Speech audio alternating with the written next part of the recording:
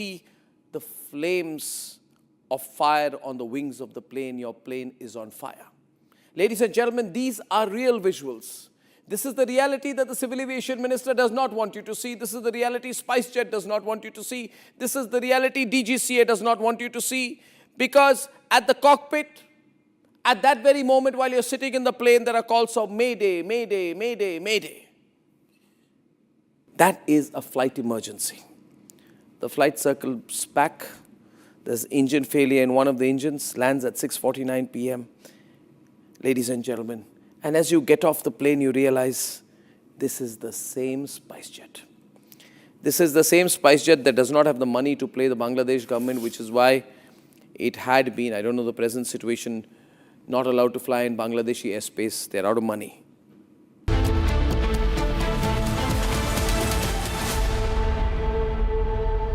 Secret recipe MDH का जीरा SIP जल जीरा मसाला सिप सिप जीरा सिप MDH का जल जीरा सिप MDH का जल जीरा सिप थोड़े में ज्यादा स्वाद ये हित तो है इसकी खास बात वाओ मामा क्या स्वाद है अरे मेरे राजा सबका राजा और pure masala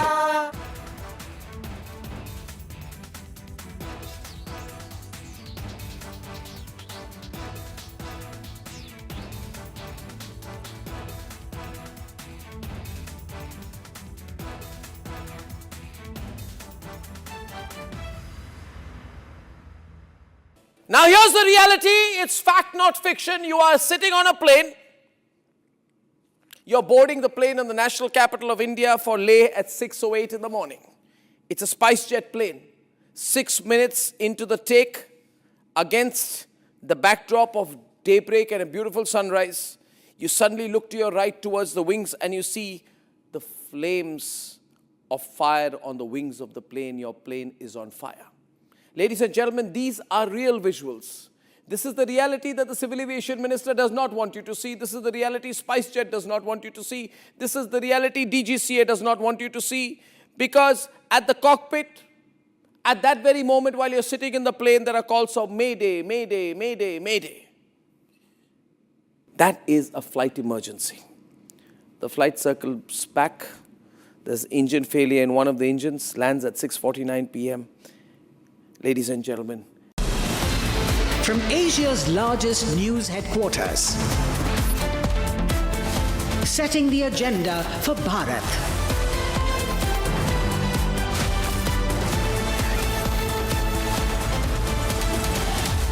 You're watching Republic.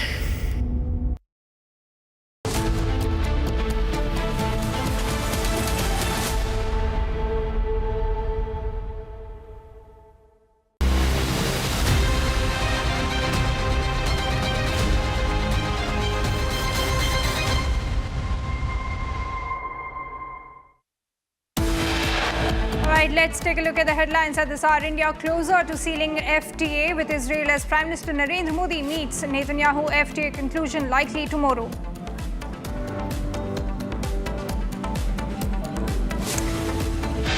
Pakistan and India would have been a nuclear war. 35 million people said the Prime Minister of Pakistan would have died if it were not for my involvement.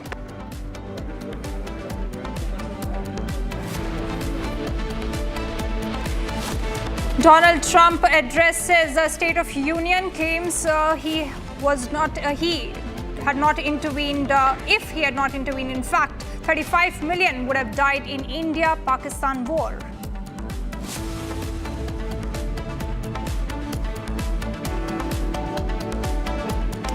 After big Republic impact, Rajasthan government orders immediate shutdown of illegal mining operations in Aravalli Hills.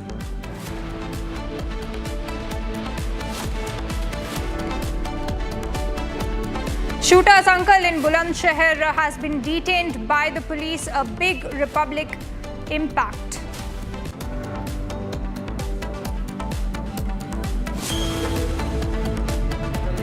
No black box found on plane that crashed in Jharkhand involving Redbird Airways aircraft.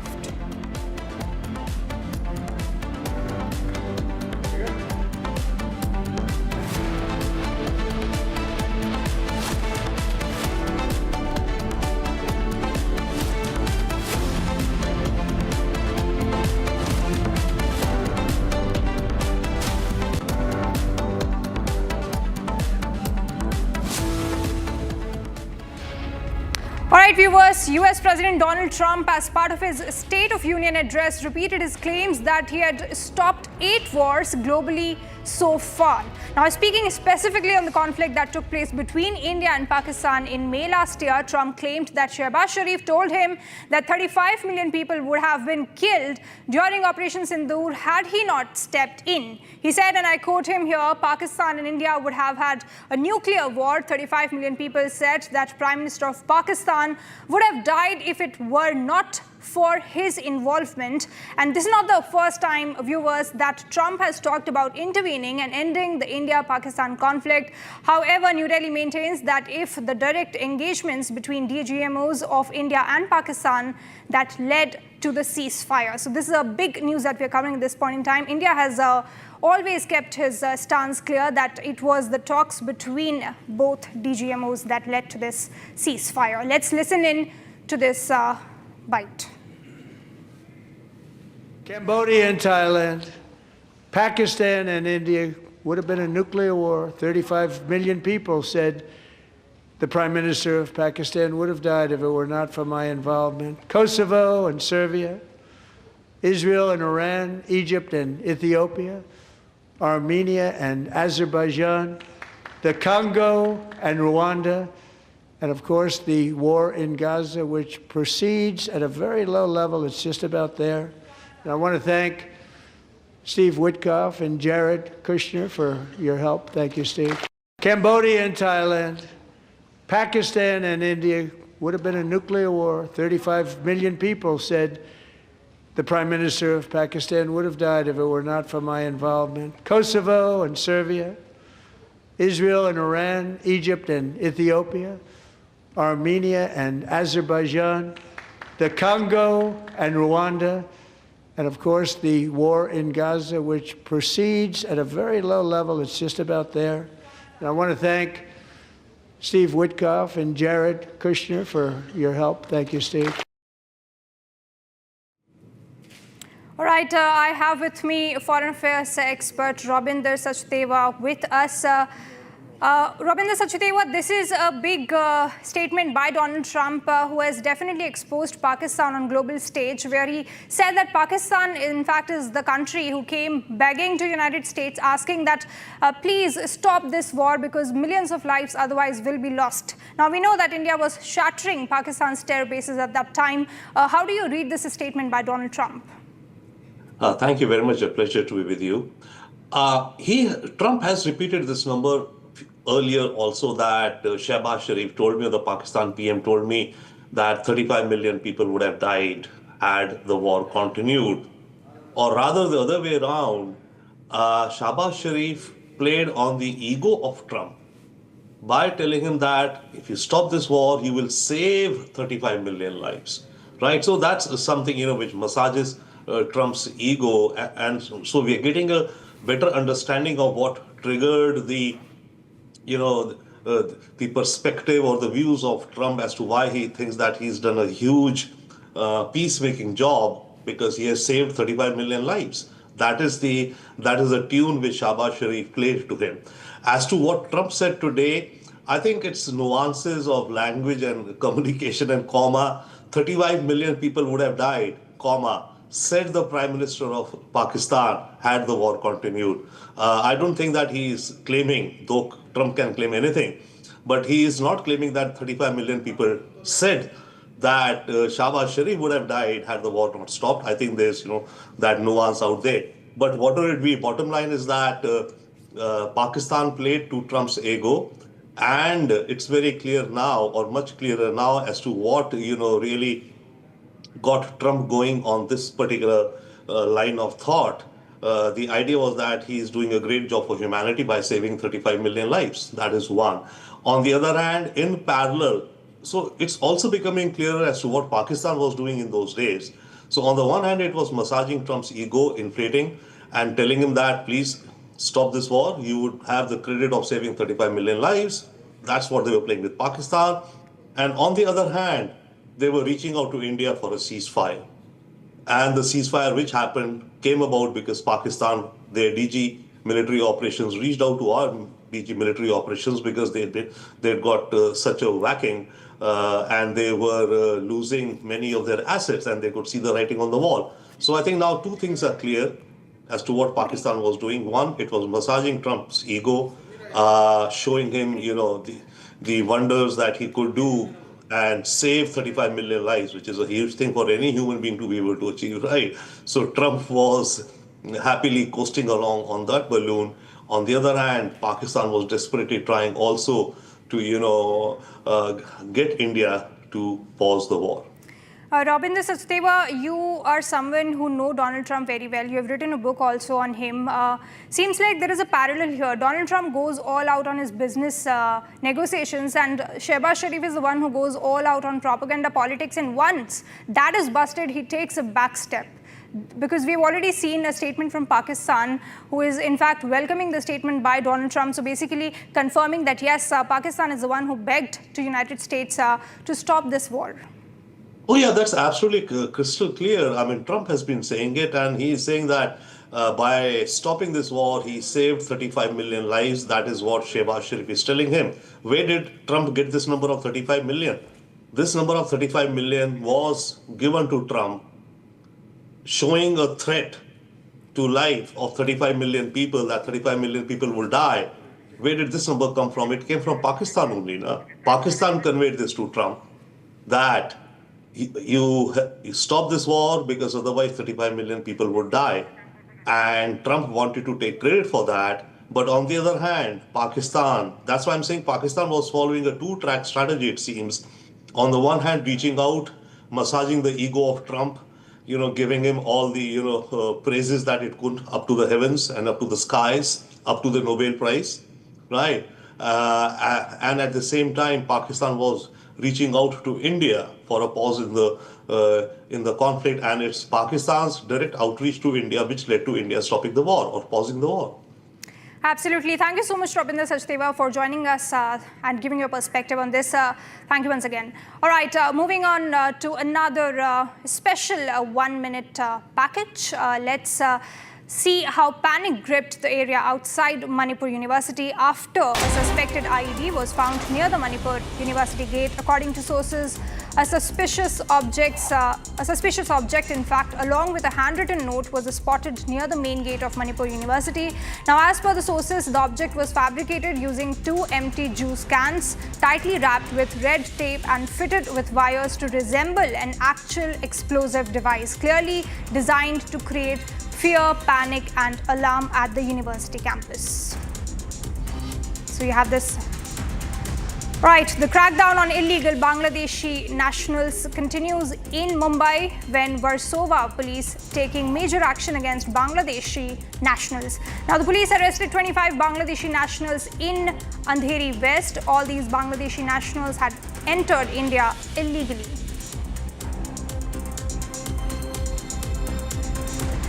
A violent clash broke out inside a Shia mosque in Muradabad during Ramadan. A video of the fight showing people using belts and slippers against each other while children screamed in fear has now gone viral on social media platforms. Both groups have now filed cases against each other.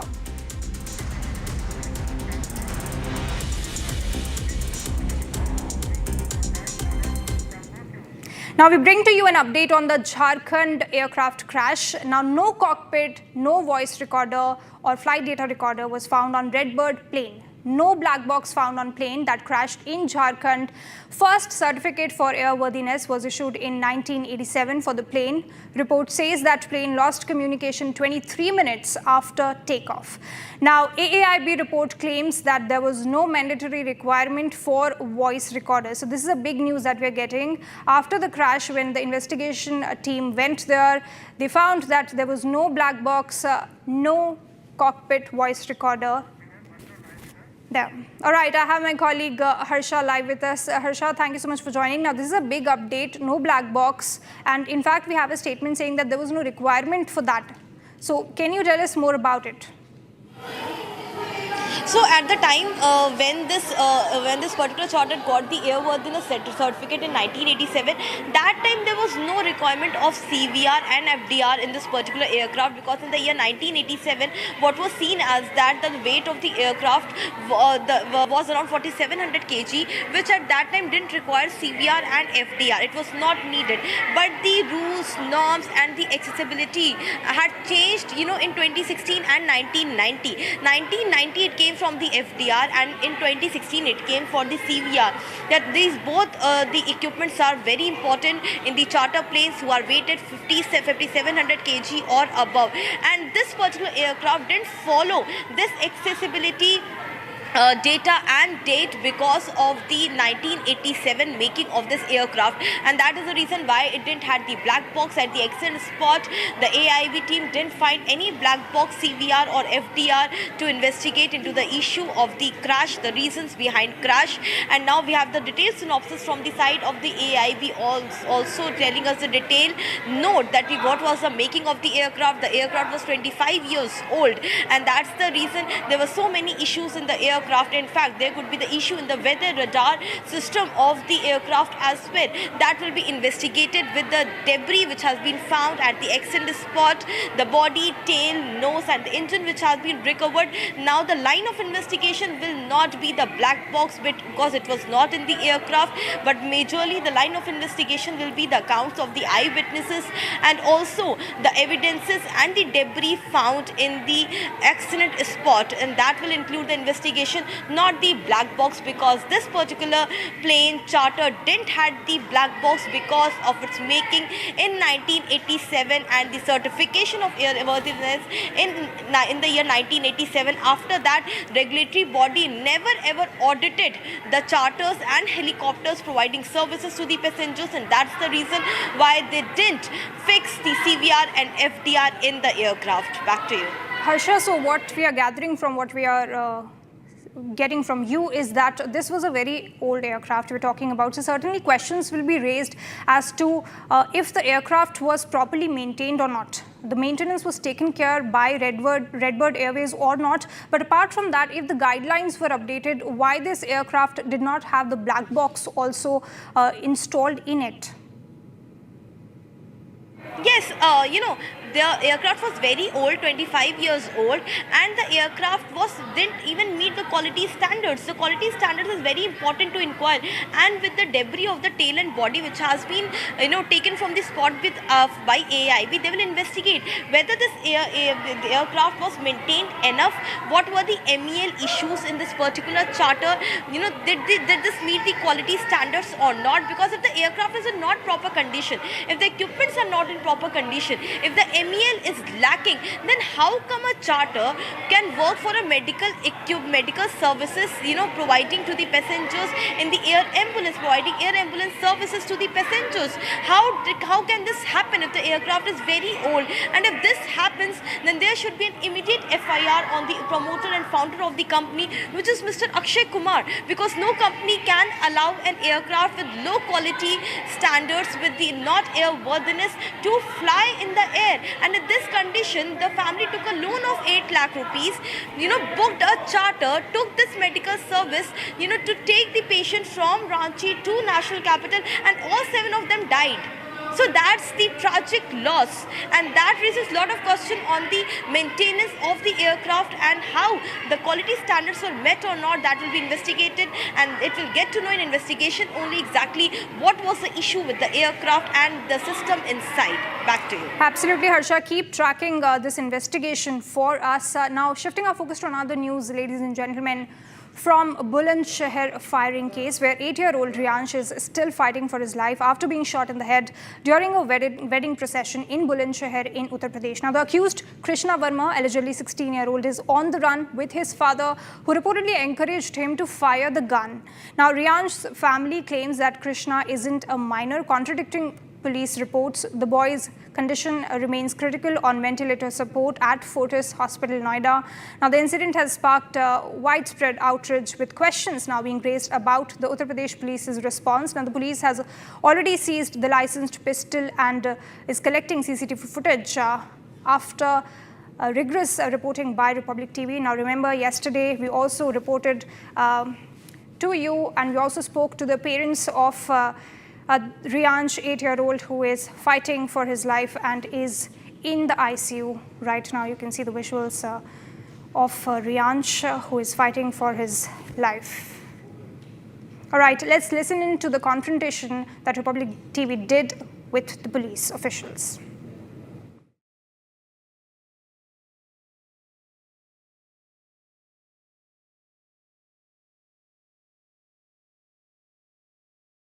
Sir, एक 8 साल का बच्चा जिंदगी मौत से लड़ रहा है, आप विधायक है सर। विधायक जी, ऐसे कैसे चलेगा? वो बच्चा जिंदगी और मौत से लड़ रहा है, पुलिस 5 दिन में किसी को ढूंढ नहीं पाई है। विधायक जी, बाहर आ जाइए, कम से कम बात कर लीजिए, एक जवाब दे दीजिए। आपके ही लोग हैं ये लोग। आप प्रदीप जी, ये 8 साल का बच्चा कोमा में है, पुलिस 5 दिन से कुछ नहीं कर पाई है अभी तक। वो जो पिस्टल है, लाइसेंस पिस्टल है, वो तक बरामद नहीं कर पाई है। आपके ही विधानसभा के लोग हैं सर, जवाब मांग रहे हैं आपसे।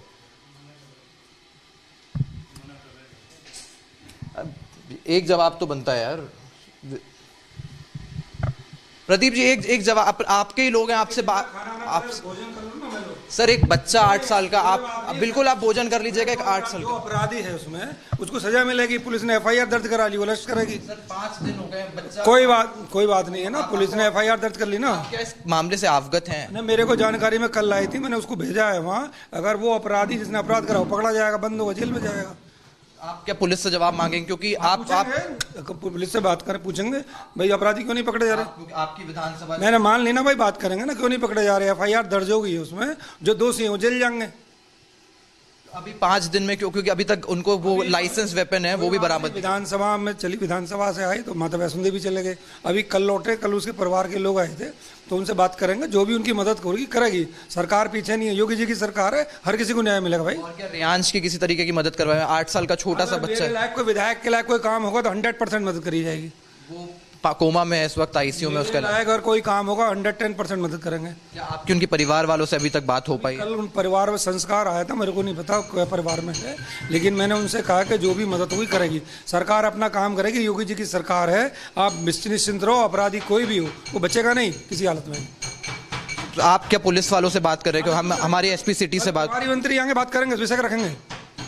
कल प्रभारी मंत्री जी आएंगे, विषय रखूंगा मैं। ठीक है। अभी आपके सामने यार भोजन सुबह से लिया नहीं, चलो कोई नहीं, वो दे दिया ना, ठीक, काम करें। All right, joining me, Harsh, you spoke with the MLA of Bulandshahr, who clearly seems to be very, very irate when you were asking hard-hitting questions to him.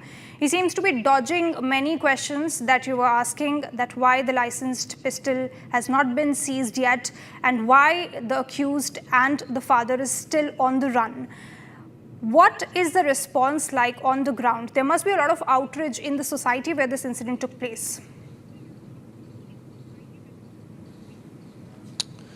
Well, right, Hina, an 8-year-old child continues to fight for his life after getting struck by a celebratory shot that was fired from a licensed weapon. Now, the public representative from the same area needs to be answerable, needs to be held accountable. And that is what we did a few minutes back when we confronted the local MLA here, who is Pradeep Chaudhary.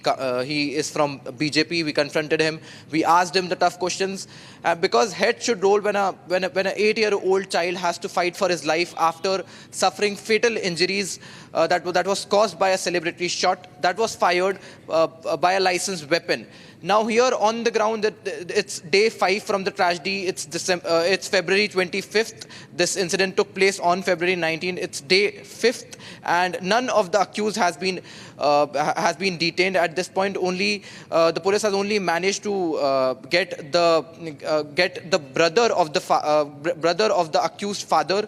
He is in police custody. He's being questioned about the whereabouts of both of these two accused. In fact, the police have not even even managed to trace down the weapon that was used in this very celebratory shot that struck 8-year-old Ryansh, who continues to battle for his life at Noida Hospital. Absolutely, Harsh. And we are seeing that nobody, because this is now a national sensation, we have been continuously chasing this particular story at Republic TV. But no response and no visit to 8-year-old Ryansh, who is fighting for his life and is in coma. Now, parents have also said that they have not been reached out by anybody so far. So why these MLAs, these police officials, they are being so hesitant to issue a direct statement or even sort of issue any sort of a statement on this particular case, which is gaining so much attention now? Well, right. In fact, Republic is the only channel that is intensively reporting on this matter, and this is a Republic impact now that five different teams have been formed by the Bulandshahr police to trace down the father-son duo who are the primary accused in this case. This is a Republic impact that they have now finally managed to detain the elder brother of the accused father. He is now being questioned about the whereabouts of the accused and his father.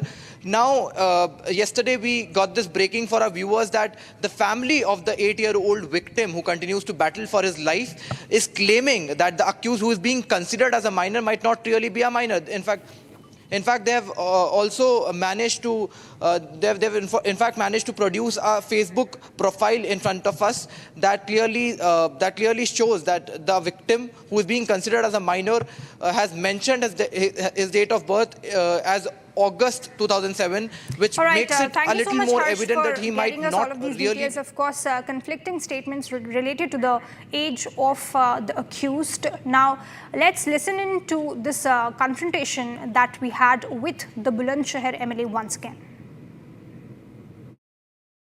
Sir, एक 8 साल का बच्चा जिंदगी मौत से लड़ रहा है, आप विधायक है सर।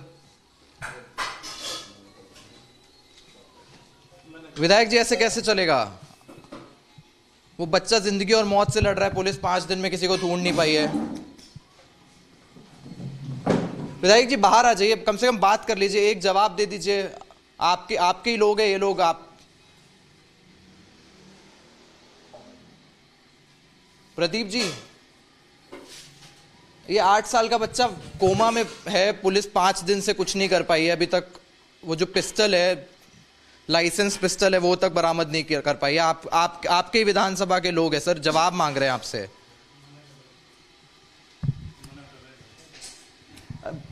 एक जवाब तो बनता है यार। प्रदीप जी, एक जवाब, आपके ही लोग हैं, आपसे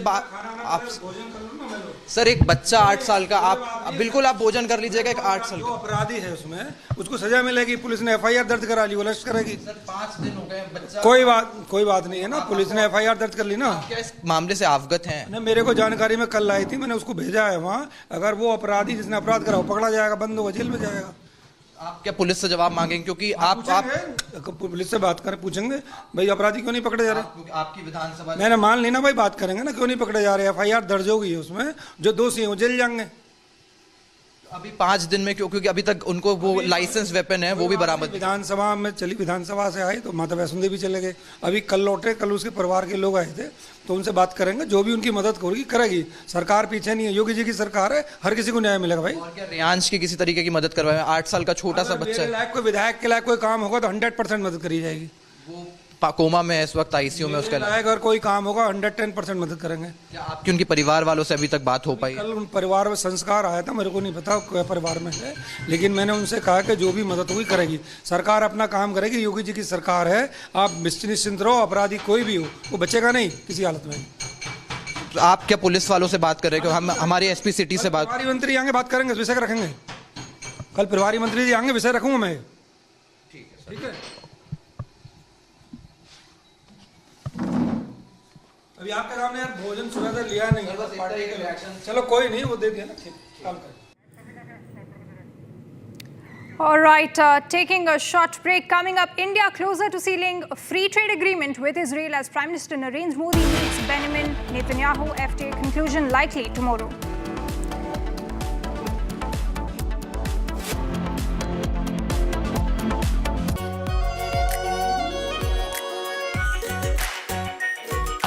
और शाही paneer masala, delicious, healthy everyday. केसरिया से मन जोगी हुआ रे, दिल झूमे देखो मतवारा हुआ रे। केसरिया से मन जोगी हुआ। हर पल मनाओ केसरी त्योहार।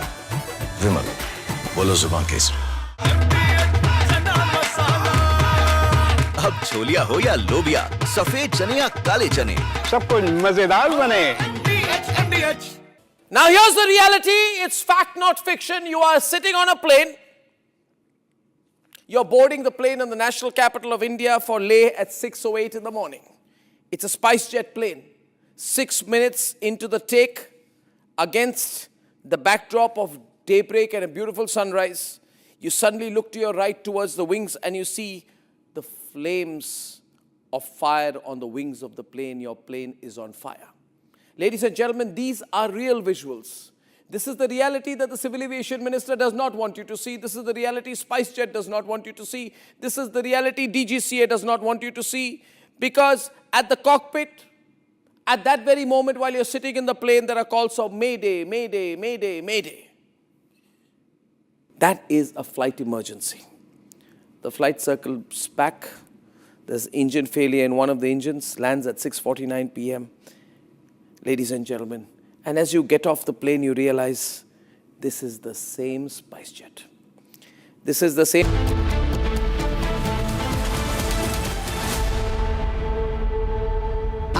प्योर सूजी पास्ता उबालो मिलाओ और खाओ 8 मिनट में तैयार। क्या टेस्ट है सबका राजा hardcore masala. Amity has been ranked India's #1 not-for-profit private university for 11th year, with top 10 ranked institutions in management, engineering, biotech, law, masscom, telecom, hospitality, fashion and more. Yet another top ranking for Amity University. आधे bowl दही में 4 चम्मच MDH चटनी पुदीना मसाला डाला, stir करो, पुदीना चटनी तैयार। MDH चटनी पुदीना मसाला।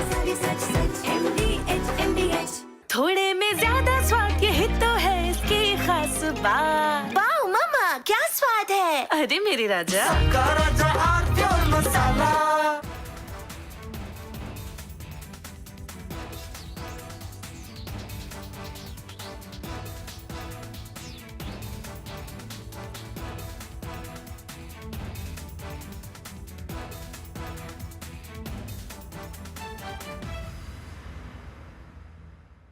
Now here's the reality. It's fact, not fiction. You are sitting on a plane. You're boarding the...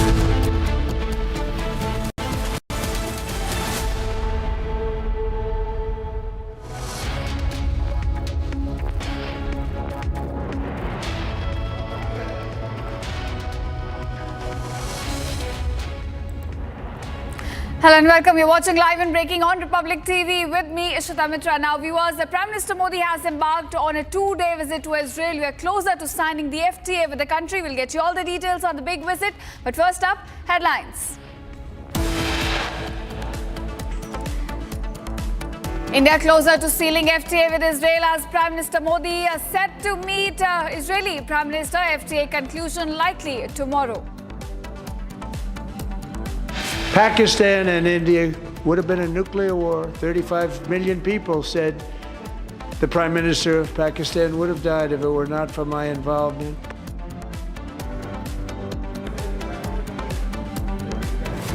Donald Trump in his State of Union address claims had he not intervened, 35 million people would have died in Indo-Pak war.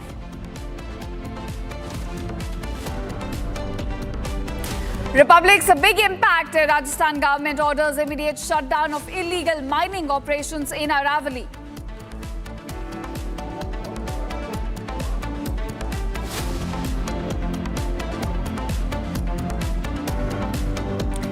Shooter's uncle detained in a Bulandshahr shooting case while Ryansh continues to battle for life in coma.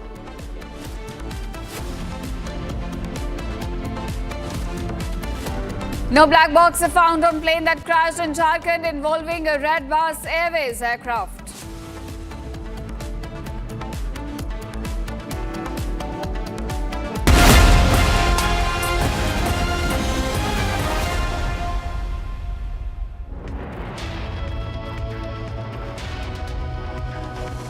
All right, viewers, our top focus at this hour. Prime Minister Narendra Modi is on a two-day visit to Israel, the first being since July 2017, which was also the first ever by an Indian Prime Minister to the Jewish state. Now, the high-profile visit of the Indian Prime Minister comes on the heels of several other high-level ministerial exchanges from both the sides. This two-day visit now brings India one step closer to an FTA with Israel, as Prime Minister Modi is set to meet Netanyahu. First round of negotiations have already been concluded, and we're looking at the FTA being concluded tomorrow. In fact, it's a two-day visit of the Prime Minister. We're looking at several engagements on this visit. To talk about the agenda, Prime Minister Modi is going to meet with the Israeli Prime Minister, in fact, who is set to receive the Prime Minister at the airport.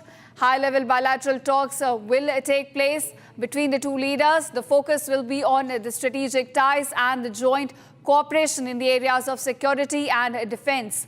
Now, Prime Minister Modi is also going to address the Israeli Parliament as a part of this visit, and a review is also going to take place on defense ties, as well as agreements will be signed on a defense tech. We're also looking at talks on advanced missile defense systems between the two countries. Talks on AI, quantum tech and cyber security will also take place. Now, viewers, discussions to boost the trade cooperation between the two countries are also lined up. And Prime Minister is also going to meet with the Israeli President Isaac Herzog. Further, he's also going to visit the memorial to pay tribute to the victims of Holocaust. So those are the engagements, in fact, lined up for the Prime Minister. Now, my colleague Abhishek joins me with more details on this. Abhishek, it's a big visit for the Prime Minister, the first since 2017. Lots of engagement on the agenda, from defense ties to security to even FTA. What can we expect from this visit? Well, you see, the expectations are that we are going to see a comprehensive upgrade in India-Israel ties. Not that they are in any manner neglected or weak. They are already very strong and enduring. But with this state visit, we are going to see a tremendous push coming in to the next level. That's how our contacts are really projecting it. This state visit of Prime Minister Modi to Israel, where the two leaders, Prime Minister and his Israeli counterpart Benjamin Netanyahu, are going to review what has been achieved over the last decade or so since the two made a mutual visit to each nation. So Prime Minister Modi visited Israel in 2017. Prime Minister Netanyahu reciprocated it with 2018 visit in the month of January. And since then, because of the COVID break, those bilateral visits have not taken place, and it's happening now. You can expect that, given the fact that it is happening in the backdrop of Operation Sindoor, and Israel was one of the first countries to condemn Pahalgam terror attack, and it's not hidden the defense, existing strong defense partnership in terms of a joint collaboration on technological exchange and weapon systems purchases. I think you're going to see a tremendous focus on that. Generally, when you talk about India-Israel, that remains under the spotlight, though of course there are other aspects like agriculture, like innovation, like technology. And remember, Israeli exports, technology remains a key component of Israeli exports, particularly in the cyber domain. So you're going to see a lot of push happening there during the visit on all these fronts. Prime Minister personally, Ishita, has had a long connect going back to his days as Chief Minister of Gujarat when he visited Israel in 2006. Since then, he became the first Prime Minister of the country to be visiting Israel, and that itself was a statement of sorts being made by Narendra Modi. And he made history by visiting Israel in 2017. Now, also look at the backdrop in which this visit is happening, Ishita, which is that there are tensions in the Middle East, in West Asia, as we call it, and United States has really mobilized its biggest war machine yet since the 2003 Iraq war, and it's likely that there might be some action, and things are really hotting up, building up in that direction, and Prime Minister Modi landing in Tel Aviv in that backdrop itself is a significant statement of intent insofar as India's relevance in the Middle East is concerned. Remember, the visit was announced by Prime Minister Netanyahu himself when he spoke during his cabinet meeting and said that he's looking at this visit as shaping up of a hexagon of alliances, by which obviously he means the partnership that Israel has been building in the larger West Asia region, specifically the Muslim world, including the possibility of Saudi Arabia joining the Abraham Accords at some stage in future, not immediately because of the tensions prevailing. So be it Israel, UAE, India, United States, all coming together in the geography. The fact that Prime Minister visited Jordan and Oman in the month of December. Then in the month of January, we had UAE's President MBZ arriving in New Delhi. And then in the month of January, again, we had, in the month of February, in fact, we had the Arab League Summit taking place in New Delhi with the 27 Arab countries and their foreign ministers arriving. And that really shows the kind of salience India has really achieved with quiet diplomacy in the geography and Prime Minister's visit to Israel. So while on the one hand we have good relationship with Jordan, on the other we continue to emphasize that Palestine and the human rights of Palestinians need to be taken care of, even as India solidly backs Israel on its war against Hamas. So I think this is going to be a very significant visit in terms of overall upgrade of India-Israel ties and the personal chemistry between the two leaders, Prime Minister Modi and Prime Minister Netanyahu, to be seen there once he lands there in Tel Aviv, the David Ben-Gurion Airport. So those are the discussions that will in fact top the agenda during Prime Minister Modi's Israel visit. I'm also being joined by Gillian Stark from Jerusalem on this. Gillian, what's the atmosphere on the ground as Prime Minister Modi has already embarked on the Israel visit? We're looking at top focus on defense, security and economic ties between the two countries.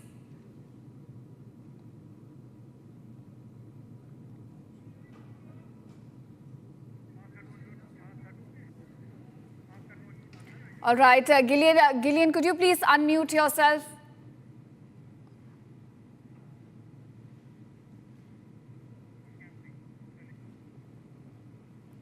Better?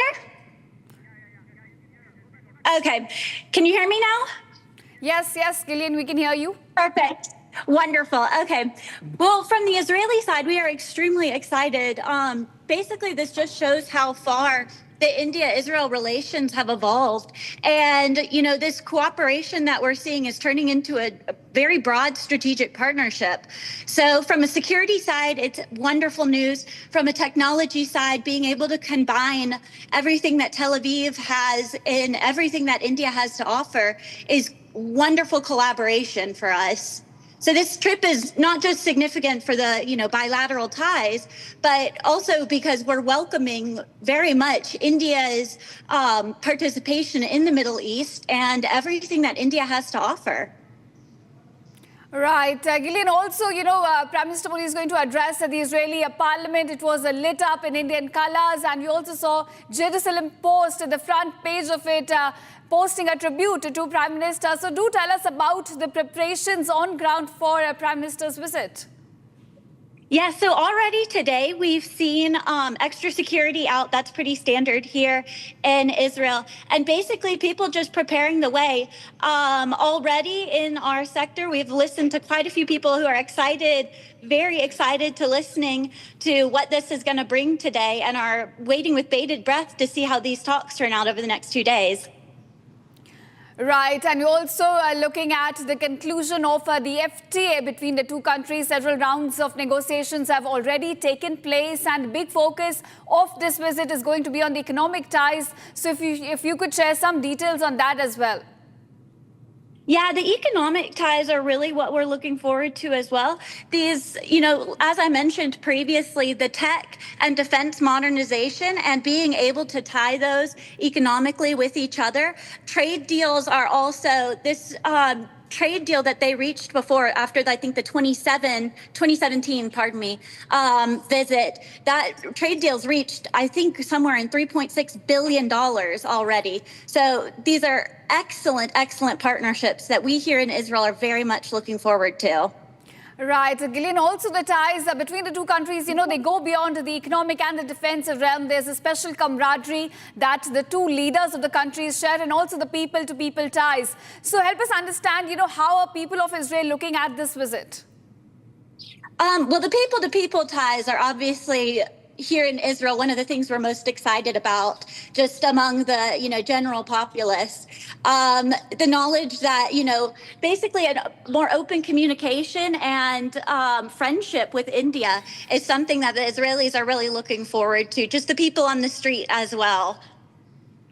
Right, of course, and we understand that the visit comes amid a backdrop of tensions in West Asia. So that's something that's also going to be on the discussion table between the two leaders. Help us understand what could we expect from that discussion. In fact, we have Iran, we have Gaza as well.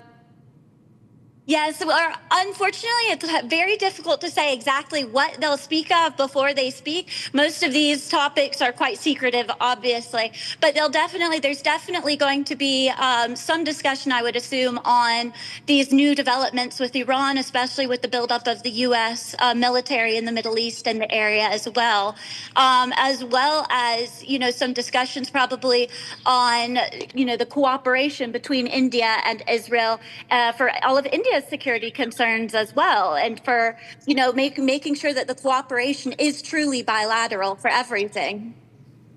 Right, of course. And also, we are hearing some reports saying that as part of the defense deal, the much focus is going to be on Israel's Iron Dome. Do we have any details about that? I don't, unfortunately. The Iron Dome technology has been a big topic when they're speaking with India and the defense partnership. But unfortunately, I do not know any of the details of what they may be negotiating in regards to that. All right. Thank you, Gillian, for joining us from Jerusalem and giving us all the details from the ground on Prime Minister Modi's Israel visit. Also joining us is Ratna Chakraborty. Now, thank you, Ratna, for joining us on this. As we were talking before, that Prime Minister Modi has already embarked on the Israel visit. A lot of preparations on the ground. Give us a sense of atmosphere that's around you about this visit. Well, this is a really anticipated visit, both from the Israeli side and from the Indian side as well. The Prime Minister of India is coming after a long time. It's the last time he was here was in 2017. And he's coming at a period of time with a volatile Middle East. Prime Minister Netanyahu has articulated a concept of the hexagon of nations, which he believed is a security framework, bringing together India, key Arab partners and Mediterranean states, and the United States as a stabilizing element here. The United States president here, by the way, has given a 48-hour deadline to present a revised nuclear proposal to Iran, which expires today. And it comes at a point of time when there is a heavy military buildup and there are military aircraft landing in Israel. So it is a very tense moment, and Prime Minister Modi's presence in Israel carries the weight beyond the ceremony, because this visit is expected to reinforce not only defense and technology cooperation, innovation, AI, critical technology, but also this volatile Middle East. Ratna, also, it's a packed visit for the Prime Minister, just 2 days and a lot of engagements lined up for him. So if you could just walk us through the schedule that we're looking at for the Prime Minister during the visit. Yeah, so today the Prime Minister lands and the first thing that he does is to go and he becomes the first Indian Prime Minister to address the Israeli Knesset. That is taking bulk of the time today, that he's going and speaking at the Israeli Knesset, and after that he's going to the Innovation, one of the summits that have been organized for him to showcase the Israeli innovation technologies that Israel offers to India. That's something that he's going to visit today. And after that, there is a meeting with the Israeli Prime Minister for a dinner, a private dinner. And tomorrow, it's much more of a visit related to Yad Vashem, the Holocaust Memorial Site. And the Prime Minister has a meeting with the Israeli President And after that, there is a meeting with the diaspora, the prominent diaspora members in Jerusalem. That's all that is there. It's a very packed schedule, as you said. Right. So those are the engagements lined up for the Prime Minister. Ratna, I want to ask you about the defense deal as well. You know, we're looking at several agreements being signed between the two countries as far as defense is concerned. We're also looking at India. Here is likely to get Iron Dome. This is a source-based information that's coming up. According to our sources, India is likely to have a conversation with Israel on Iron Dome as part of the defense deals which are going to be signed.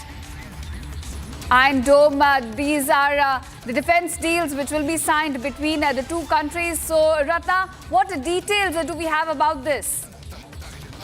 So, as of now, what I'm hearing is that India is interested in the Iron Dome and the Iron Beam technology of Israel as well.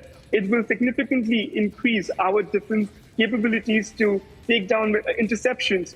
We have seen in the recent war that happened with Pakistan how much our defense technology, especially the interception capabilities, played a role.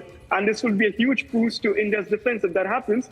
But on a broader picture side, the ambassador of Israel to India, Reuben Azar, has said it in interviews yesterday that this will be also this cooperation of India and Israel is taking to the next phase, and they will be renewing and upgrading the long-standing defense and security cooperation framework, and they will be taking this partnership to the next decade. They will have a lot of joint development and co-production of defense technologies, missile defense system, even artificial enabled drones.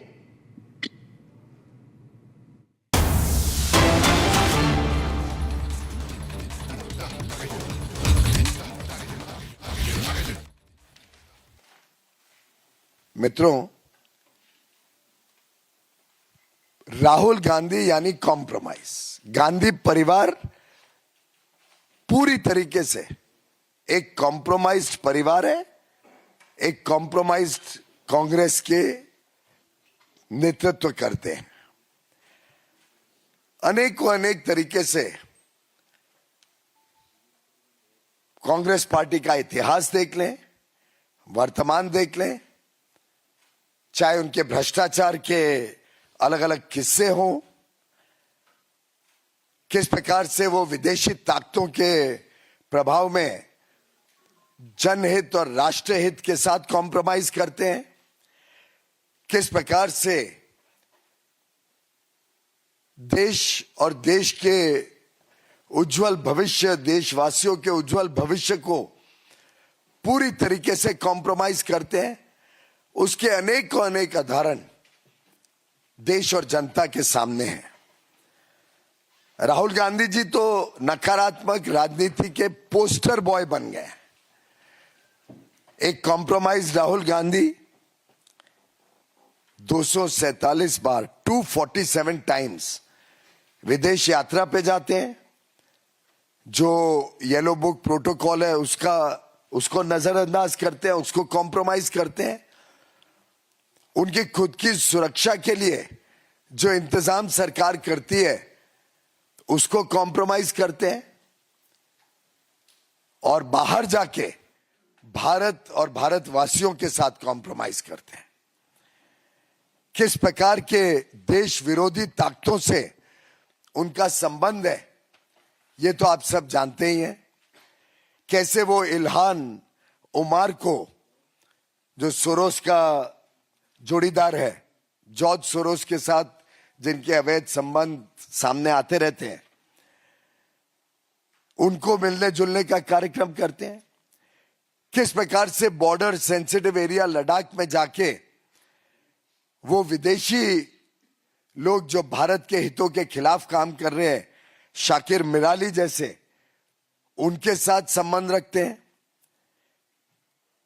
किस प्रकार से वो Soros और पाकिस्तान से China, Pakistan जैसे देशों के साथ जिन व्यक्तियों का लिंक है, उनके साथ राहुल गांधी अपने देश को कॉम्प्रोमाइज करते हैं, ये हम सब बार बार देखते हैं।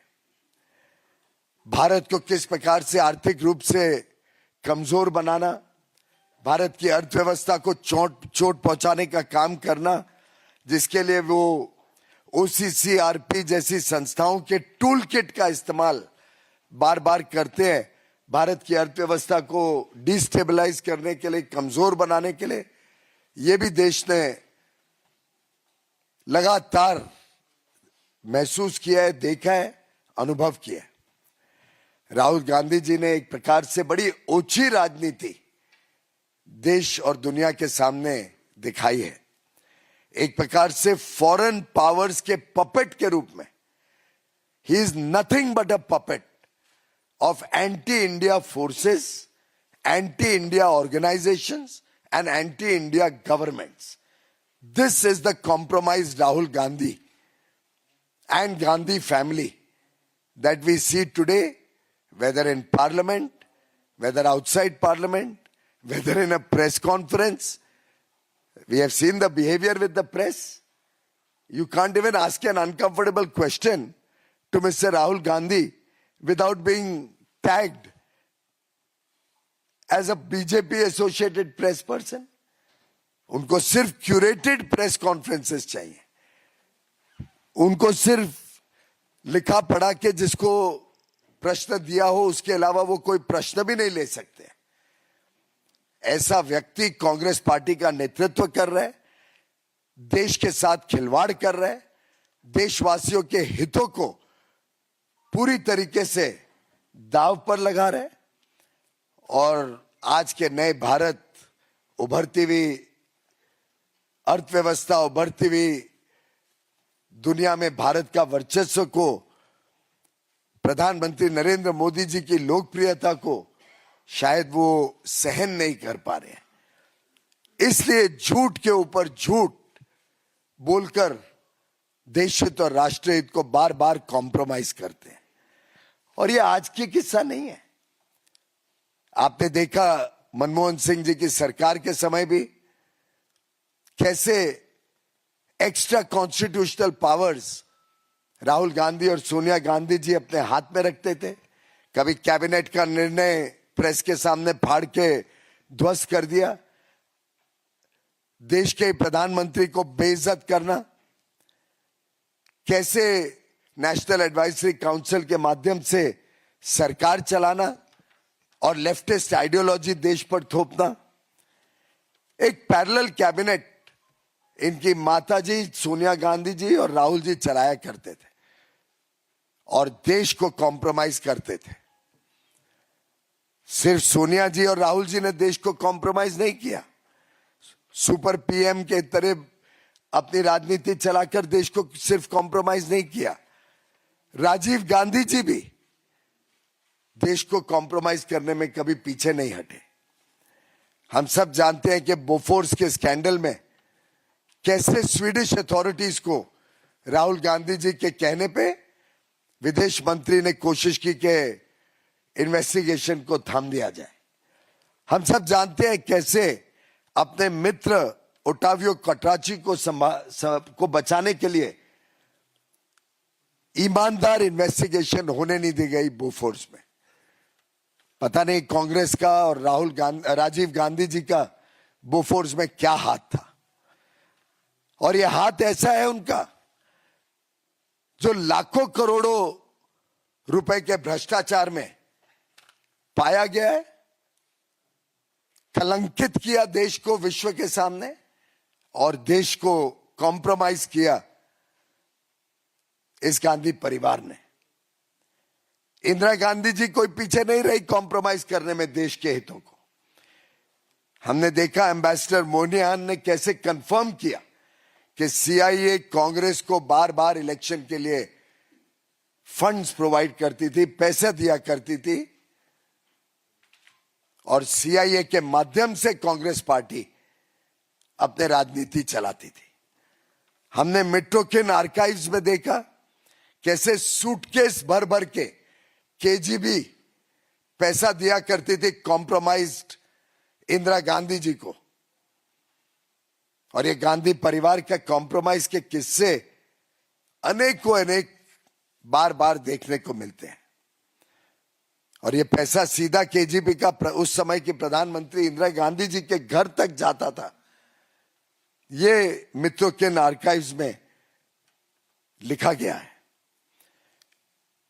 1971 के शिमला एग्रीमेंट में हमने 93,000 पाकिस्तानियों को छोड़ते हुए देखा कांग्रेस को। क्या उन्होंने पाकिस्तान ऑक्युपाइड कश्मीर क्यों नहीं लिया उसके सामने? कौन सी ताकतें थी जो इंदिरा गांधी जी के पीछे उन पे दबाव डाल रही थी, जिसके तहत शिमला समझौते में देश के साथ कॉम्प्रोमाइज किया गया? इसका जवाब देना होगा कॉम्प्रोमाइज कांग्रेस को।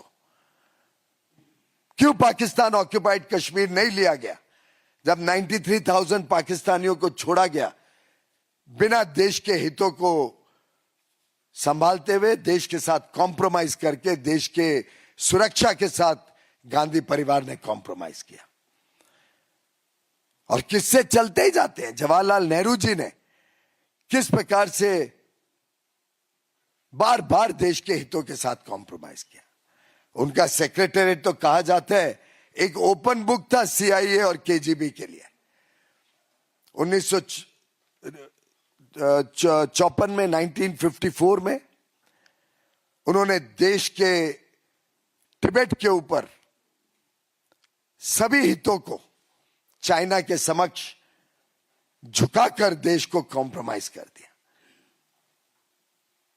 देश को शर्मिंदा किया, देश को कॉम्प्रोमाइज करना पड़ा। सामने कुछ हासिल नहीं हुआ। उन्होंने पंचशील के नाम पर अक्सई चीन दे दिया चाइना को। इससे बड़ा कॉम्प्रोमाइज क्या हो सकता है गांधी परिवार और कांग्रेस का? और चिट्ठियां लिखी यूनाइटेड नेशंस को कि चाइना को परमानेंट मेंबर बनाया जाए यूएन सिक्योरिटी काउंसिल का, जहां भारत को बनना चाहिए था। भारत ने अपनी सीट छोड़कर चिट्ठियां लिख के कहा चाइना को बना दिया जाए यूएन सिक्योरिटी काउंसिल का परमानेंट मेंबर। ये कॉम्प्रोमाइज गांधी परिवार और कॉम्प्रोमाइज कांग्रेस क्या इस देश को समझती है? क्या देश हित और जनहित को समझती है? अपनी जागीर समझने वाली गांधी परिवार को जनता ने मुंह तोड़ जवाब देना है। बहुत बहुत धन्यवाद। इस विषय से जुड़ा कोई सवाल, इसी विषय से जुड़ा नीरज जी।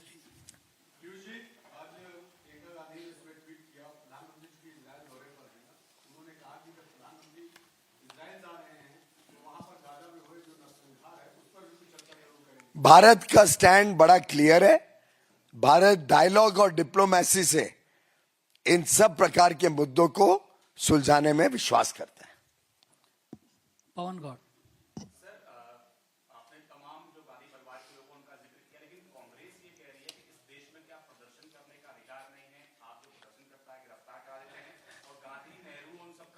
आप अपने दिल में और अपने मस्तक में सोच के बताइए कि जब दुनिया के 20 देशों के बड़े बड़े राष्ट्राध्यक्ष या प्रधानमंत्री, heads of state, heads of government Bharat की उपलब्धियों को सेलिब्रेट कर रहे हैं, 118 देशों से डेलीगेशंस आई हैं जो आश्चर्यचकित रहे हमारे युवा युवतियों के हुनर को, भारत के टैलेंट को, भारत की उपलब्धियों को देखकर वाहवाही कर रहे हैं।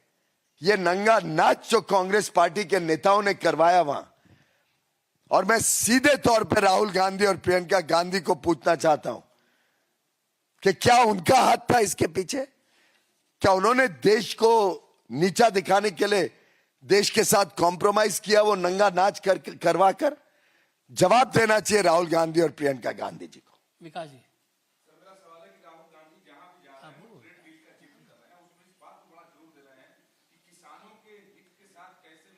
मैंने कई बार कहा है, फर्जी, झूठ और फरेब के आधार पर राहुल गांधी जी फिर देश के हितों को और देशवासियों के हितों को कॉम्प्रोमाइज कर रहे हैं। बहुत स्पष्ट है कि किसानों के हितों को पूरी तरीके से सुरक्षित रखा गया है। ट्रेड डील में कोई किसान को किसी प्रकार का नुकसान नहीं हुआ है। कांग्रेस और राहुल उसमें भी देश के हितों को कॉम्प्रोमाइज कर रही है। आज लाखों करोड़ लोगों की नौकरी को सुरक्षित रखा है, लाखों करोड़ रुपए के कारोबार को देश हित में सुरक्षित रखा गया है। देश की अर्थव्यवस्था को सुरक्षित रखने के लिए हर कदम उठाया गया है। विश्व के बड़े बड़े देशों के साथ, चाहे यूरोपियन यूनियन हो 27 देशों का समूह, यूके हो 4 ट्रिलियन डॉलर की अर्थव्यवस्था, स्विट्जरलैंड और 4 देशों का एफ्टा समूह हो, ऑस्ट्रेलिया हो, न्यूजीलैंड हो, ओमान हो, यूएई हो, अब तो जीसीसी के 6 देश कल ही आकर लॉन्च करके गए। सब देश के साथ संबंध बढ़ाना चाहते हैं। सब देख रहे हैं आप सबका, युवा युवतियों का हुनर। ऐसे में आप बताइए कि कौन कॉम्प्रोमाइज कर रहा है देश के हितों के साथ, कौन भ्रमित कर रहा है, कौन झूठ और फरेब फैलाने की कोशिश कर रहा है। मैं साफ तौर पे आपके माध्यम से देशवासियों को बताना चाहता हूं कि गांधी परिवार कॉम्प्रोमाइज्ड है। उनसे देश की अर्थव्यवस्था तेजी से बढ़ रही है। देश के किसानों के हित मोदी सरकार सुरक्षित रख रही है। देश तेजी से आगे बढ़ रहा है। ये दुर्भाग्य से उनसे देखा नहीं जाते। कांग्रेस और गांधी परिवार पूर्णतः कॉम्प्रोमाइज्ड परिवार है। देवेंद्र प्रसाद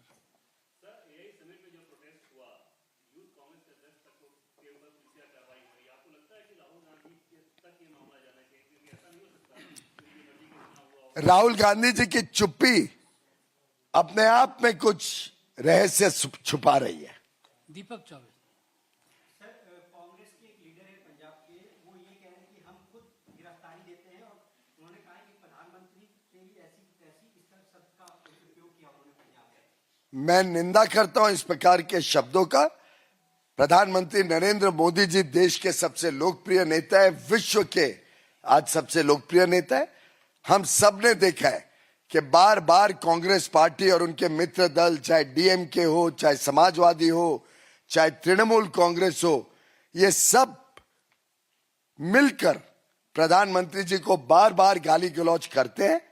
लेकिन ये देश की समझदार जनता है जो सब समझती है, जो बार बार इस कॉम्प्रोमाइज कांग्रेस, कॉम्प्रोमाइज गांधी परिवार जो आज पूरी तरीके से बौखला गई है, पूरी तरीके से एक्सपोज हो गई है, उसके इस प्रकार के वक्तव्य से भी मोदी जी और मजबूत होते हैं देश सेवा करने के लिए। मोदी जी लाख कोशिश गालियां दे दे कांग्रेस पार्टी और उनके मित्र दल, मोदी जी जनता और देश के लिए पूर्णतः अपने आप को समर्पित किए हुए। बहुत बहुत धन्यवाद। दो सवाल, छोटे छोटे सवाल भेज दीजिए।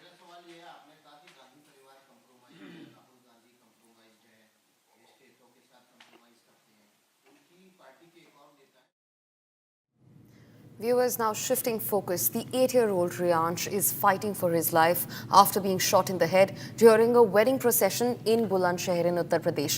The accused Krishna Verma, allegedly just 16 years old, is still on the run with his father, who reportedly also encouraged him to fire the gun. Riyansh's family claims that Krishna is not a minor, contradicting the police reports and claims. The boy's condition remains critical. He's on ventilator support at Fortis Hospital in Noida. Now, the incident has also sparked outrage with questions raised about the UP police's response and efficiency. The police have seized the licensed pistol which was used during the gunshot firing and has also collected CCTV footage, but face severe criticism for slow action. 5 days on, and the shooter, along with his father, who encouraged him, remain on the run. These on your screens are the visuals of the 8-year-old Riyansh on your screens.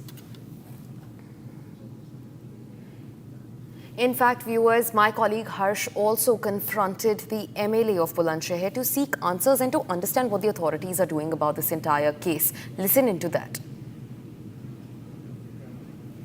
Sir, एक 8 साल का बच्चा जिंदगी मौत से लड़ रहा है, आप विधायक है सर।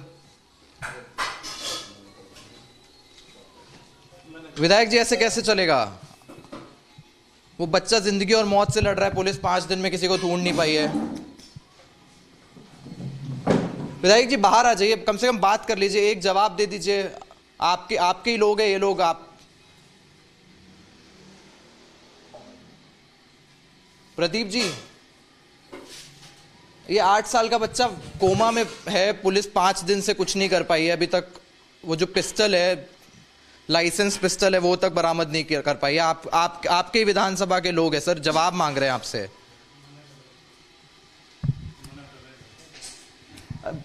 एक जवाब तो बनता है यार। प्रदीप जी, एक जवाब, आपके ही लोग हैं, आपसे Viewers, in fact, my colleague Rakshita Mishra joins us from outside the Fortis Hospital where the child is admitted. She's in conversation with Riyansh's mother. Rakshita, coming to you, what is the stand right now? What is the development that you're seeing in the case?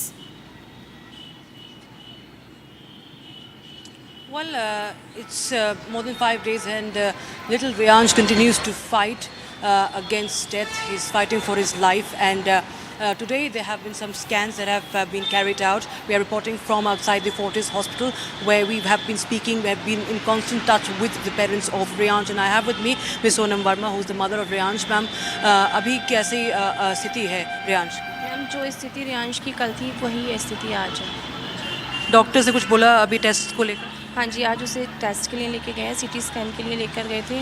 तो अभी report तो नहीं आई है, but मैंने फिर पूछा कि वैसे आपने देखा है तो क्या आपको लगा, तो डॉक्टर बोलते हैं कि अभी कोई ऐसा ज़्यादा इम्प्रूवमेंट नहीं है। उनके जो आरोपी हैं दोनों अभी तक फरार हैं, लेकिन उनके जो भाई हैं उनके पिताजी के, उनसे उनको अभी डिटेन कर लिया गया है, हिरासत में लिया गया था पूछताछ के लिए। हाँ जी, वो जो रॉबिन वर्मा और उनके बेटे हैं, रॉबिन वर्मा के भाई को और उनके 1-2 रिलेटिव्स को उन्होंने दबिश देकर उठाया है और उनके भाई को अरेस्ट किया है और उनके बेटे को, रॉबिन वर्मा के भाई और उनके बेटे को अरेस्ट किया है। लेकिन जो मेन एक्यूज्ड हैं उनका अभी तक कुछ पता नहीं है।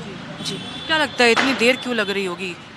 मुझे ये समझ में ही नहीं आ रहा कि अगर कोई बड़ा क्रिमिनल हो या कुछ ऐसा हो जिसका पता नहीं लगाया जा सके, वो बात समझ आती है, लेकिन आज 1 वीक हो गया और अभी तक कुछ नहीं हो पाया है।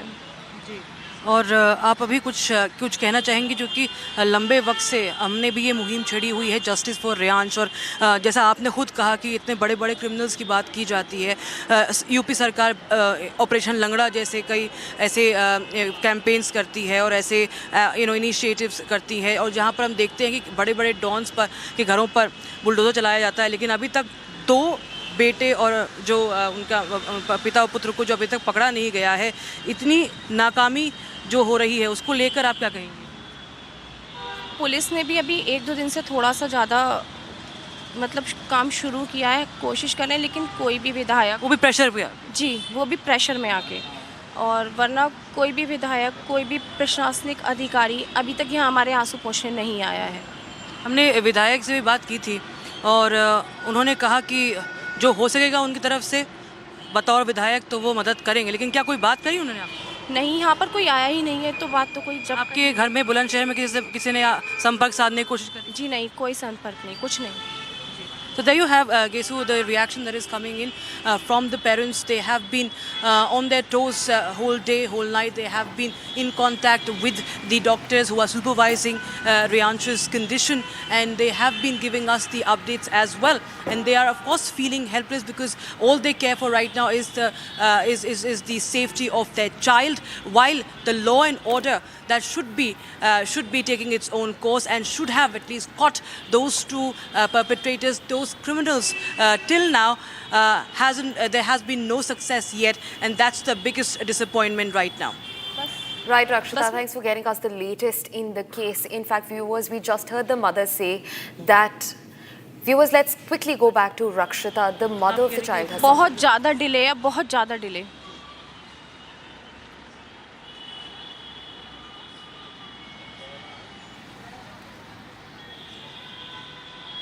जी, कुछ कह रही थी मैं Sonam was wanted to say something. Ma'am, आपने क्या कहा था? मैं ये कहना चाह रही थी कि अगर प्रशासन चाहता तो जो इस चीज़ को 1 हफ्ता हुआ है ना, वो चीज़ें 1 या 2 दिन में की जा सकती थी, लेकिन अभी जो प्रेशर है वो शायद आप सब लोगों की वजह से इतना भी हो पाया है, वरना ऊपर से कोई ऐसा सपोर्ट नहीं है। That is the tragedy, viewers, and Gesu, this is the question that arises that what is the priority of the administration, what is the priority of the government, and as a news channel, of course, we have been fighting for this cause, and we will continue to raise those pertinent questions and continue to ask those in power, so that there should not be any other case in future. The parents are, of course, demanding justice, and they are also questioning the delay, the time that is still being taken, that the accused is still on the run. Back to you. Thanks for getting us the latest. In fact, viewers, we just heard from the mother that the authorities have refused to respond or take any cognizance of the matter. In fact, as journalists, while it's our duty to ask the right questions, my colleague Harsh was on ground. He tried to speak to the Bulandshahr MLA regarding the issue, but listen to how he ducks all his questions. Take a look at this. Sir, एक 8 साल का बच्चा जिंदगी मौत से लड़ रहा है, आप विधायक है सर, विधायक जी ऐसे कैसे चलेगा? वो बच्चा जिंदगी और मौत से लड़ रहा है, पुलिस 5 दिन में किसी को ढूंढ नहीं पाई है। विधायक जी बाहर आ जाइए, कम से कम बात कर लीजिए, एक जवाब दे दीजिए। आपके ही लोग हैं ये लोग। आप प्रदीप जी, ये 8 साल का बच्चा कोमा में है, पुलिस 5 दिन से कुछ नहीं कर पाई है अभी तक। वो जो पिस्टल है, लाइसेंस पिस्टल है, वो तक बरामद नहीं कर पाई है। आपके विधानसभा के लोग हैं सर, जवाब मांग रहे हैं आपसे।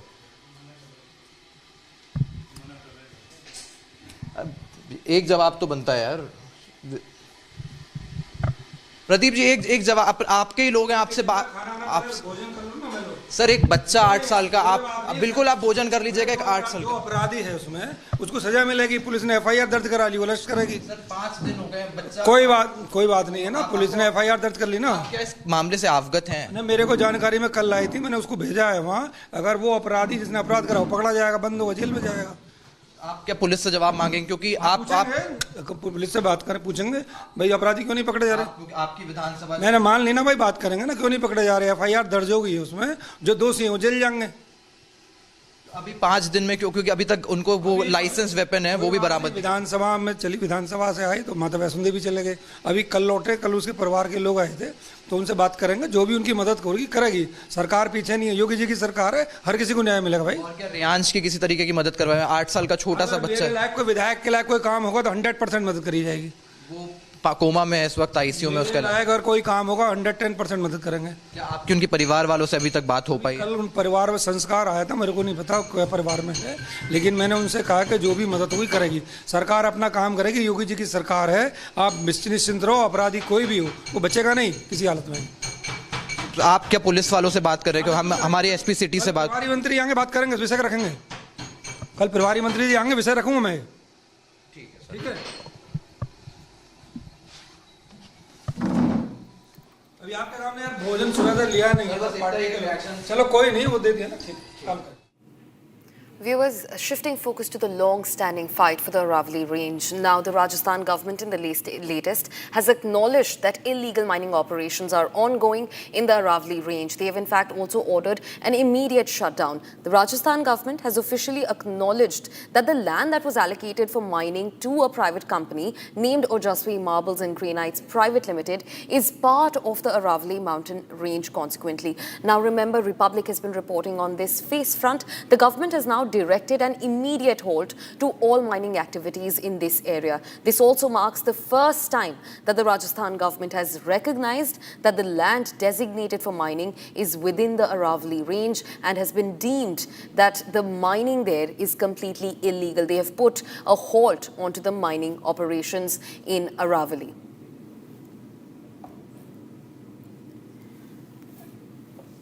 We're also being joined by my colleague Shambhavi, who joins us from Delhi. Shambhavi, talk to us about the latest that's coming in. You know, we've been reporting on this day in and out for so long, and finally, Rajasthan government has not just taken cognizance of the fact, but they've also said that the mining that's happening is illegal and it's happening in the area which falls under the blanket of the Aravalli range. Shambhavi.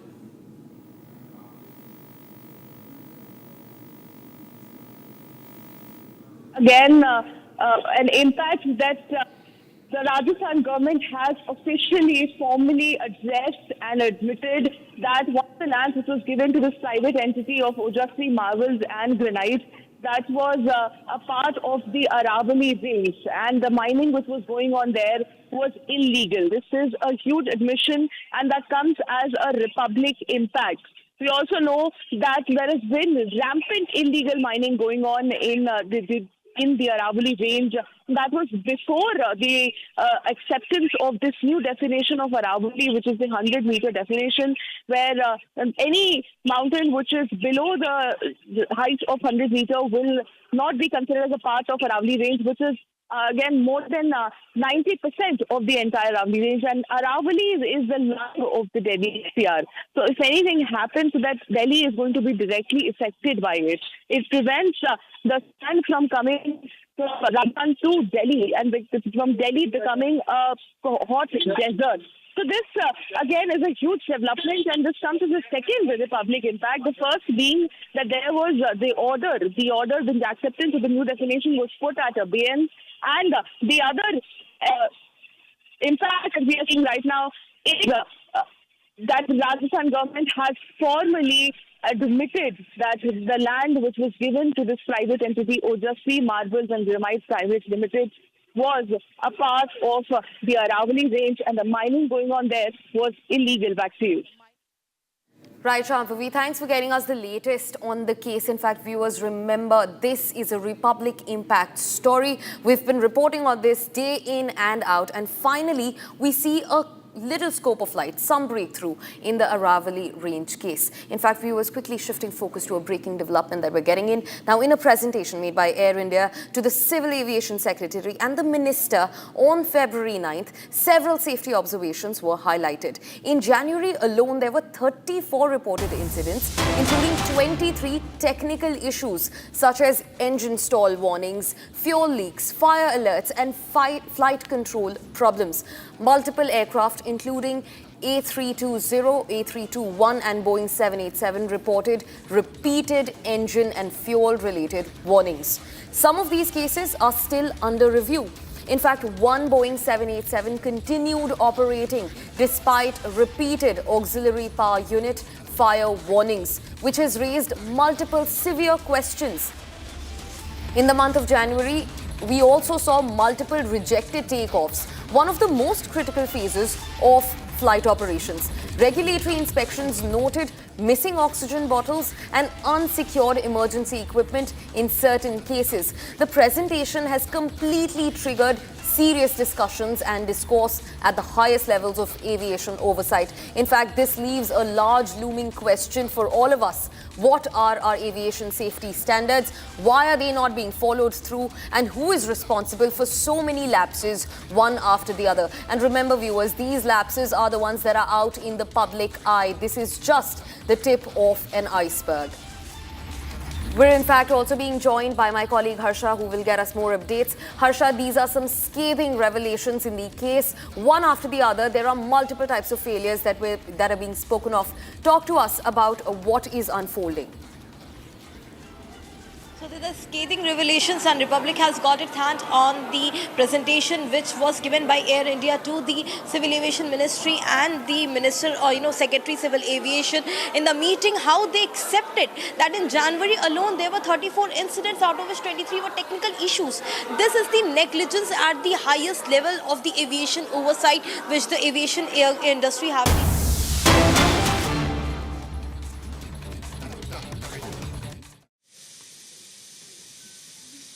अलग अलग समय में उन अवतारों ने अपनी भूमिका का निर्वहन करते हुए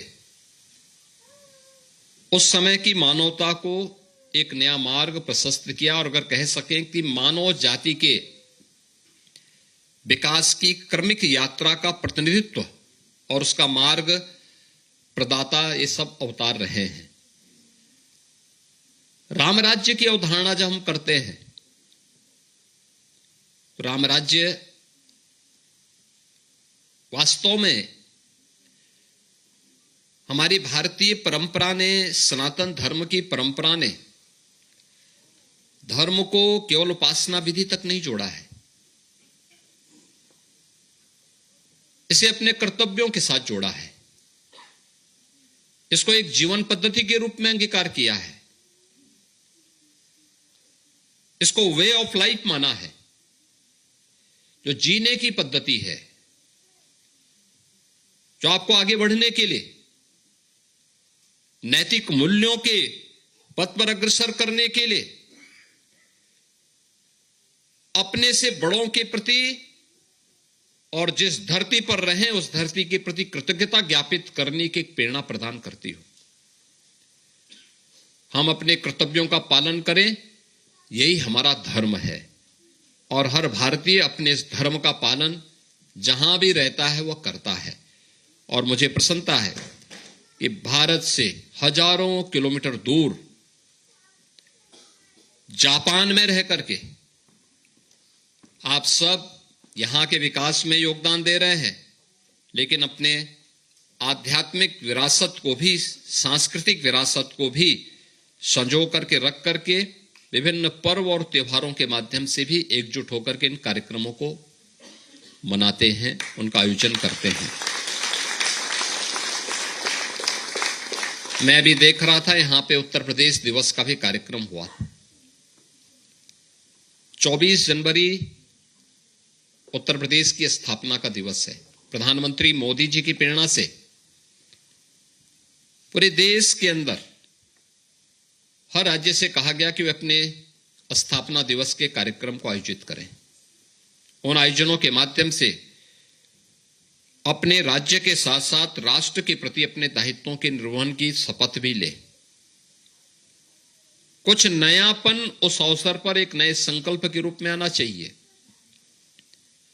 पर्व और त्योहार भी उसी संकल्प के प्रतीक होते हैं। भगवान राम हो, भगवान श्री कृष्ण हो, या फिर उन सभी अवतारों की परंपरा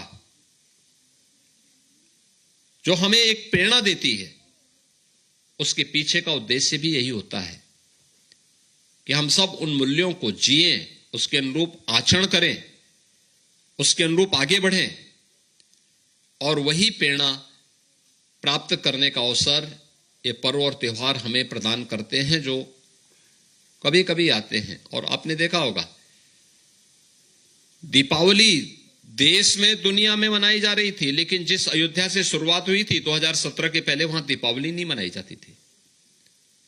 2017 में जब हमारी सरकार उत्तर प्रदेश में बनी तो उस समय हमारे प्रिंसिपल सेक्रेटरी के रूप में अवनीश अवस्थी जी थे। मैंने इनसे कहा कि भाई जाके अयोध्या देखो क्या होता है, कार्यक्रम कुछ होता है कि नहीं होता है। उन्होंने कहा नहीं, कोई कार्यक्रम नहीं होता है। मैंने कहा वहां कोई आयोजन तो होता होगा, पता लगा नहीं। तो मैंने कहा दीपोत्सव का कार्यक्रम करो। आज आप देखते होंगे अयोध्या का दीपोत्सव, लाखों दीपक जलते हैं।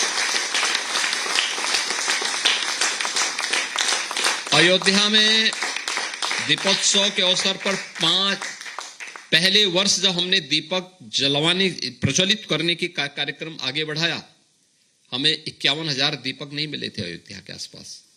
पूरे प्रदेश भर से हमने 51,000 दीपक इकट्ठे किए थे और आज हम वहां पे 25 से लेकर 30 लाख दीपक एक साथ प्रज्वलित करते हैं। उसी अयोध्या में बनते हैं। इनोवेशन हो रहा है, लोगों में एक स्वस्थ प्रतिस्पर्धा आगे बढ़ रही है, लोग उसके प्रति जगे हैं, आगे बढ़े हैं। ये भाव लोगों के मन में एक नया आकर्षण पैदा करता है। आपने देखा होगा गत वर्ष प्रयागराज में महाकुंभ कितना भव्य और दिव्य था। 66 करोड़ से अधिक श्रद्धालु आए थे। आप सोचो 66 करोड़, दुनिया के कई देशों की आबादी नहीं है। यानी भारत और चीन को छोड़ दें तो किसी की आबादी भी 66 करोड़ नहीं है।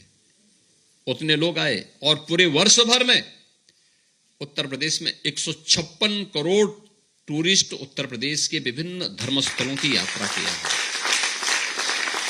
प्रयागराज, काशी, अयोध्या, मथुरा, वृंदावन, बौद्ध तीर्थ स्थल, सनातन धर्म से जुड़े हुए तीर्थ स्थल, अन्य सभी तीर्थ स्थलों में, और उन तीर्थ स्थलों के विकास के लिए भी हम लोगों ने उसी प्रकार की कार्य योजना बनाई।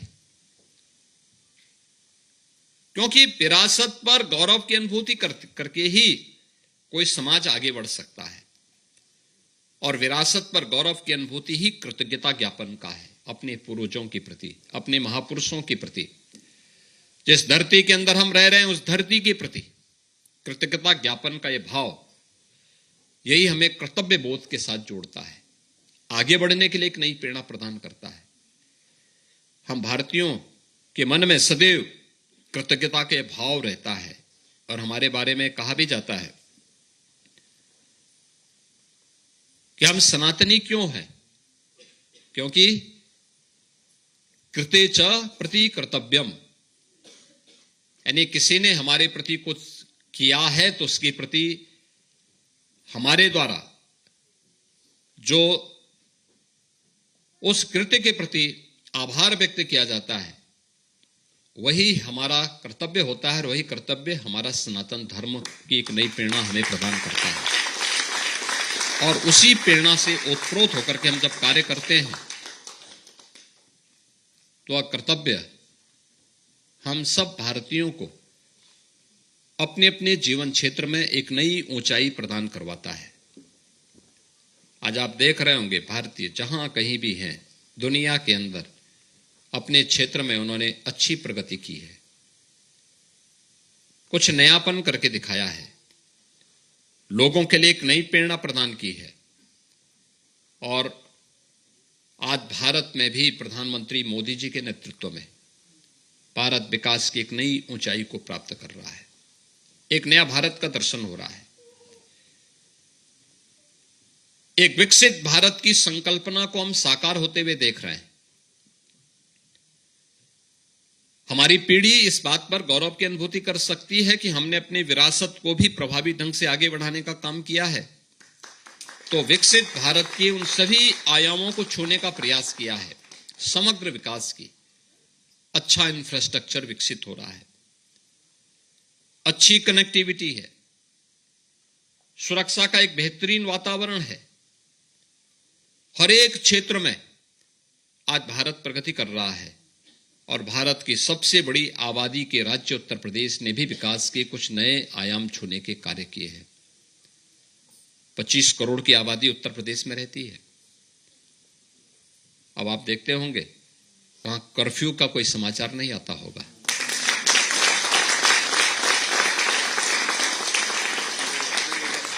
अब वहां दंगों का समाचार नहीं आता होगा, उपद्रव का समाचार नहीं, अब तो उत्सव के समाचार आते होंगे। अयोध्या में दीपोत्सव, अयोध्या में दीपोत्सव है,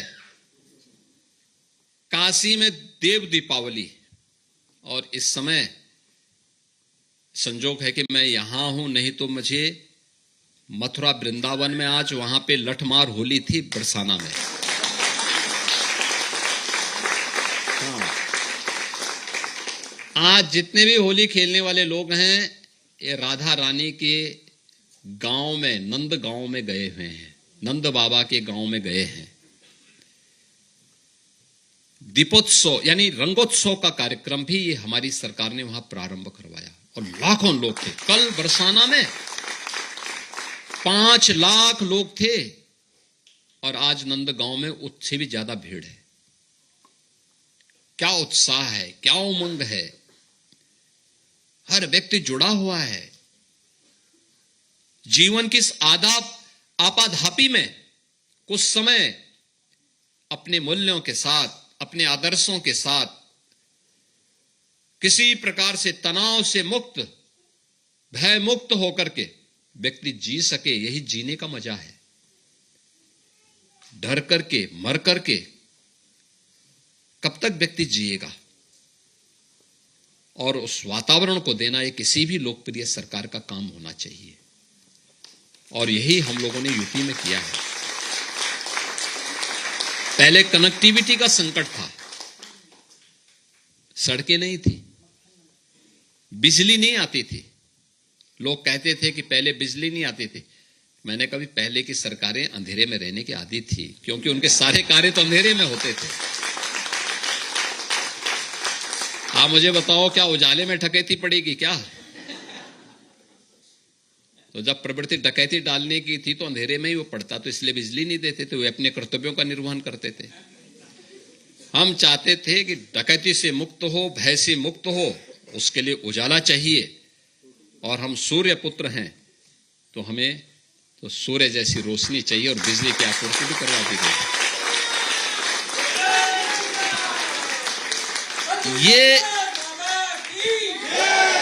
ये कार्य आज वहां पे देखने को मिल रहा है।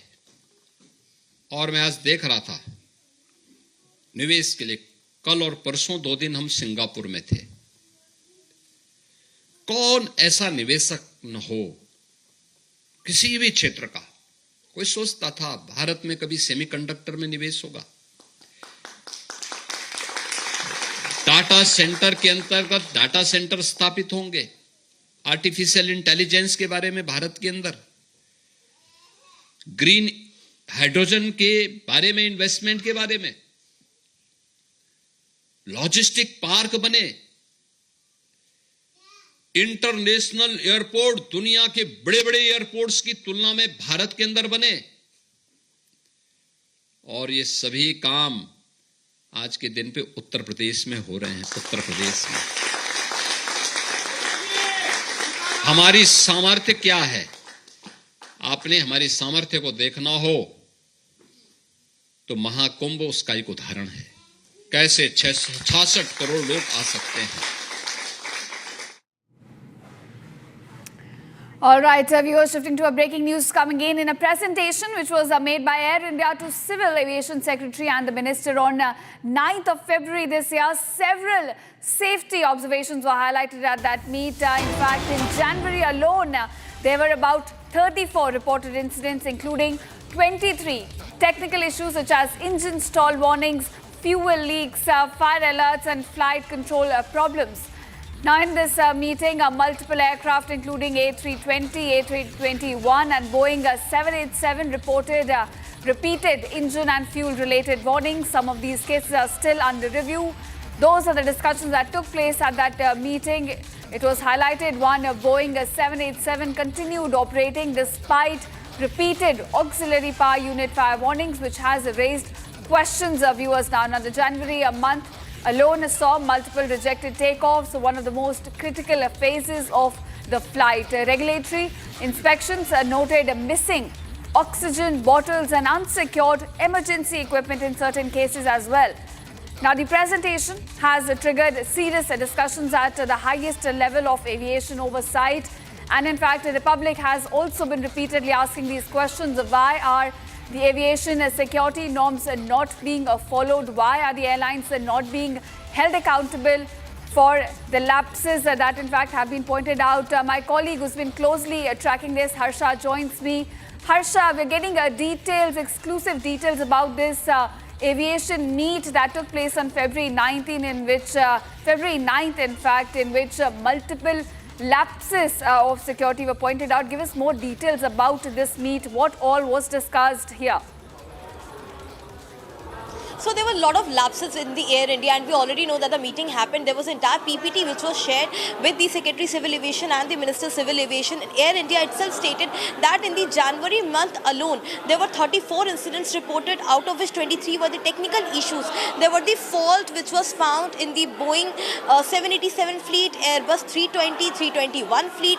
There were the issues of the engine stall warnings. There were the issues of the fuel leaks, and there were the issues of the compressor and the other technical issues. And also Air India went on by stating that how there were the several Boeing flights which were grounded, and also one of the Boeing 787 made the multiple round, and the operation, even after it didn't have auxiliary power unit, it came in the audit by the regulatory body when regulatory body found about this. So that this is the highest level of negligence and the oversight which was being done in the aviation industry by the airline Air India, which is one of the biggest airline in the aviation industry, and the kind of loopholes there are of the compliance of the the regulations which have to be followed, the protocol which needs to be intact. Nothing was in order, and it was shared with the minister and with the Secretary Civil Aviation, and both have stated that the Air India can't be regulating in this order.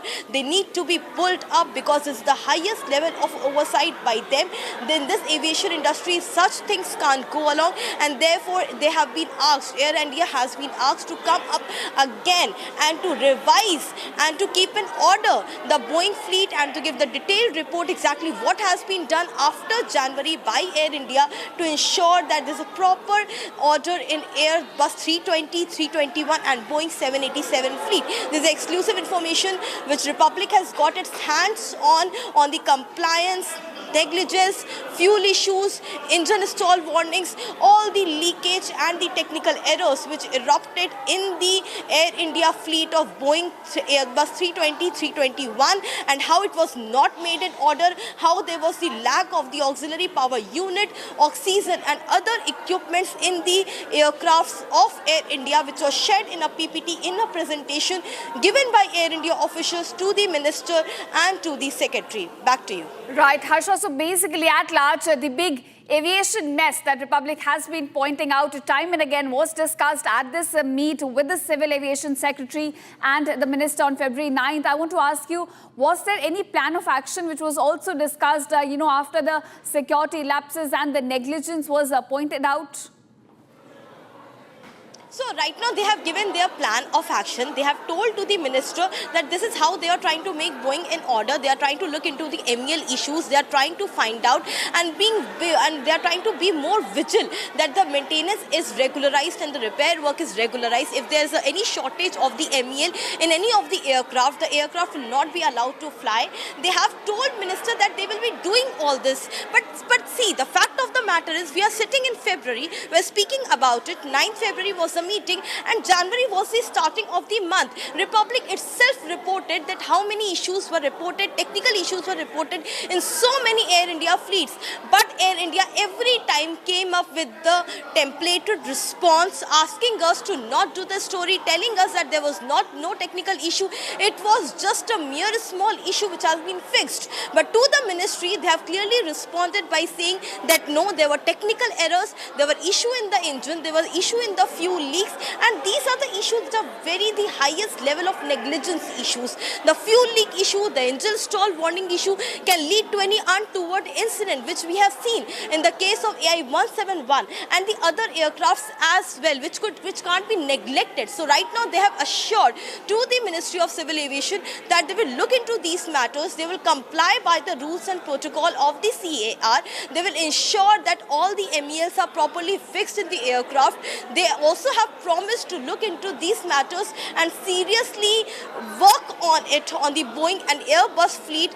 But the fact of the matter is this is February and the next meeting of the Air India with Secretary will happen in the month of March, and between that timeline already the continuously reports are coming of Air India technical error which we are reporting on the daily basis. So clearly lenience and negligence at the highest level is being reported by Air India continuously. Back to you. Right, of course, a big meet with the Civil Aviation Minister and the Secretary there, in which the big mess of the aviation sector exposed, and the Republic has exclusive details of that meet. Thank you, Harsha, for joining us and sharing those details. And now we are shifting focus to our special segment called Bharat in One, where we get you all the other headlines topping the chart today.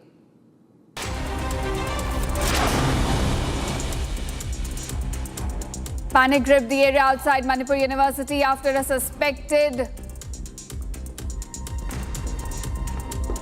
IED was found near the Manipur University gate. According to sources, a suspicious object along with a handwritten note was spotted near the main gate of the Manipur University. As per sources, the object was fabricated using two empty juice cans, tightly wrapped with red tape and fitted with wires to resemble an actual explosive device, clearly designed to create fear and alarm.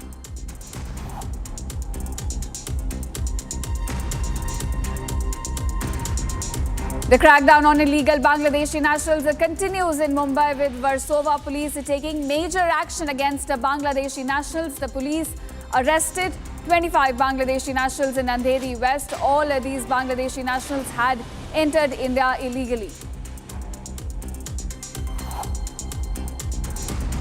A violent clash broke out inside a Shia mosque in Muradabad during Ramadan. A video of the fight showing people using belts, slippers against each other while children screamed in fear has now gone viral on social media. Both the groups have now filed cases against each other.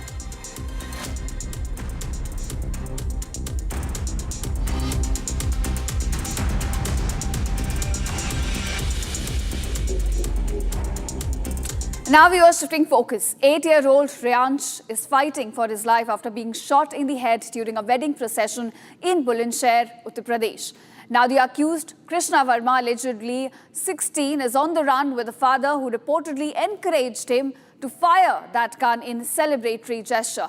Now Riyansh's family claims that Krishna is not a minor, contradicting police reports. The boy's condition, however, remains critical. He is currently on ventilator support at Fortis Hospital, Noida. Now, viewers, the incident has sparked outrage, with questions now being raised about the UP police's response in the case. The police have seized the licensed pistol and collected CCTV footage as well, but is continuing to face criticism for their slow action in the case. In fact, Republic confronted the UP MLA in this case regarding why there was no action by the police, and after a few days only the licensed has been seized yet. Take a listen.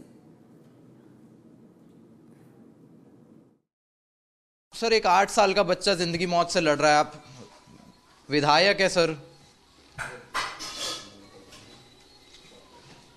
विधायक जी, ऐसे कैसे चलेगा? वो बच्चा जिंदगी और मौत से लड़ रहा है, पुलिस 5 दिन में किसी को ढूंढ नहीं पाई है। विधायक जी, बाहर आ जाइए, कम से कम बात कर लीजिए, एक जवाब दे दीजिए। आपके ही लोग हैं ये लोग। आप प्रदीप जी, ये 8 साल का बच्चा कोमा में है, पुलिस 5 दिन से कुछ नहीं कर पाई है अभी तक। वो जो पिस्टल है, लाइसेंस पिस्टल है, वो तक बरामद नहीं कर पाई है। आपके ही विधानसभा के लोग हैं सर, जवाब मांग रहे हैं आपसे।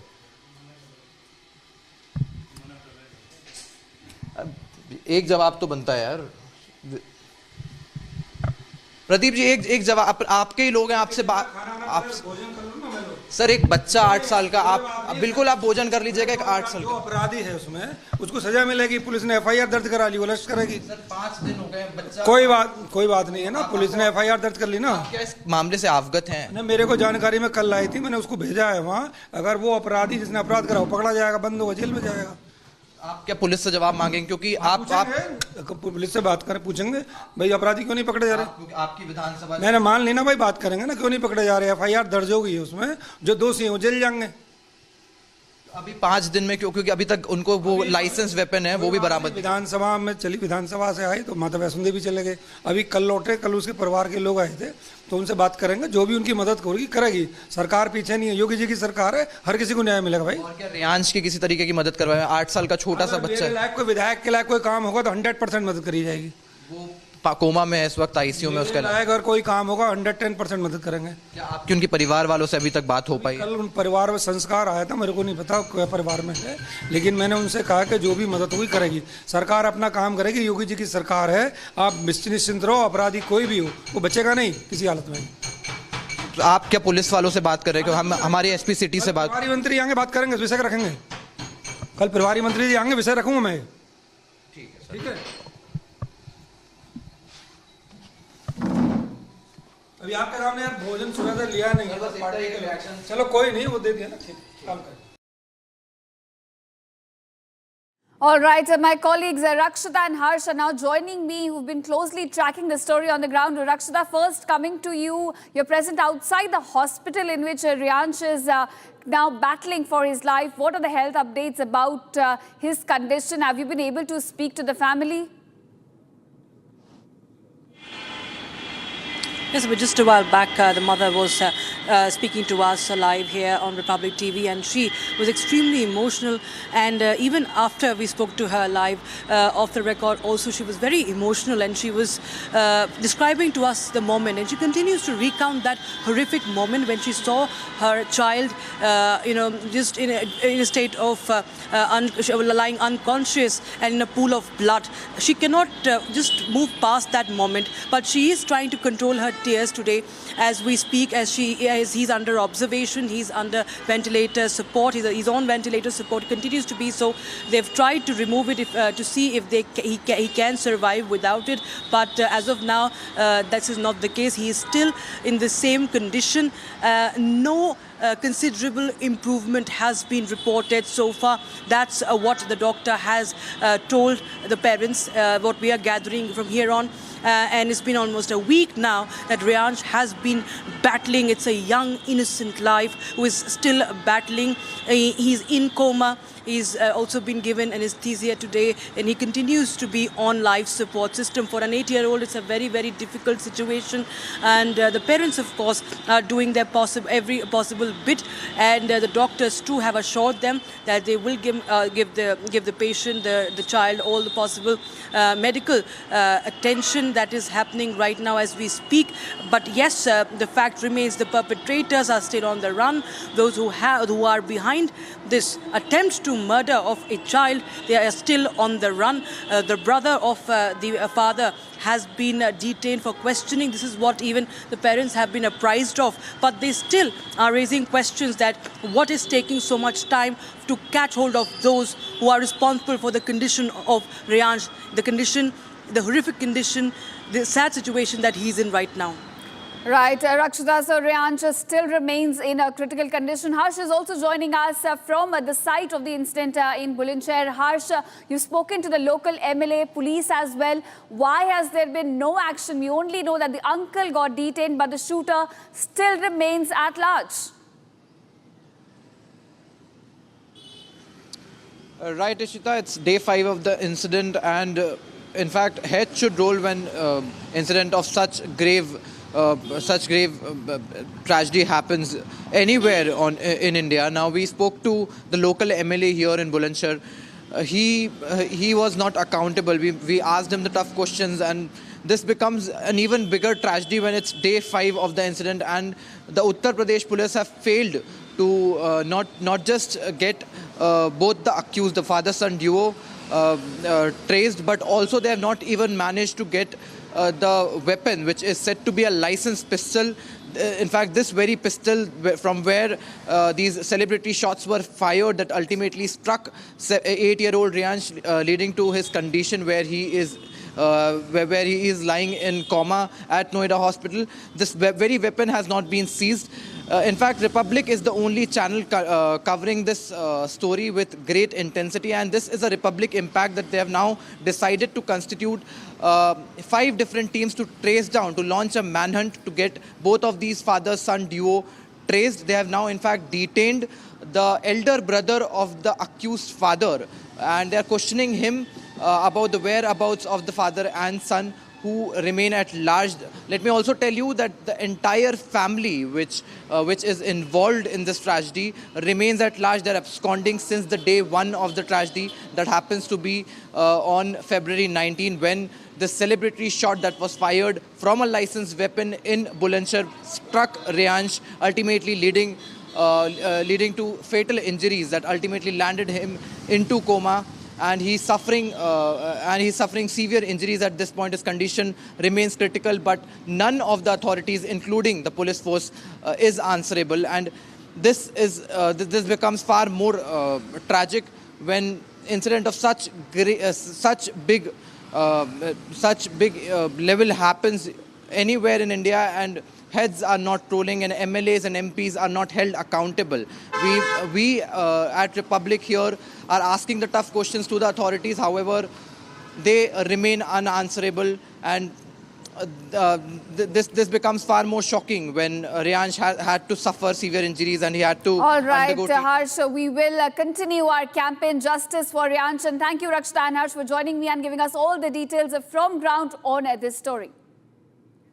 And now viewers slipping into a very short break, but don't go anywhere. News and developments continue on the other side. Coming up on the other side, Rajasthan government orders immediate shutdown of illegal mining operations in Aravalli right after Republic reported on the illegal mining operations.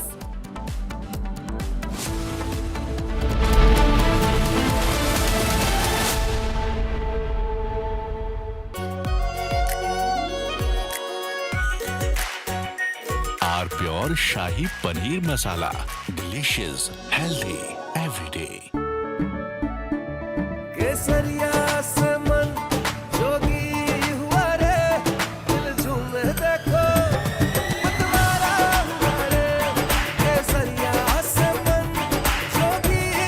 हर पल मनाओ केसरी त्योहार। विमल, बोलो जुबान Kesari. MDH की हल्दी मिर्ची धनिया करे कमाल, ये रंग दे, ये खुशबू दे, ये तीखा, ये कम पड़े, क्या निराला MDH masala. Now here's the reality, it's fact not fiction. You are sitting on a plane. You're boarding the plane in the national capital of India for Leh at 6:08 in the morning. It's a SpiceJet plane. 6 minutes into the take, against the backdrop of daybreak and a beautiful sunrise, you suddenly look to your right towards the wings and you see the flames of fire.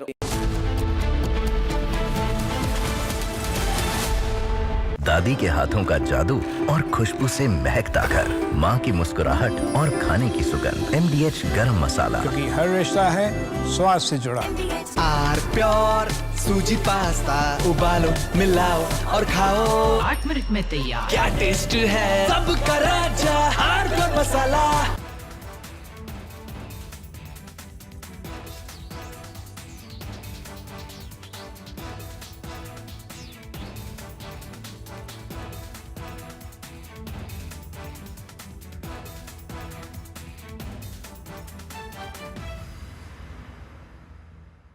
Now here's the reality, it's fact not fiction. You are sitting on a plane.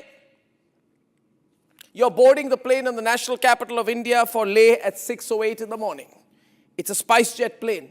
6 minutes into the take, against the backdrop of daybreak and a beautiful sunrise, you suddenly look to your right towards the wings and you see the flames of fire on the wings of the plane. Your plane is on fire. Ladies and gentlemen, these are real visuals. This is the reality that the Civil Aviation Minister does not want you to see. This is the reality SpiceJet does not want you to see. This is the reality DGCA does not want you to see. Because at the cockpit, at that very moment while you're sitting in the plane, there are calls of Mayday, Mayday, Mayday, Mayday. That is a flight emergency. The flight circles back. There's engine failure in one of the engines.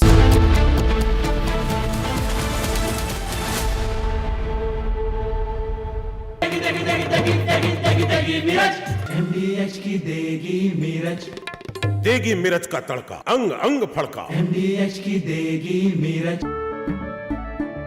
केसरिया से मन जोगी हुआ रे, दिल झूमे देखो मतवारा हुआ रे। केसरिया से मन जोगी हुआ। हर पल मनाओ केसरी त्योहार। विमल, बोलो जुबान केसरी। थोड़े में ज्यादा स्वाद, यही तो है इसकी खास बात। वाओ मामा, क्या स्वाद है। अरे मेरी राजा, सबका राजा R pure masala.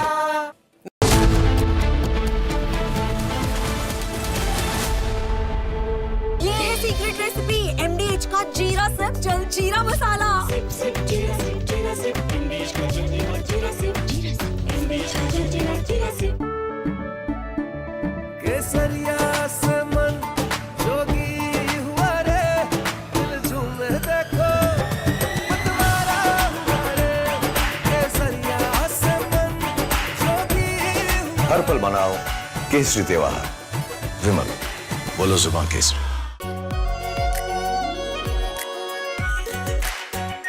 Our pure Shahi Paneer Masala. Delicious, healthy, every day.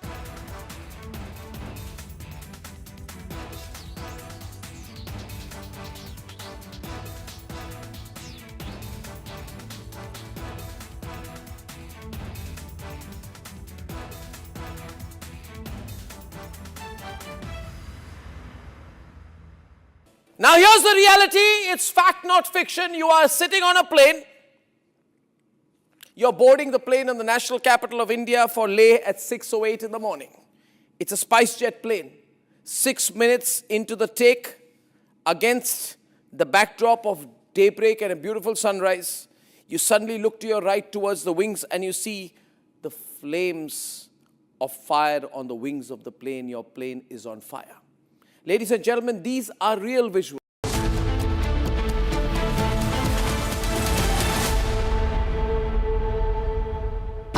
Pure suji pasta उबालो मिलाओ और खाओ 8 मिनट में तैयार क्या टेस्ट है सबका राजा hardware masala Amity has been ranked India's #1 not-for-profit private university for 11th year, with top 10 ranked institutions in management, engineering, biotech, law, mass-comm, telecom, hospitality, fashion and more. Yet another top ranking for Amity University. अब छोलिया हो या लोबिया, सफेद चने या काले चने, सब कुछ मजेदार बने। Now here's the reality. It's fact, not fiction. You are sitting on a plane. You're boarding the plane in the national capital of India for Leh at 6:08 in the morning. It's a SpiceJet plane.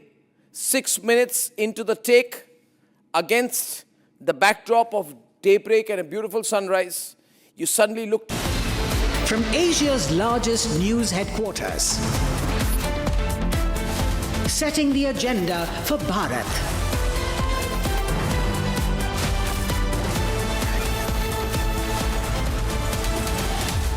You're watching Republic. आधे bowl दही में 4 चम्मच MDH चटनी पुदीना मसाला डाला, stir करो, पुदीना चटनी तैयार। MDH चटनी पुदीना मसाला। MDH थोड़े में ज्यादा स्वाद, ये हित तो है इसकी खास बात। वाओ मामा, क्या स्वाद है? अरे मेरी राजा, सबका राजा आरप्योर मसाला।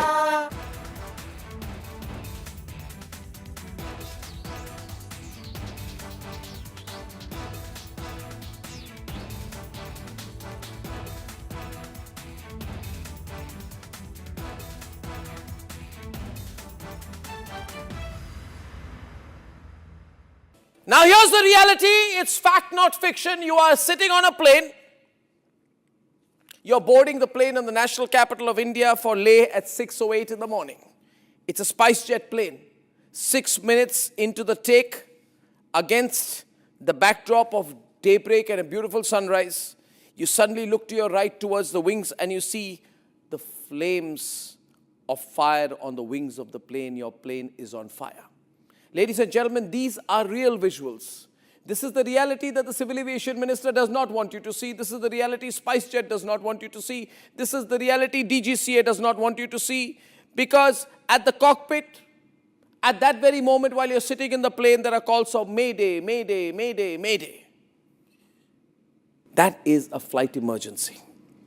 The flight circles back. There's engine failure in one of the engines, lands at 6:49 p.m. Ladies and gentlemen.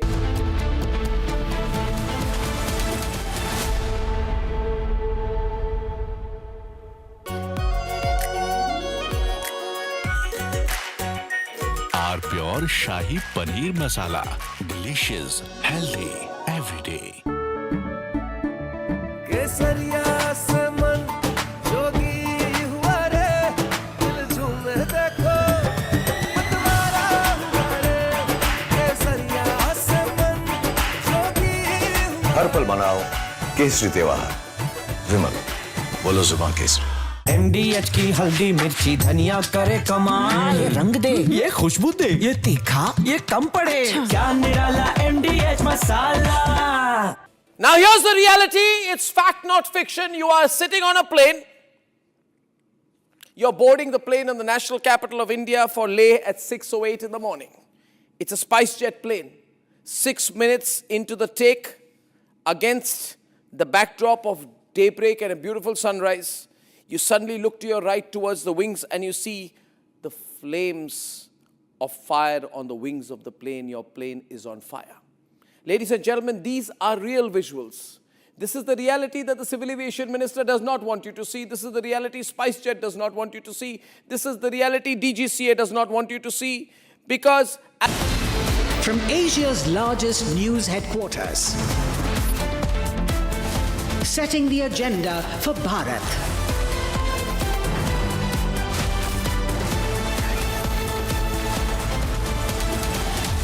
You're watching Republic.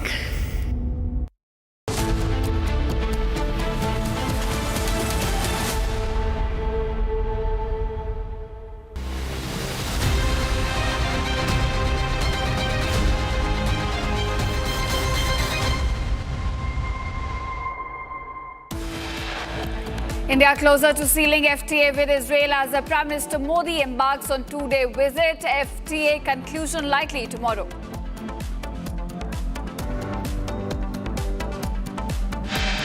Pakistan and India would have been a nuclear war. 35 million people said the Prime Minister of Pakistan would have died if it were not for my involvement. Donald Trump in his State of Union address claims had he not intervened, 35 million people would have died in Indo-Pak conflict.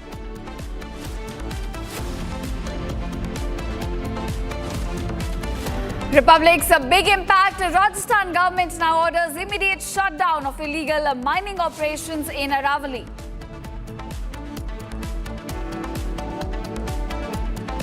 Shooter's uncle in Bulandshahr shooting case now detained by police. The father-son duo remains absconding.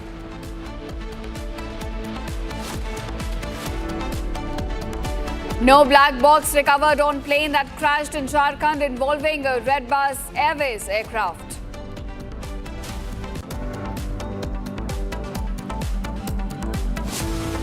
किस प्रकार से वो Soros और पाकिस्तान से जिन China Pakistan जैसे देशों के साथ जिन व्यक्तियों का लिंक है उनके साथ राहुल गांधी अपने देश को कॉम्प्रोमाइज करते हैं, ये हम सब बार बार देखते हैं.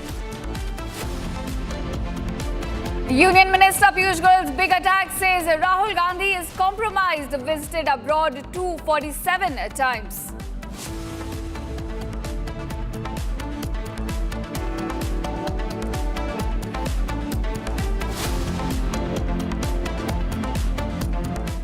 Welcome viewers. Our top focus at this hour amid speculations on AAIB Air India 171 crash reports. Air India does major changes in roles at top level. These changes came effect after DGCA in fact slapped Air India 1 crore fine for flying aircraft 8 times without airworthiness license. Tata Sons brings in former Civil Aviation Secretary PSIT as senior advisor and also moves Global Head of Corporate Communications to a different role, a clear signal that Air India's corporate communications and governance leadership needed heavyweight intervention. Our move comes just months after the Air India 171 crash communication fiasco, where the CEO's condolence speech, in fact, all right, viewers, we are also being joined by the family of the victim of the Air India 171 crash. हम आपसे ये जानना चाहेंगे इस समय कि पहले reports आई थी कि एयर इंडिया ने कुछ इंडेमनिटी बॉन्ड्स इशू किए हैं, आस्किंग की फैमिलीज एक कॉम्पनसेशन ले ले, लेकिन उसके बाद जो उनका राइट है टू स्यू द कंपनी उसको गिव अप कर दे. और इस समय एमपीज ने भी यही क्वेश्चन रेज किया है गवर्नमेंट को लेके कि क्या एयर इंडिया ने कोई इंडेमनिटी बॉन्ड इशू किए थे, asking for the silence, for the rights to give up, to sue the company. So, आपका क्या रिएक्शन है इस पर? आपको क्या लगता है आपसे जो साइन करवाया गया है उसके बारे में कुछ? वो साइन मेरे को ऐसा बोला था, भाई एक्टिवा जल गई थी मेरी उधर, ट्रेन केस के अंदर मेरी एक्टिवा जल गई थी, मोबाइल जल गया था. मेरे को ऐसा फोन पे आया, बोला 7:30 बजे, बोला आपका एक्टिवा का पैसा देने के लिए हम घर पे एयर इंडिया के आदमी को हम भेज रहे हैं 7:30 बजे. मेरे घर परिवार पे कोई हाजिर नहीं था, सब लोग बाहर गए थे, तो मेरे को सही करवा दी.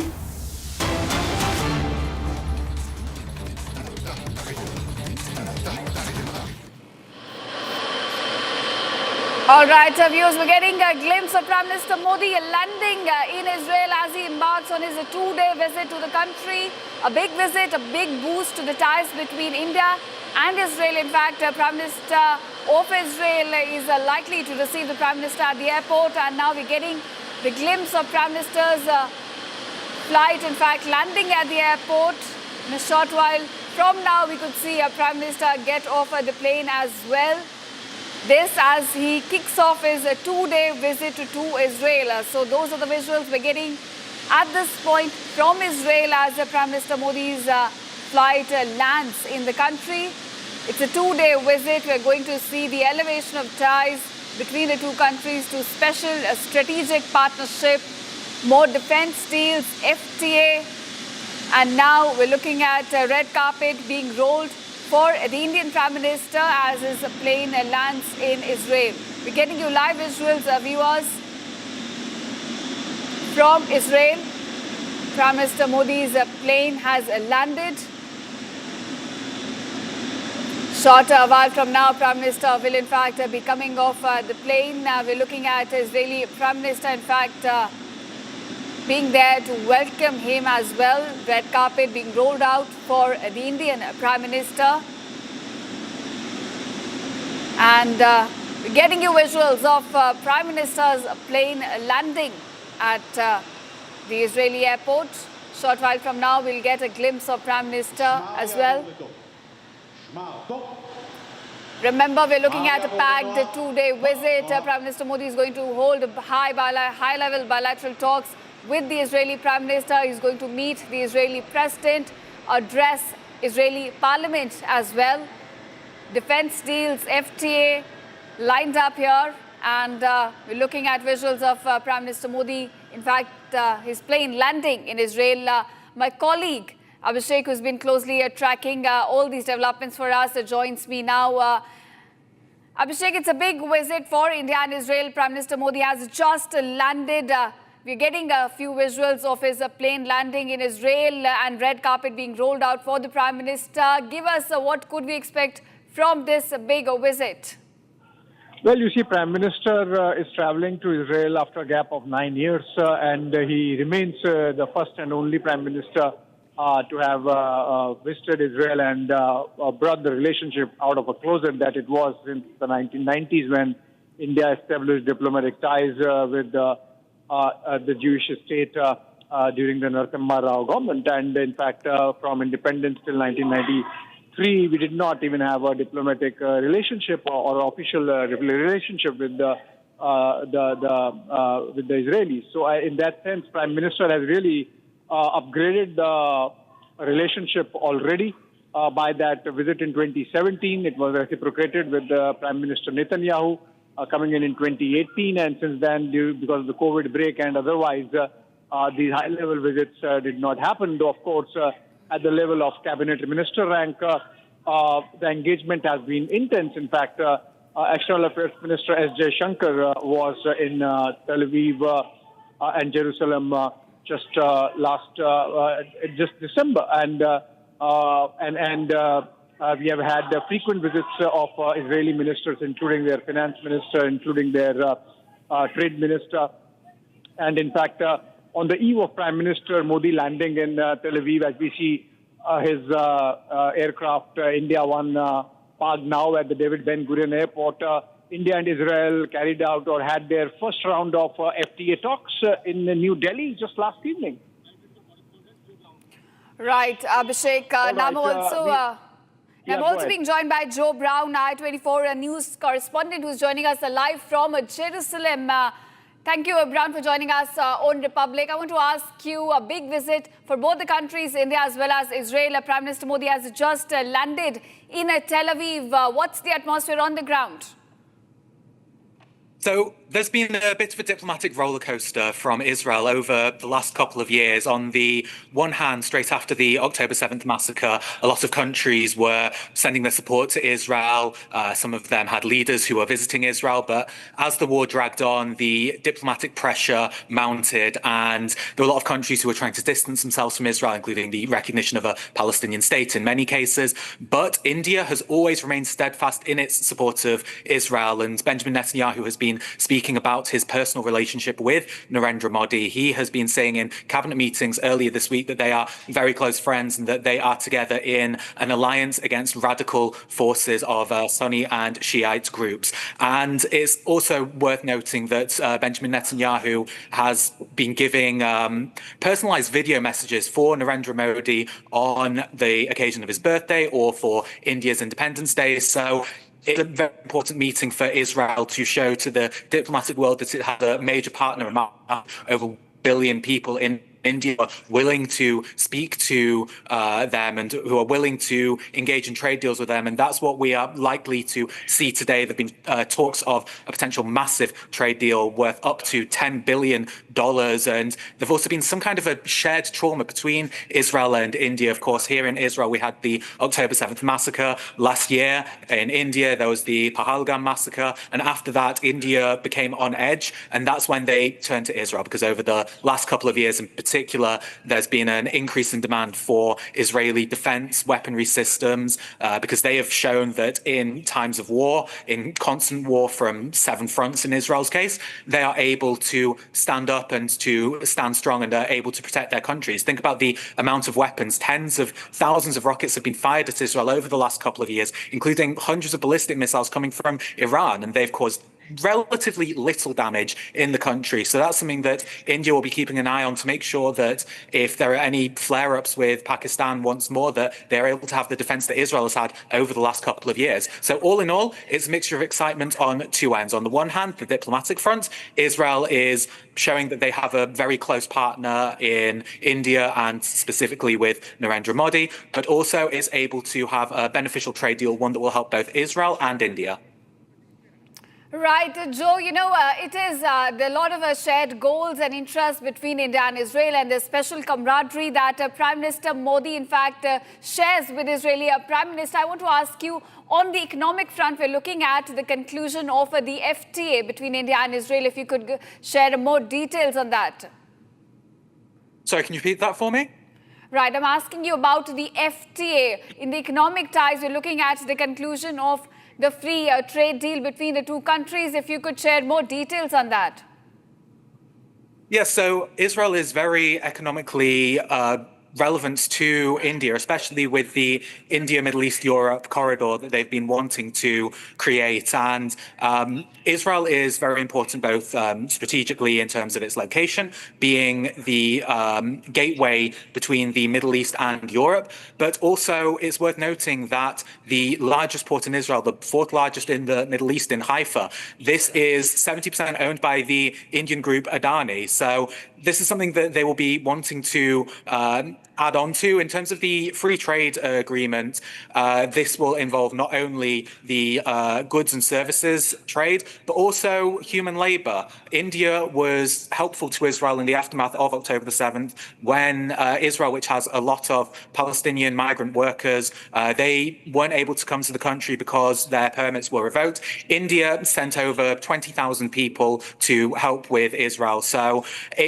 we're waiting to see exactly what the free trade agreement will hold, but in terms of the military agreement, we're expecting to see somewhere in the region of $10 billion worth of trade. And this is on top of the fact that already in the year that concluded in 2025, there was around about $3 billion worth of trade between the two countries, relatively even split, not only in terms of defense, but also Israel has cutting-edge agricultural and water management technologies which are able to benefit India. And India has a market, as I say, of over 1 billion people, including gemstones and other kind of rare materials that Israel is looking to capitalize on. So this is something that will benefit both parties in an equal measure. Right. Also, another area of focus is going to be defense. We're looking at defense deals being signed between the two countries, and one particular area of focus is going to be Iron Dome. So what more do we know about discussion on Iron Domes? Well, it's not just the Iron Dome. The Iron Dome is, of course, the defense system that has helped Israel in over a decade now. It is an aerial defense system that shoots down the missiles. However, it's not even the most up-to-date technology. Israel now has implemented the Iron Beam system, which is similar to the Iron Dome in the sense that it will be able to get missiles out from the sky that are targeting civilian areas, but it is a literal laser beam that shoots them out. And this is something that has been implemented in Israel over the last couple of years. Last year, towards the end of the year, there was a $4 billion deal that was signed with Germany. They were able to put in their Iron Beam systems as well. So this will all be part of the trade deal, which is going to be done between Israel and India, as I say, worth up to $10 billion. Some are saying it will be around about $8 billion. It will be implemented over the next couple of years. So whilst the Iron Dome is beneficial, it does have its downsides. It has to have constant battery replacements, which caused deadly for some of the people who had to replace the batteries during October 7th on the surprise attack from Hamas. They got caught up in the crossfire, and unfortunately, a handful of people who were changing the batteries were killed. These won't be as prevalent with the laser beam system from the Iron Beam and David Sling. And Israel's defense technology systems, the three largest ones, Rafael, Elbit, and the Israel Aerospace Industries, they are worth around about 3% of Israel's total GDP. A lot of Israel's focus, especially following the last couple of years, has been shifted mainly towards defense. And that's something that India will be looking to get a slice of. And this will help the Israeli economy grow and will help India for potential attacks, aerial raids from neighboring countries, the same way that it helped Israel over the last couple of years. All right, Joe, let's begin with the basics. I believe Prime Minister Netanyahu has arrived at the David Ben-Gurion airport, and he would be receiving Prime Minister Modi in a while from now. Yeah, that's correct. You can see it on your screen right now. The plane has landed in Ben Gurion Airport and the red carpet is already rolled out. In cases like this, you would expect to see the president as well, Isaac Herzog. However, he has just embarked on a 2-day visit to Addis Ababa in Ethiopia. This is actually relevant for India itself because Benjamin Netanyahu has talked about the alliance of 6. These are countries who he says are able to fight against the radical axis of terror. These are Israel, India, Cyprus, Greece, and he has said there is one other Arab country and one African country. He hasn't said the names of them, but it's likely that they are the United Arab Emirates, who Israel signed an agreement with in 2020, and the African country being Ethiopia. It's likely that they will create their own kind of little trade agreement between the 6 of those countries. So Isaac Herzog is currently there, and that means that Prime Minister Benjamin Netanyahu will be greeting Narendra Modi at Ben Gurion Airport right now, alongside his wife Sarah Netanyahu. After this, they will drive to the Israeli Knesset, where Narendra Modi will give a speech. It is likely, and I should give you a fair warning on this, because this is going to be broadcast live on I24 News. If there's any parts that are in Hebrew, there will be a simultaneous translation. Most of it will be in English, though. But it might not be at full attendance, the Israeli Knesset. This is because of an internal disagreement with the Israeli government led by Benjamin Netanyahu and the opposition led by Yair Lapid. Since Netanyahu took office for the 3rd time in 2022, there's been a little bit of a civil war brewing between his government and the Israeli Supreme Court. He wants to remove some of the powers from the Supreme Court and give them to the elected officials, his government. The opposition feel that this is a power grab, this is undemocratic, and they've been trying to reduce the impact of the Supreme Court. So usually in events like this, the head of the Supreme Court, Yitzhak Amit, would be invited. However, for today, he was snubbed an invitation. The opposition leader, Yair Lapid, has initially said that him and the opposition parties, which equates to just below half of the total amount in the Knesset, just under 60, and However, in recent hours, he said that there will be a meeting in order to gauge how the public are feeling, because he knows, and he's said this himself, he posted this on X earlier today, the fact that this meeting is not just a personal meeting between Israel and India, between Modi and Benjamin Netanyahu, but this is much deeper. This concerns every aspect of the Israeli economy. So everyone in the Israeli government, in the Knesset, where Modi will be speaking to later today, everyone will be wanting to advance these security agreements. However, if it's not at full capacity, this isn't something that Modi should take personally.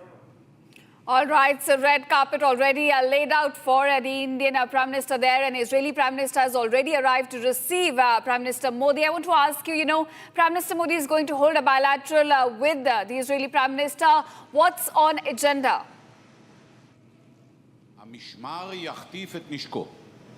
Just spoken about. As you can see on the screen right now, in fact, Benjamin Netanyahu and his wife Sarah are heading towards the red carpet, so you can expect it's imminent when Modi will be coming out of the plane and greeting Netanyahu. I feel like it will kind of be like a friends reuniting thing. They've spoken about their relationship so much, but in terms of the bilateral agreement, the bilateral summit today that they will be having, not only will it be a trade deal, but also on the agenda, and the main talking point in Israel right now, as it has been for the last couple of weeks now, is Iran, whether the United States will strike Iran. There have been talks, there have been plans for over a month now. Benjamin Netanyahu has visited Washington, and they are looking to get some kind of assurances. Narendra Modi will not want to have any kind of flare-up in the region, because this will affect trade routes and any kind of plans for the Indian, Middle East, Europe corridor that is so important to Israel. It doesn't go through Iran, but it goes through Saudi Arabia. And this will be on the agenda, but most importantly, they will be sharing their same goals. India has been suspending some of the tankers from Iranian soil. And we can see right now on the screen the window, the door, in fact, from the aeroplane is opening. You can expect to see Narendra Modi coming out very, very shortly. And on the agenda, Iran, trade deal, and of course, the facade, or the presence, showing the diplomatic relationship, which has strengthened so much since Modi took office in 2014. Right, of course, the ties are going to be elevated as part of this visit, and viewers, we're getting you visuals from Tel Aviv in a short while. From now, we're looking at Prime Minister Modi. In fact, right now, Israeli Prime Minister and the wife is present there at the Tel Aviv airport to receive Indian Prime Minister, and a short while from now, we could get a glimpse of the Indian Prime Minister. In fact, coming down the stairs from his plane, a red carpet has already been laid out. Joe, let's also talk about, there's a special friendship, special camaraderie that Israeli Prime Minister, in fact, shares with the Indian Prime Minister. Yes, it's true, and that's because they both have shared goals. The Israeli Prime Minister and every Israeli Prime Minister since 1948 has been worried about the Islamic extremists in the region who are wanting to end the state of Israel. And this is something that India has been feeling with its neighbours Pakistan, with the short war that they had last year. And this is something that they are able to have a shared bond on. We saw it in their meeting last time Narendra Modi was in Israel in 2017. They had a very, very warm embrace. It's likely you're going to see the exact same thing here. This is a case of two leaders who are aligned on their beliefs, who are going to be joining together. All right. In fact, we're getting the visuals of Prime Minister. The first visuals are coming on Republic as Prime Minister Modi landed in Israel a short while ago, and we're looking at Prime Minister Modi now.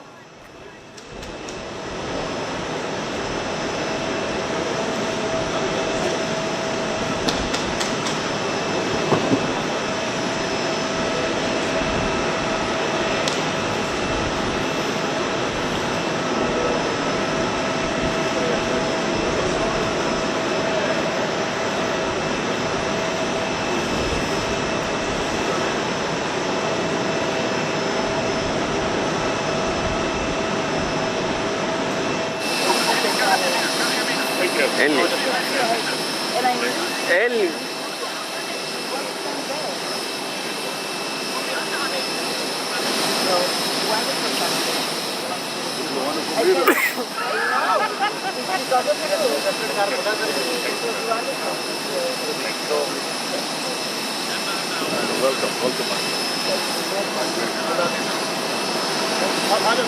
have a lot to do. We're doing here.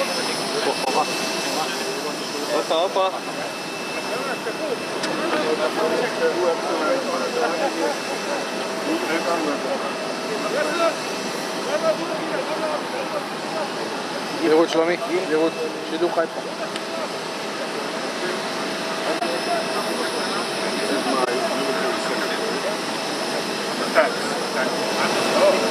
She's like a tank. We will look now to the salute line for Prime Minister החטף, צ'ק!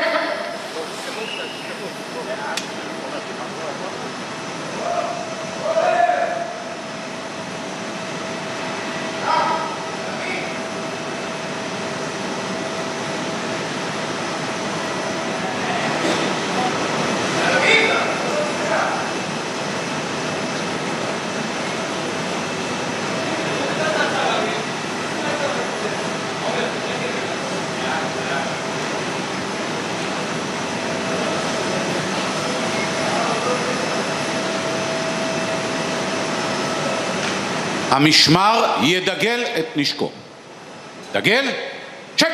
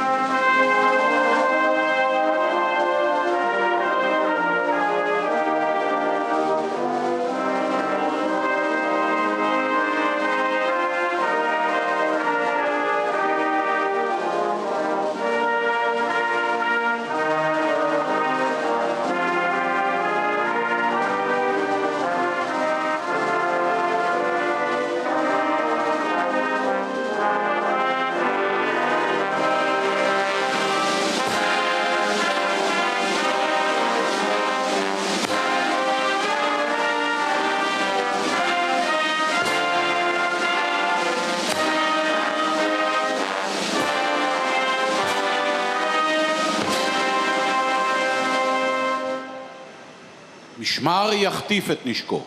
החטף, צ'ק!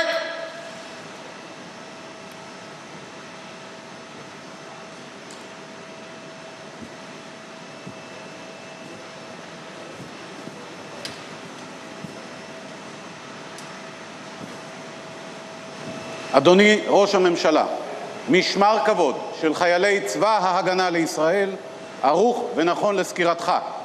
אדוני.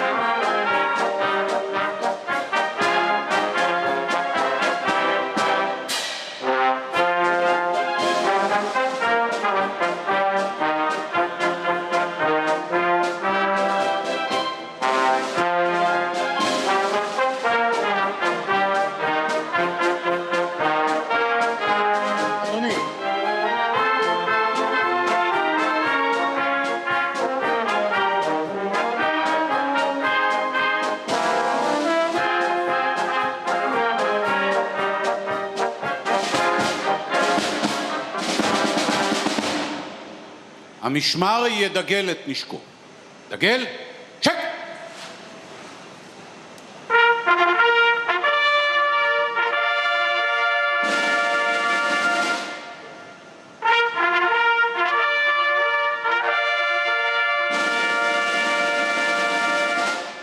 המשמר יחטיף את נשקו.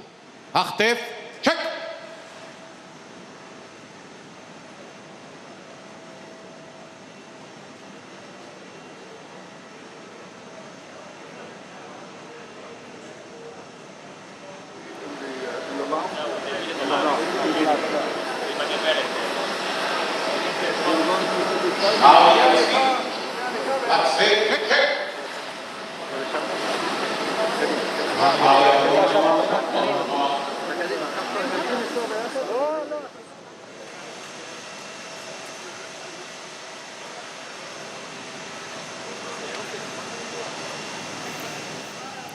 All right, these are pictures coming in live from Tel Aviv at the David Ben Gurion Airport, where Prime Minister Narendra Modi has arrived just a while back.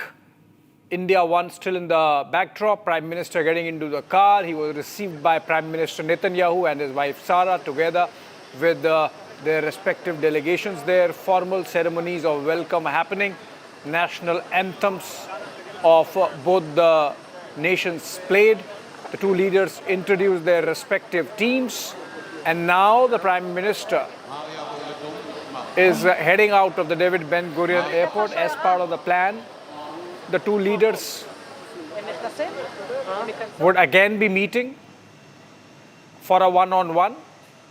This is immediately on arrival, so which means that after this ceremonial welcome, remember this is a state visit for Prime Minister Modi, his second visit as Prime Minister to Israel. Narendra Modi is the first Indian Prime Minister to have visited Israel since diplomatic ties were established in the early 1990s. For greater part since independence and the setting up of the State of Israel,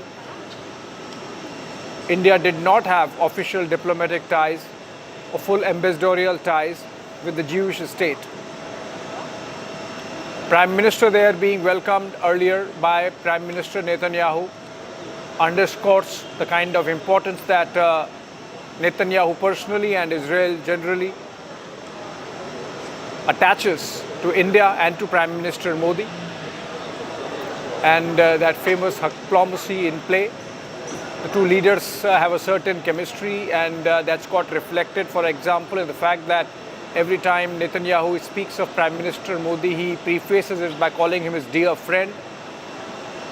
And in fact, the visit was announced by Netanyahu himself, and in a cabinet meeting, he had showcased the visit as shaping up of a hexagon of alliances in the Middle East or West Asia. All right, Ratna Chakrabarti, in fact, joins us live from outside the David Ben Gurion Airport, from where these pictures are coming to us.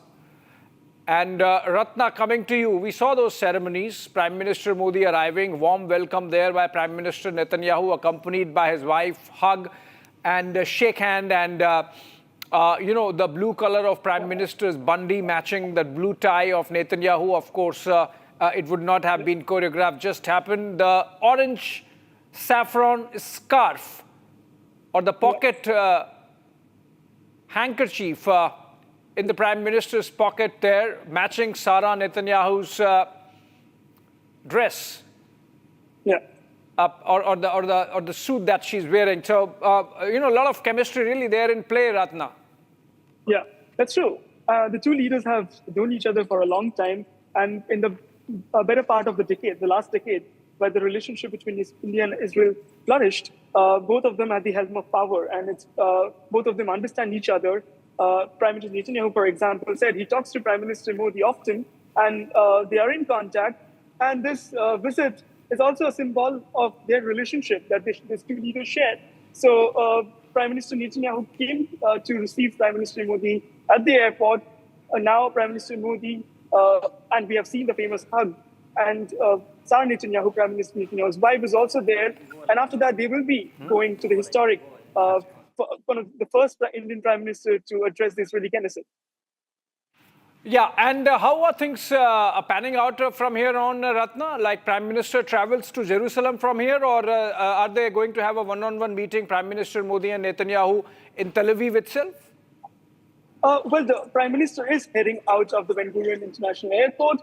As we saw, the Prime Minister was seated in the car, and he's going to have one-on-one, but much more.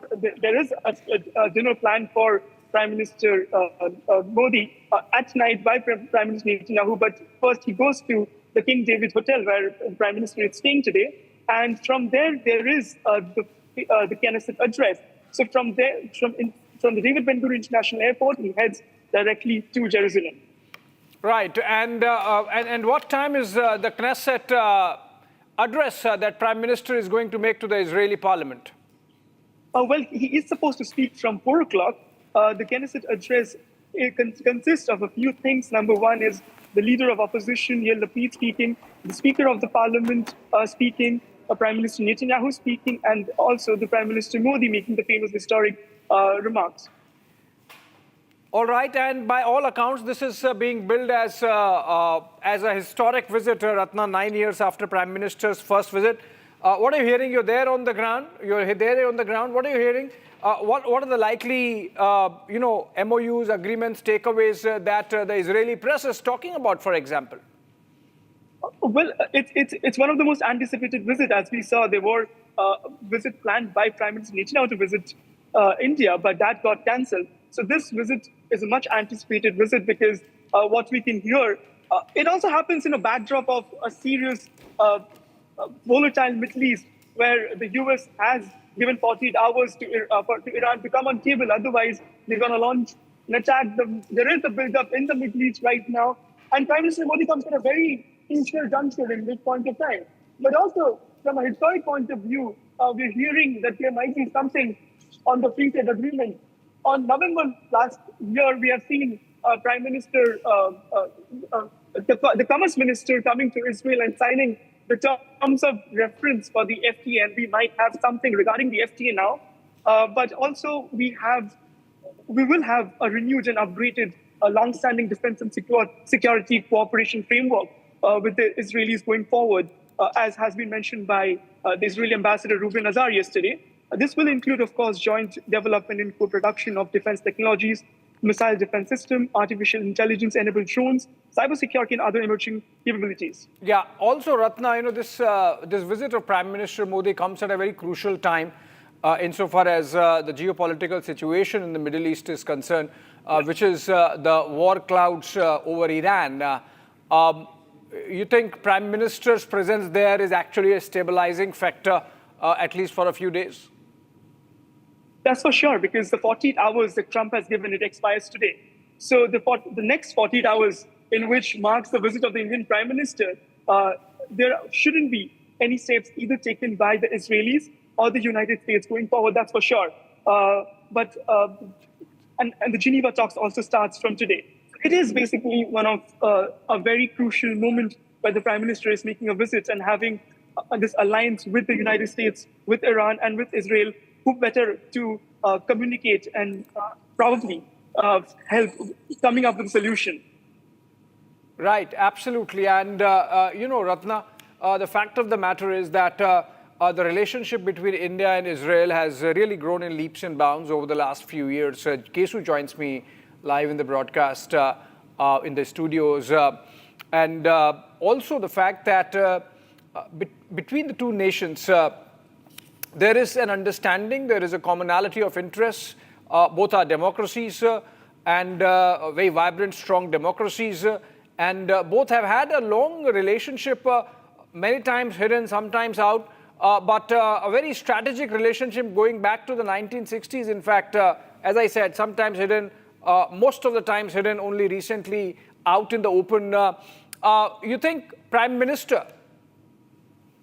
Okay, in fact, we have Ambassador Deepak Vora joining us in this broadcast. That's a question I should be taking to him, in fact. Good afternoon to you, Ambassador Vora. Let's begin by asking you, when I was saying that the relationship with Israel for most time was hidden, only recently it has come out. It has diplomatic, overtones to it. It has diplomatic consequences insofar as India's relationship with the larger Middle East is concerned. This hide and seek that was there with Israel. Thank you very much. Let me respond to this very quickly by saying, forget about Jihadistan, that crazy neighbor of ours. Not one Muslim country, I repeat, not one Muslim country has officially criticized this visit, because all of them are trying to normalize with Israel. And let me share with you something else which I was involved in. 1991, when we decided to give diplomatic recognition to Israel, sir, what did we do? We asked Yasser Arafat. You remember Yasser Arafat, the leader of the Palestine Liberation Organization? And he said, go right ahead, because so many Muslim countries also want to normalize with Israel. So at that point of time, our Prime Minister was P.V. Narasimha Rao. He said, we are recognizing Israel, establishing full diplomatic relations. Recognition came much earlier. Establishing diplomatic relations, but that doesn't mean we are abandoning Palestine. That remains our policy. And the warmth with which our Prime Minister was received. You know, sir, I'm reminded of a Bollywood film. Two brothers separated when they were very young in some mela somewhere, meeting again. Just look, the way they are walking as though they are old buddies. And I can also tell you, because I've seen many of these at close quarters, the Prime Minister of Israel would have said, Narendra, welcome. And our Prime Minister would have responded, Bibi, great to be with you again.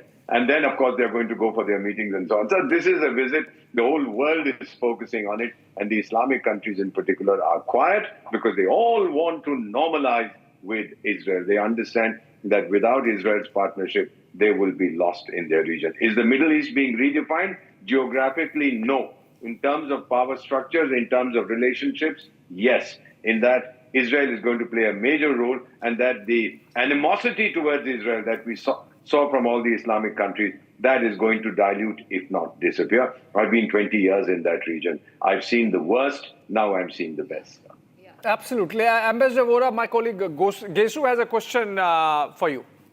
In Yes, fact, sir. Ambassador Vora, thanks very much for speaking to Republic. You know, this is a clear message. Defense deals on the card. We're talking the Iron Dome also, which has been, on the cards, at least in the talks right now. We're talking mid-air refuelers for the Indian Air Force and so much more. And Israel and India have been partners in defense. And in fact, their partnership only seems to be deepening after this visit. So talk about that also. This is a very loud message. The friendship between India and Israel is not just limited to diplomacy, but will also come down hand to hand in the military and in battlefields. You know, you have put it so beautifully, ma'am, that Israel's weaponry, whatever they've sold us, is battle tested. We know how good it is. Yes. The rubbish that Ting Tong has sold the Pakistanis, those don't fly at all. They're pretty useless. They're not battle tested. But let me say one other word of caution. You know, I'm 75, almost 75, 52 years in diplomacy. Defense is a major part of our relationship. But don't forget, in the 1990s, we had a thing called drip agriculture, which we got from Israel. And that boosted our output by 250%, 2.5 times, reduced water consumption by half. That was a major thing. Then in medicine, nuclear medicine, in sea exploration, in space, in education, in cyber security. Israel was not officially present at the AI Impact Summit in New Delhi recently, but Israel was everywhere. Their presence could be felt. So many Israeli companies, I met so many of them, setting startups with Indian companies, because Israel itself, 50 years ago, was this book called Startup Nation. Israel was a startup nation. Per capita, very large number of startups. Absolute terms, India produces 150 startups every day. So there is a synergy. There is a natural, may I say, a combination of friendship that we are seeing across all frontiers. It's not a single sector relationship, it's a multi-sector relationship. And India and Israel are showing the world what trust can achieve, man. Absolutely, Ambassador Vora, coming back to diplomacy, and that's your forte. And, you mentioned very rightly that none of those other nations in the Middle East, many of them antagonistic to Israel, some perhaps friendly now and wanting to become friendly with Israel, none of them have objected to Prime Minister Modi's visit to Jerusalem. Now, this also is a reflection of the manner in which India has made itself relevant to this geography of West Asia. If you look at Prime Minister Modi visiting Jordan and Oman in the month of December, we had External Affairs Minister visiting Jerusalem at the same time. We have had the Arab League Summit happening in New Delhi last month. 27 Arab countries, Arab nations participating, their foreign ministers participating. So obviously we are very relevant and salient to the geography now, and that's getting reflected when you say that nobody has objected to Prime Minister Modi visiting Jerusalem. You put it so brilliantly. So may I just add for the Arab League? It's something that I point out to all my Arab friends. Listen, guys, you are 22 countries. You speak one language, Arabic. We are one country. We speak 22 official languages. And they are stunned when I tell them this. So that is the strength of it. Those times are gone when we said ki Bharat ki Islamic population kya karegi, energy, etc. No. That doesn't determine our foreign policy anymore. Now we do it on the basis of our relationship with individuals. And the sooner they accept it, the better. Israel also understands. Many of its Western European friends have taken a different view and criticized it for what happened in Gaza. But India has stood solidly with Israel. And India supporting Israel, for Israel itself, for Bibi Netanyahu, Prime Minister Netanyahu, whom I've met, whom I've heard, sir, it's an amazing achievement that twice the Prime Minister now of probably one of the top 4 countries in the world, economically, militarily, diplomatically, has come and told the Israelis, we love you guys. We are here to see how we can carry our partnership forward. This in itself is a statement that is going to please a lot of people. I don't think it will displease anybody other than those jokers on our western borders. Yeah, I must leave now because I have to go somewhere else. But thank you ever so much. Thank you. Thank you so much, Ambassador Vora, for always perceptive and incisive with his comments when it comes to matters of diplomacy. And we are continuing live with the pictures coming in from the David Ben Gurion Airport. Ratna continues to be live with us. Gesu, you would want a question to Ratna?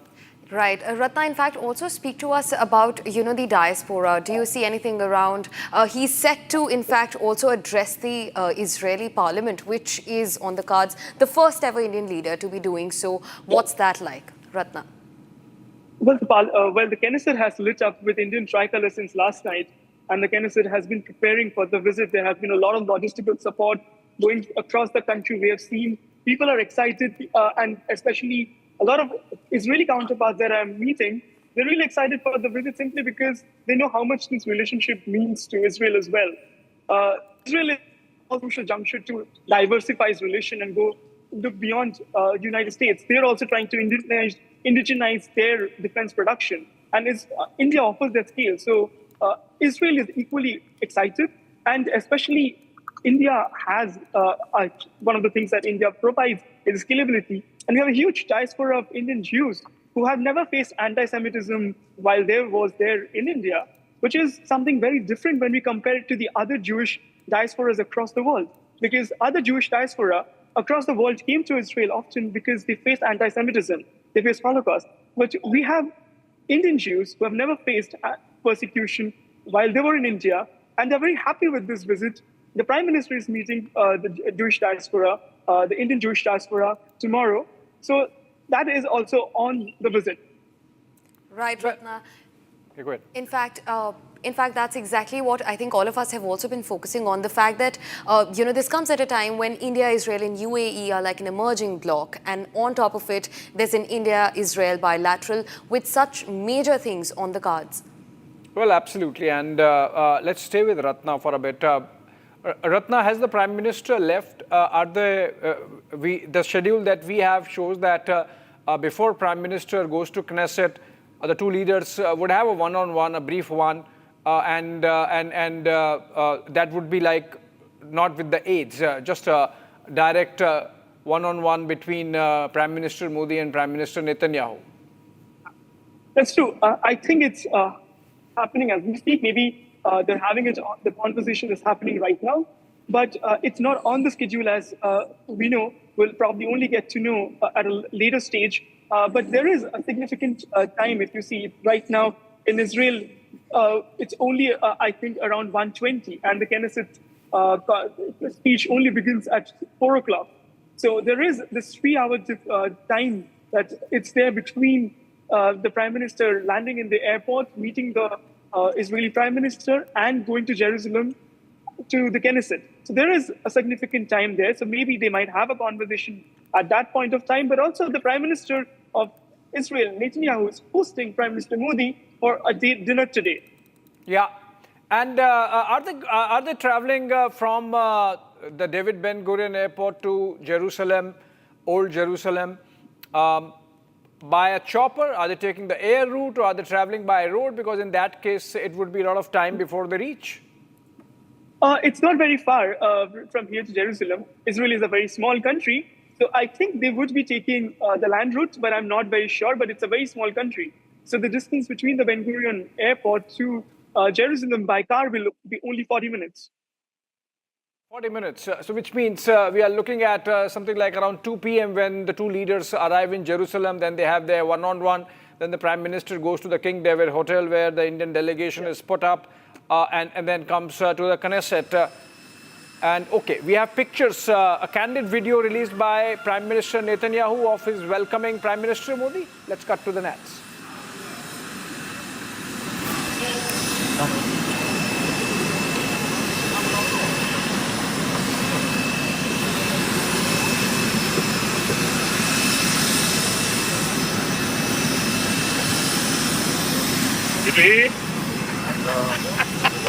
That's it. It's good to see you. No great affair. This is good. Wow. You see what you want? Look at the color. Thank you. I'm so hungry. And I miss India. What's down there? So, wonderful country. It's a wonderful leader. I know. It's because of you. It was wonderful. And welcome, my friend. Thank you. Welcome.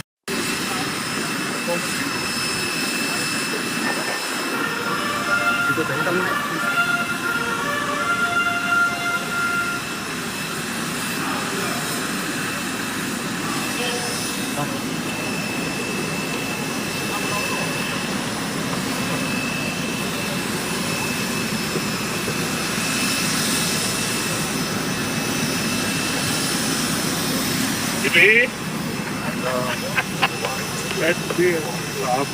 It's good to see you. No great affair. This is good. Wow. You see what you want? Look at the color. Thank you. I'm so hungry. And I miss India. What's down there? So, wonderful country. It's a wonderful leader. I know. It's because of you. It was wonderful. And welcome, my friend. Thank you. Welcome.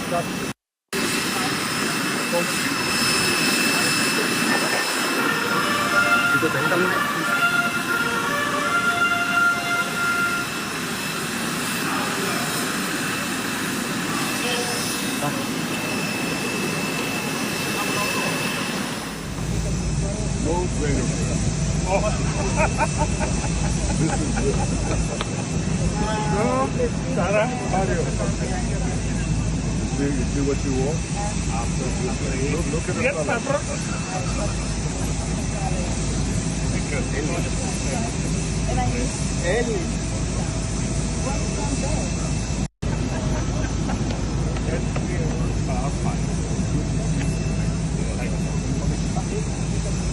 No great affair. This is good. Sarah, how are you? You see what you want? Look at the color.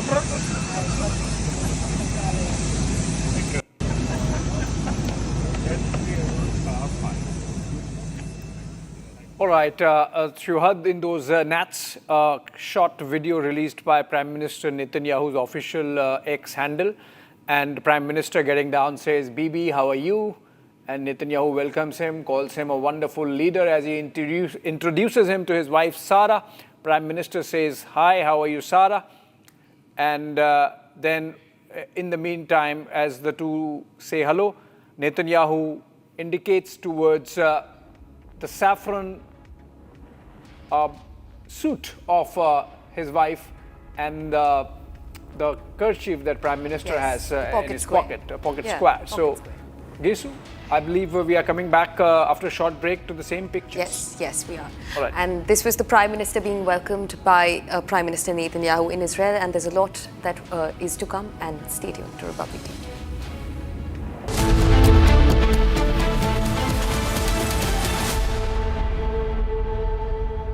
दादी के हाथों का जादू और खुशबू से महकता घर, माँ की मुस्कुराहट और खाने की सुगंध। MDH गरम मसाला, क्योंकि हर रिश्ता है स्वाद से जुड़ा। केसरिया से मन जोगी हुआ रे, दिल झूमे देखो मतवारा हुआ रे। केसरिया से मन जोगी हुआ। हर पल मनाओ केसरी त्योहार। विमल, बोलो जुबान केसरी। आर प्योर सूजी पास्ता उबालो मिलाओ और खाओ 8 मिनट में तैयार। क्या टेस्ट है सबका राजा R pure masala.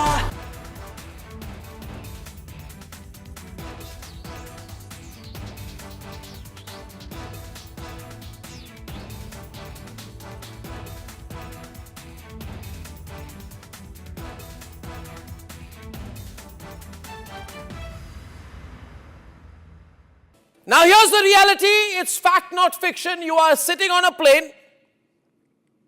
You're boarding the plane in the national capital of India for Leh at 6:08 in the morning. It's a SpiceJet plane.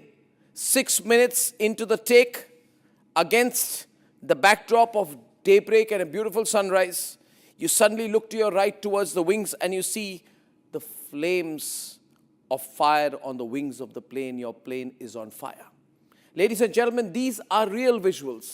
This is the reality that the Civil Aviation Minister does not want you to see. This is the reality SpiceJet does not want you to see. This is the reality DGCA does not want you to see. Because at the cockpit, at that very moment while you're sitting in the plane, there are calls of Mayday, Mayday, Mayday, Mayday. That is a flight emergency. The flight circles back. There's engine failure in one of the engines, lands at 6:49 p.m. Ladies and gentlemen.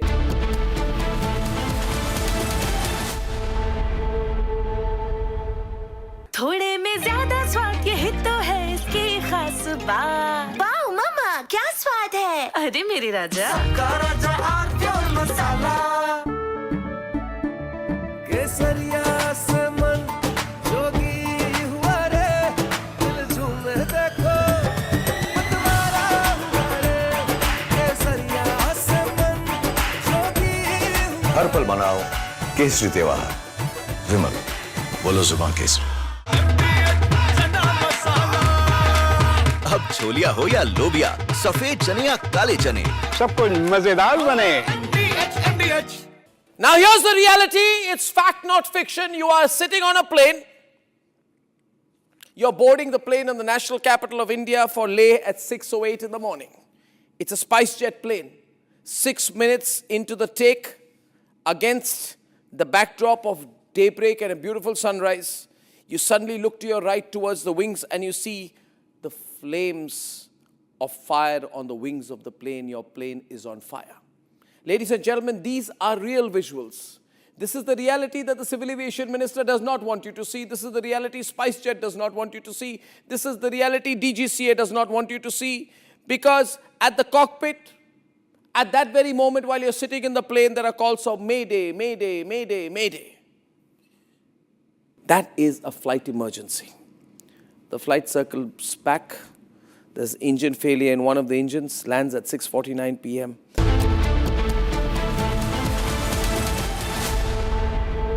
ये है secret recipe MDH का जीरा SIP जल जीरा मसाला। Sip sip जीरा sip जीरा sip MDH का jal jeera jeera sip MDH का jal jeera jeera sip. Our pure shahi paneer masala, delicious, healthy every day.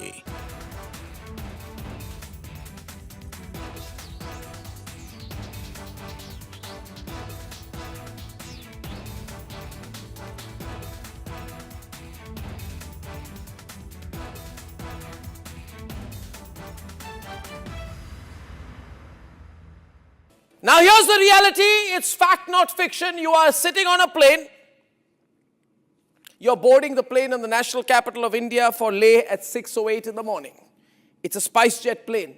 6 minutes into the take, against the backdrop of daybreak and a beautiful sunrise, you suddenly look to your right towards the wings and you see the flames of fire on the wings of the plane, your plane.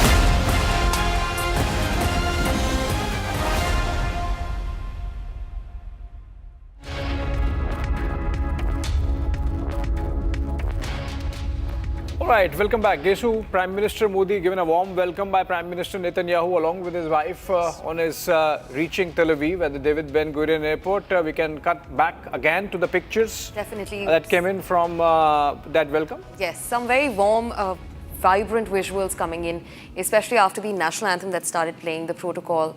But yeah, let's get the nats up.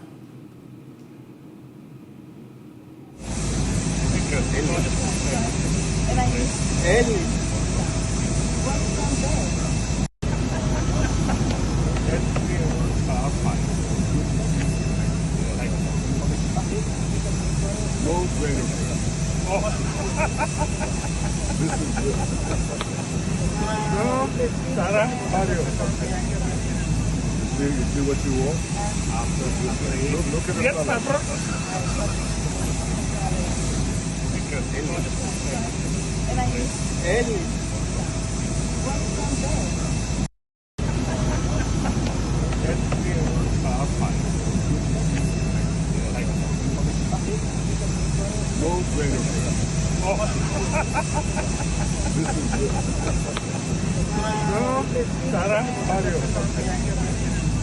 You see what you want?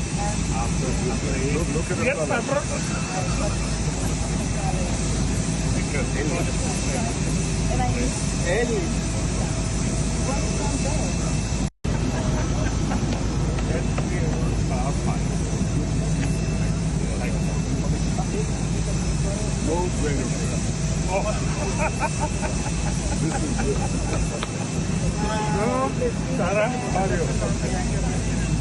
You see what you want? Look at the color.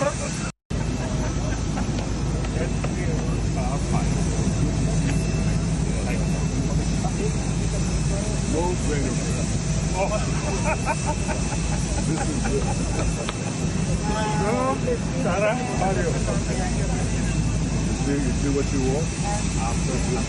Look at the color.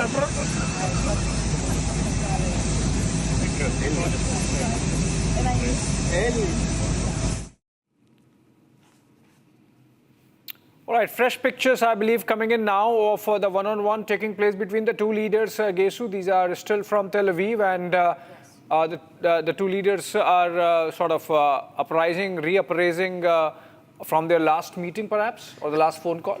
Yeah, absolutely. In fact, Prime Minister Netanyahu also released a very candid video of the welcome that actually goes on to show how, even though professional but personal, their bond is.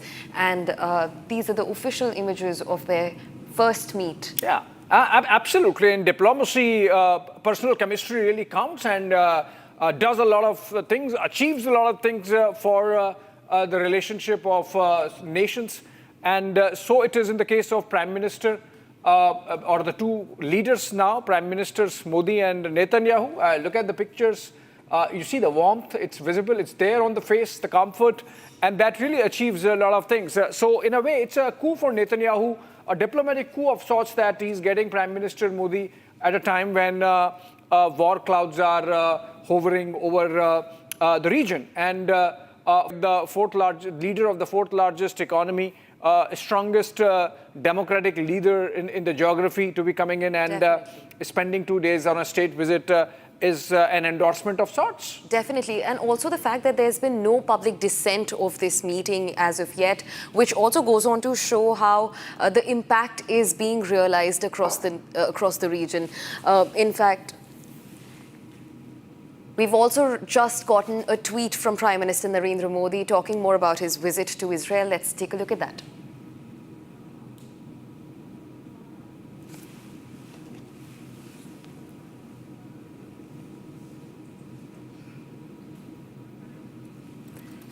Okay, these are pictures now posted by Prime Minister of the hug that happened just as he came down from his aircraft, saying hello to the Israeli Prime Minister.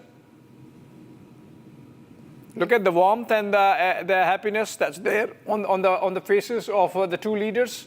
Okay, another picture posted by the Prime Minister, the animated short conversation that he had with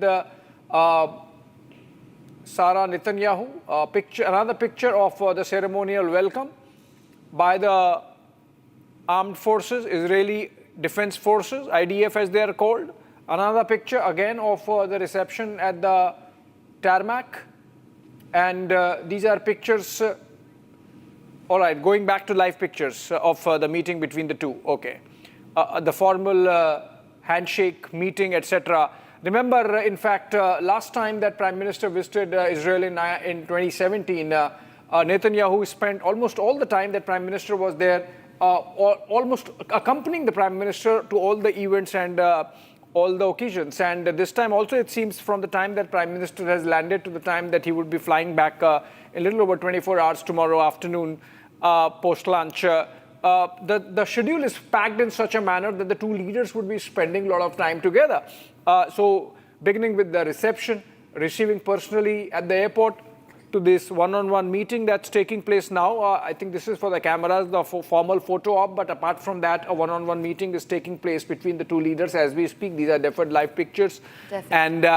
And then Prime Minister just heads to his hotel, the King David Hotel, and then again, after about 15 minutes, immediately he goes to the Knesset, where he's going to address the Israeli parliament. So, and then again, Prime Minister Netanyahu is there with him, and then the official private dinner at Prime Minister Netanyahu's Jerusalem residence in the evening. So, long time the two leaders spending together, Gesu, and they would be talking about the situation in the Middle East, West Asia for us, and they would be talking about India-Israel relationship. They would be talking about how to take it forward, crystal ball gazing as to how the events really pan out on the geopolitical, geo-economic front going forward, and how to coordinate steps, match steps, because we are very strong friends and allies, and the two leaders really get along very well, Gesu. In fact, Prime Minister Netanyahu also spoke about the alliance between India, Israel and the UAE.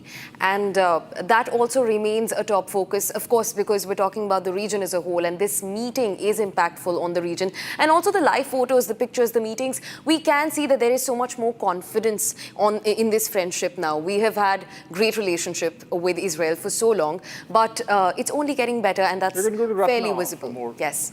Ratna joins us from outside the Tel Aviv airport, where Prime Minister Narendra Modi was received by Prime Minister Netanyahu and his First Lady, Sarah Netanyahu. Okay, Ratna, coming back to you. We have got pictures of the formal one-on-one meeting between the two leaders, a formal handshake and a conversation happening. I believe that was the formal bit of about 1 minute for the cameras. Off camera, they have already started their diplomatic engagement, Ratna. That's true. What we get to know that the Prime Minister Netanyahu and Prime Minister Modi directly went to the launch at the airport, where they had the first meeting, and after that they will be heading to Jerusalem, where the Prime Minister is expected to go to the King David Hotel, and from there to go to the Knesset. So this shows the proactiveness and the outreach for both the leaders, because they had the engagement already at the airport at the launch.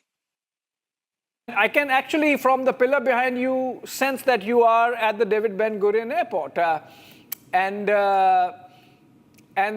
Last time the Prime Minister came, he visited the memorial of David Ben Gurion, in many ways the father of the modern Israeli nation.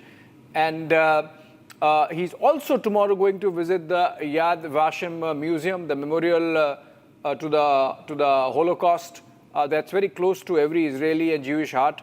Because of the memories that it brings back, the haunting memories rather, it brings back to their hearts and minds of what the Jews had to go as a nation, as a society, as a race, and that nothing like that should ever happen again. Ratna, looking at the events lined up from here on till the time Prime Minister emplanes for New Delhi tomorrow, are you looking at the possibility that the two nations could really upgrade the ties from just strategic ties to a special strategic partnership or a comprehensive strategic partnership?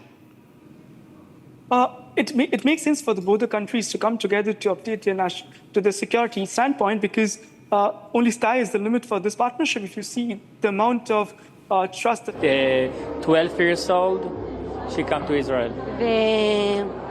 אני היום זוכה להיות זמרת של להקת שלווה, ויש לי חברים מדהימים.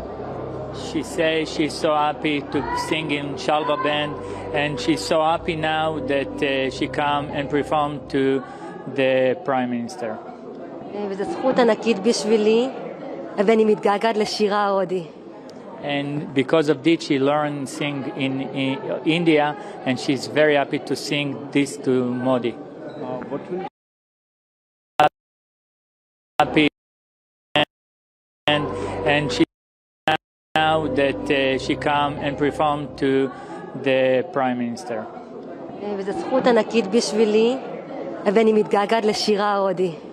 And because of this, she learned sing in India, and she's very happy to sing this to Modi. What will she be performing?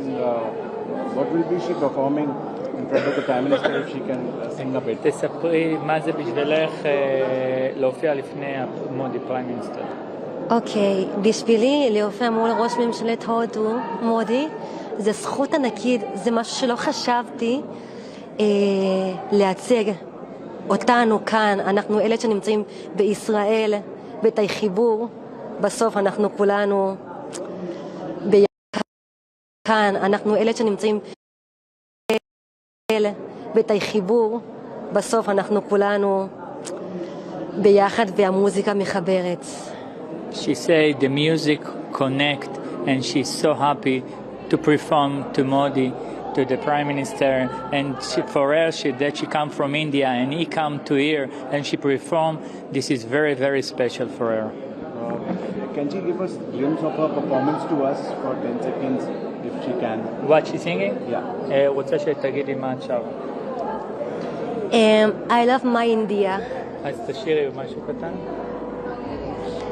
Ma'am, your name? Tell us about yourself, please.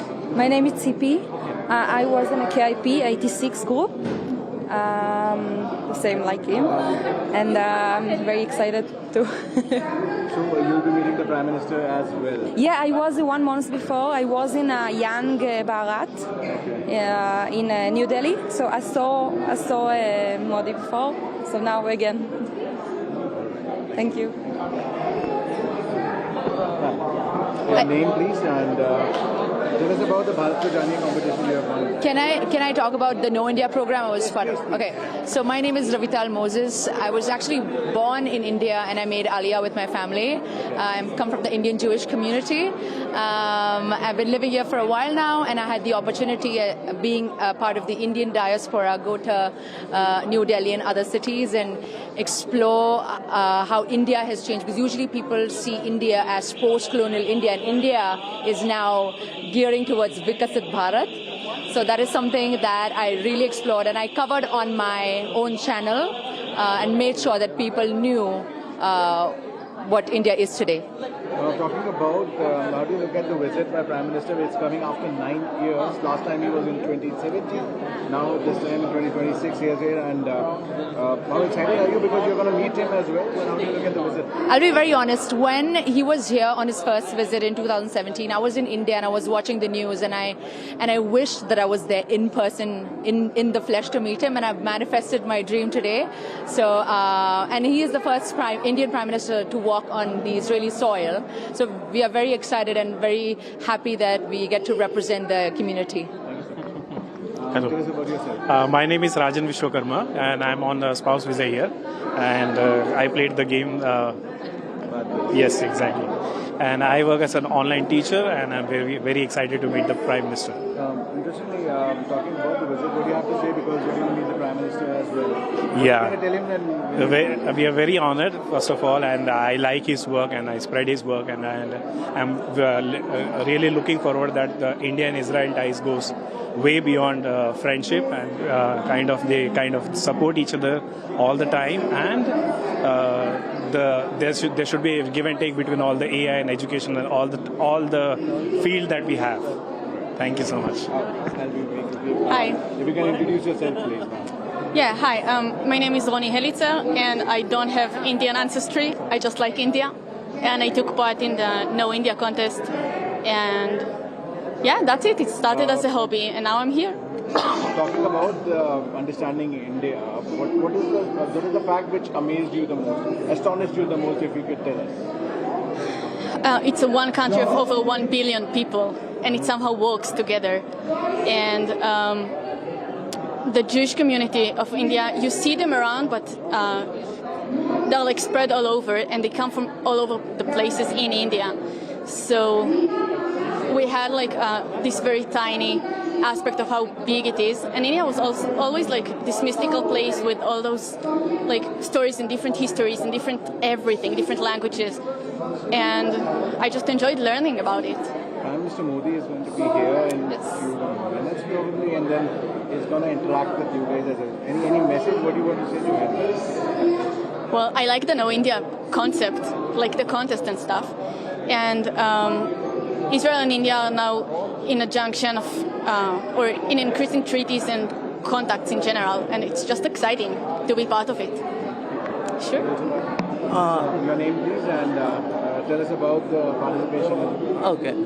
So my name is Anirudh Bera. I'm doing my PhD in Tel Aviv University in Cancer Biophysics.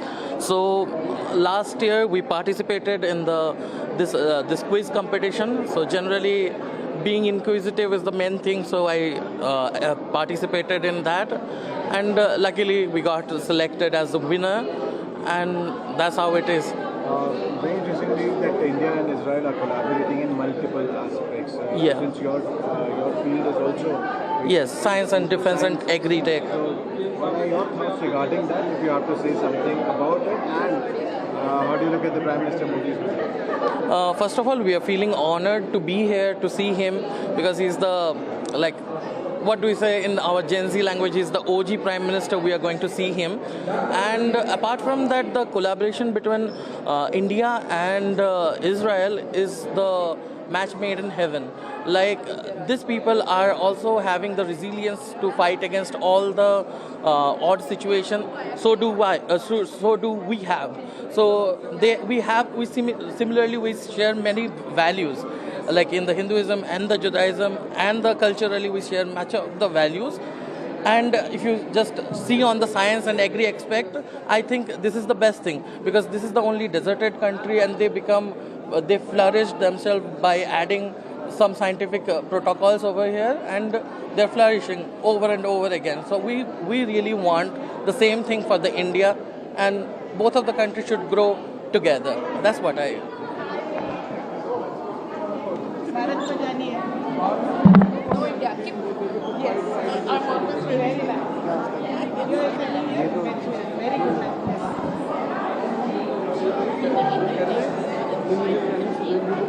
The diaspora seems extremely excited. In fact, not just Indian origin people, but also lots of Israelis. The rumors full of people who are just waiting for Prime Minister to start his address. In fact, that's scheduled at around 4:30, which is 8 p.m. Indian Standard Time today, where we will watch Prime Minister Narendra Modi, who will be the first ever Indian leader to address the Parliament of Israel, the Knesset.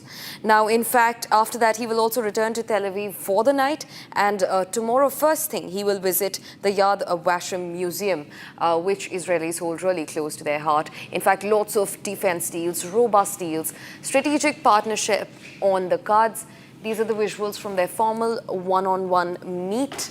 In fact, this happened right after Prime Minister Netanyahu, along with his First Lady, Sarah Netanyahu, welcomed Prime Minister Narendra Modi personally at the Ben Gurion airport, like they did even back in 2017, when Prime Minister Modi became the first Indian leader to visit Israel to begin with. In fact, these relations have been in place since 1992, but began to flourish since 2014. She come from India, from Manipur, from Shevet HaMenashe. She come to Israel, but she live in India, in place that called Manipur. נולדתי עם בעיית ראייה, איבדתי את הראייה שלי עד גיל 6. In the beginning, she see, and after 6 years, she stopped to see, and she's blind now. לספר לבית ספר? לא, נכון. והגעתי בגיל התבגרות לארץ ביחד עם הקהילה. She came to Israel from India when she was something like 12 years old. She came to Israel. ואני היום זוכה להיות זמרת של להקת שלווה, ויש לי חברים מדהימים. She says she's so happy to sing in Shalva band, and she's so happy now that she come and perform to the Prime Minister. וזו זכות ענקית בשבילי, ואני מתגעגעת לשירה ההודי. And because of this, she learned sing in India, and she's very happy to sing this to Modi. What will she be performing? What will be she performing in front of the Prime Minister if she can sing a bit? תספרי מה זה בשבילך להופיע לפני מודי, Prime Minister. אוקיי, בשבילי להופיע מול ראש ממשלת הודו, מודי, זה זכות ענקית, זה משהו שלא חשבתי להציג אותנו כאן. אנחנו אלה שנמצאים בישראל, בתי חיבור, בסוף אנחנו כולנו ביחד והמוזיקה מחברת. She said the music connect, and she's so happy to perform to Modi, to the Prime Minister, and for her that she come from India and he come to here and she perform. This is very, very special for her. Can she give us a glimpse of her performance to us for 10 seconds if she can? What she's singing? Yeah. רוצה שתגידי מה עכשיו. I love my India. אז תשאירי משהו קטן. I love my India, वतन मेरा India, ये दुनिया. So. Thank you very much. Thank you so much.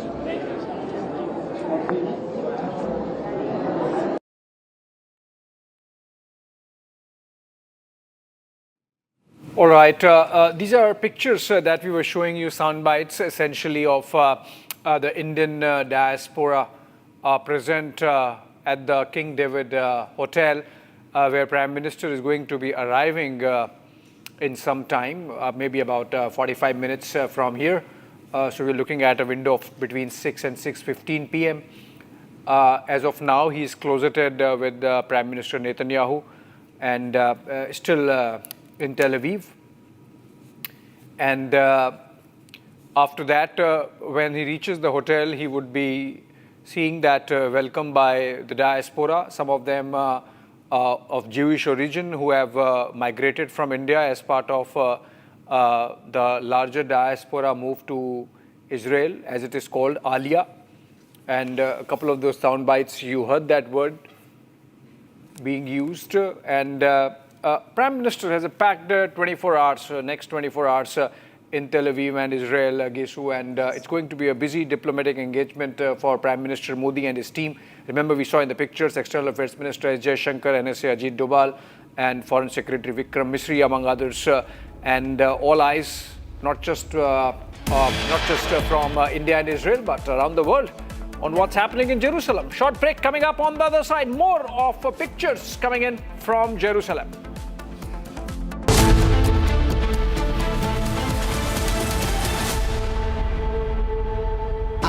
Pure suji pasta उबालो मिलाओ और खाओ 8 minute में तैयार क्या टेस्ट है सबका राजा हार्डकोर मसाला केसरिया से मन जोगी हुआ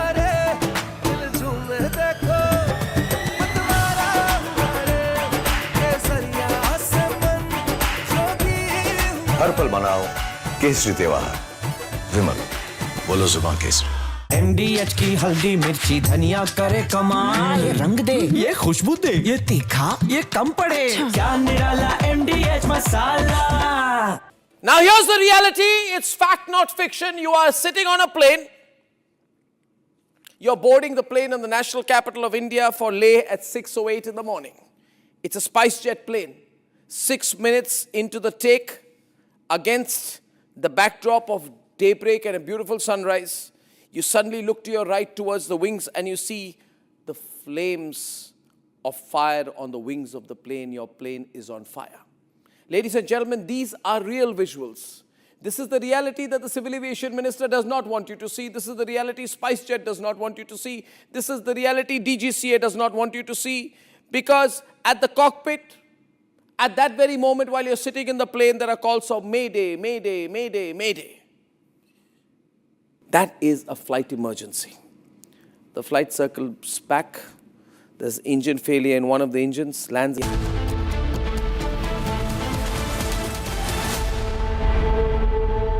थोड़े में ज्यादा स्वाद ये तो है इसकी खास बात. वाओ मामा, क्या स्वाद है? अरे मेरे राजा. राजा और प्योर मसाला. केसरिया से मन जोगी हुआ रे, दिल झूमे देखो मतवारा हुआ रे. केसरिया से मन जोगी हुआ. हर पल मनाओ केसरी त्योहार विमल बोलो जुबान केसरी. आधे बाउल दही में 4 चम्मच MDH चटनी पुदीना मसाला डाला, स्टर करो, पुदीना चटनी तैयार. MDH चटनी पुदीना मसाला. MDH.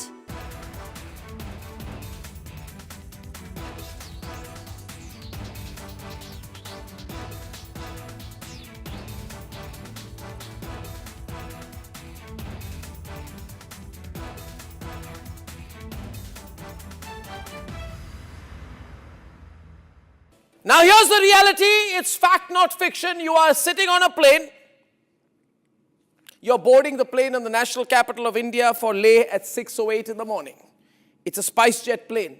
6 minutes into the take, against the backdrop of daybreak and a beautiful sunrise, you suddenly look to your right towards the wings and you see the flames of fire on the wings of the plane. Your plane is on fire. Ladies and gentlemen, these are real visuals. This is the reality that the Civil Aviation Minister does not want you to see. This is the reality SpiceJet does not want you to see. This is the reality DGCA does not want you to see.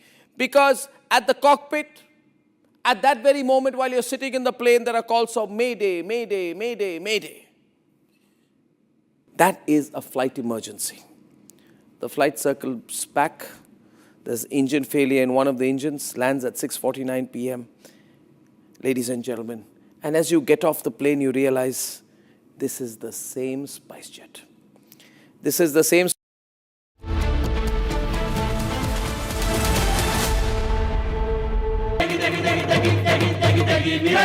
MDH की देगी मिर्च. देगी मिर्च का तड़का, अंग अंग फड़का. MDH की देगी मिर्च.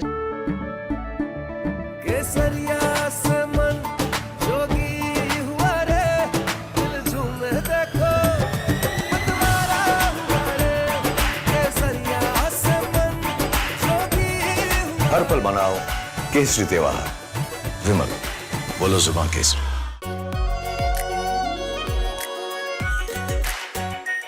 Are pure shahi paneer masala, delicious, healthy every day. Now here's the reality. It's fact, not fiction. You are sitting on a plane. You're boarding the plane in the national capital of India for Leh at 6:08 in the morning. It's a SpiceJet plane. 6 minutes into the take, against the backdrop of daybreak and a beautiful sunrise, you suddenly look to your right towards the wings and you see the flames of fire on the wings of the plane. Your plane is on fire. Ladies and gentlemen, these are real visuals. This is the reality that the Civil Aviation Minister does not want you to see. This is the reality SpiceJet does not want you to see. This is the reality DGCA does not want you to see. Because at the cockpit, at that very moment while you're sitting in the plane, there are calls of Mayday, Mayday, Mayday, Mayday. That is.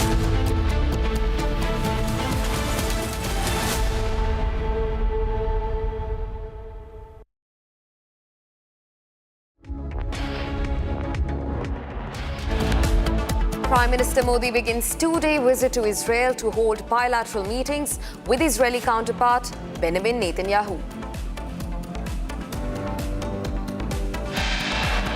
Prime Minister Modi was received by the Israeli Prime Minister Benjamin Netanyahu and his wife Sarah at the Ben Gurion airport, receiving ceremonial welcome in Tel Aviv.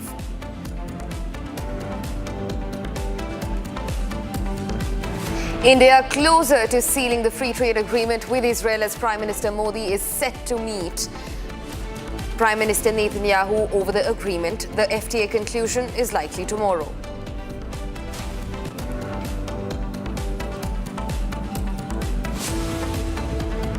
Pakistan and India would have been a nuclear war. 35 million people said the Prime Minister of Pakistan would have died if it were not for my involvement. Donald Trump in his State of Union address claims had he not intervened, 35 million would have died in the Indo-Pak war.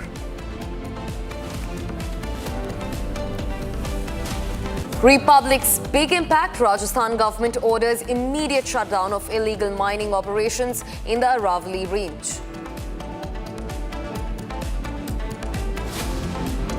Shooter's uncle in Bulandshahr has been detained by the police in the shooting case of 8-year-old Riansh. No black box found on plane that crashed in Jharkhand involving Redbird Airways aircraft.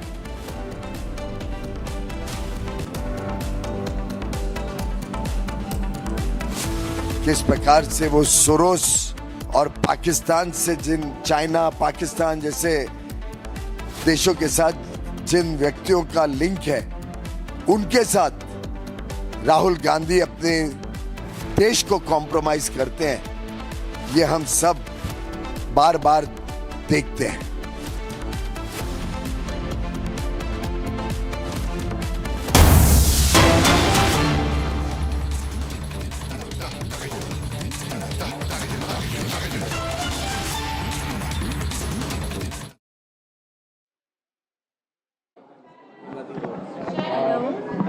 Hello, hi, nice to meet you. Yes, of course, Josephine Joseph Sapir. I'm a Jerusalem's district food inspector, responsible for all the manufacturing food companies in the district in Jerusalem and licensing of restaurants and factories from the Ministry of Health. You are in a very important community of Indo-Jewish community representing. Yes. What do you have to say regarding the connect with India and Israel? You are the ambassador in that way. What do you have to say regarding Yes, of course. For many, many years there is a big cultural and also business connection. We are in a very good a place with India and the embassy. There are many parties and many gatherings and events that actually express the collaboration between Israel and India. I can say every second month there is something. So the bond is very strong. And me, my parents are original from India. I was born in Israel, but my bond with the India and the Indian community and the culture is stronger than ever. Ma'am, can you introduce yourself? Namaste. My name is Alisa Eshet Moses, originally Nagauker, of course. Yeah. My connection to India is my father is from Maharashtra. We are Bnei Israel. And well, the connection to India is really special. I do a lot of projects in India. I work with RVS in India, and we try to make the education better in India. In Israel, I give lectures and try to make Israelis understand what is India, what is the best place about India. Now, India, we always say it's in our deal, it's in our heart. So the connection with Prime Minister Modi is like having our second father coming to visit us. So, yes, thank you. Hello, Namaste. I am Eva Talegaonkar. We migrated to Israel in 1988 and we are now very much excited to meet Mr. Modi. We are waiting to see him. And here in Israel, we do most of the we have traditions which we used to follow in India, we still follow in Israel. We have Indian, for Mehndi and all, we have Mehndi, Indian costume, and all, we will never forget that we were in India, and in India we were never felt anything. We always felt that we belong, and we really love India, and mostly every few years we go and visit our friends and families in India. You're going to be the Prime Minister as well very shortly. What are you going to tell him or going to say to him when you're going to meet the Prime Minister? I will tell him that he is doing a wonderful job. He has changed India. He is not only for the rich, but from the very downtrodden people, he tries to lift them up. We really love him, and we love what he's doing. Hi, my name is Orna Ruben, and I born in Israel actually, and my parents born in India. And I'm very proud to be part of this community, Israeli community, Indian people they come from India. So I'm very proud. I'm a teacher, and I make a room of Indian culture in my school. And my students very excited to learn about India, the heritage of India and everything. And I want to say to Mr. Modi, welcome to Israel. We really appreciate you, and we like you. And I hope there is our ties will be stronger with India and Israel. It will relationship, a good relationship. Thank you.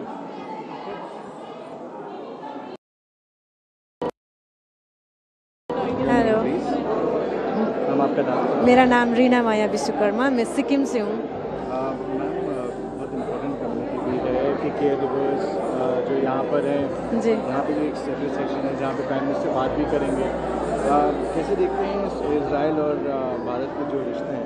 रिश्ते हम लोग तो बहुत एक friendship अच्छा वाला relation से ऐसे देखते हैं। अभी तक तो अच्छा ही है, क्योंकि good relationship with between Israel and our country. Visit कर रहे हैं, उनको आप क्या कहेंगे और ऐसे क्या कहना चाहेंगे इस विजिट पर? फर्स्ट ऑफ ऑल वेलकम के लिए बैठा हूँ हम लोग। पीएम सर को मैं यही बोलना चाहता हूँ कि हम लोग एज अ केयर गिवर एक काम करने के लिए आए हैं यहाँ पर। India is our motherland, you know, and this is ये हमारा है कर्म भूमि, और जितना इंडिया को प्यार करते हैं उतना ही प्यार करता हूँ इजराइल को भी हमेशा यही प्यार आगे रखना चाहता हूँ। और प्राउड टू बी इंडियन, हमेशा दिल में इंडियन हूँ, इंडियन ही रहेगा। जय हिंद, जय भारत।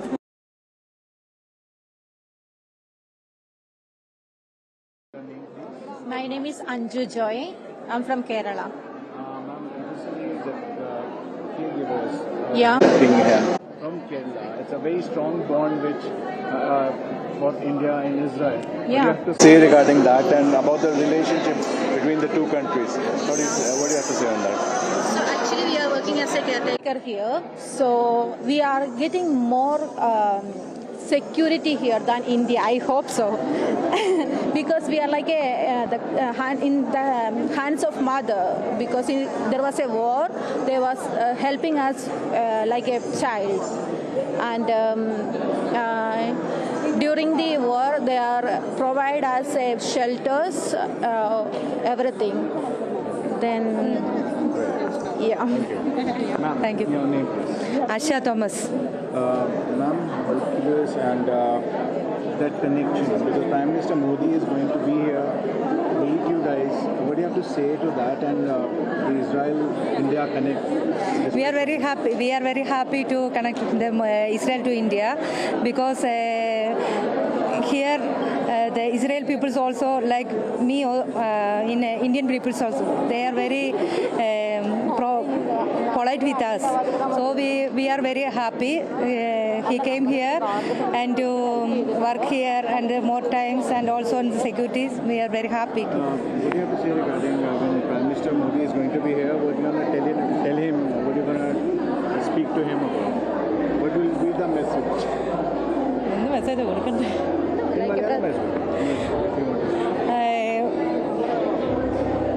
പ്രൈം മിനിസ്റ്റർ ഇവിടെ വരുമ്പോൾ ഞങ്ങൾ എല്ലാവർക്കും ഇവിടെ ഒരുപാട് സെക്യൂരിറ്റി കിട്ടുന്നുണ്ട്.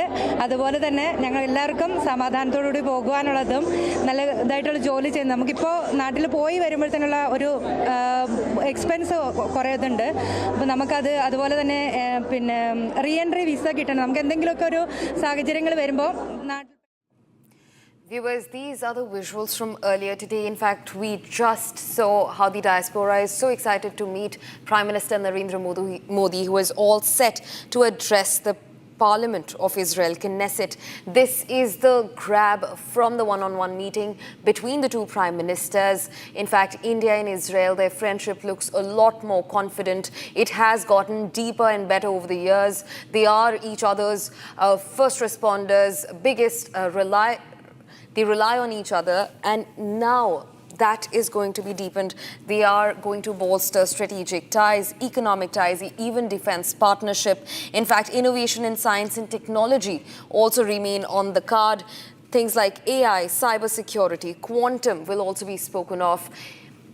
In fact, Prime Minister Narendra Modi will become the first Indian leader to address the Israeli parliament. In fact, let's listen into more reactions that we're getting from Israel. We are working together actually for 10 years. This is one of our newest pieces about Mahakali. The last 2 years? 2 years ago we started. And talking about this Indian connect, you are from Israel, but you are learning and you've learned the Indian classical dance. What attracted you to the Indian culture? Falling in love? Yeah, well, it's hard to say, but it was.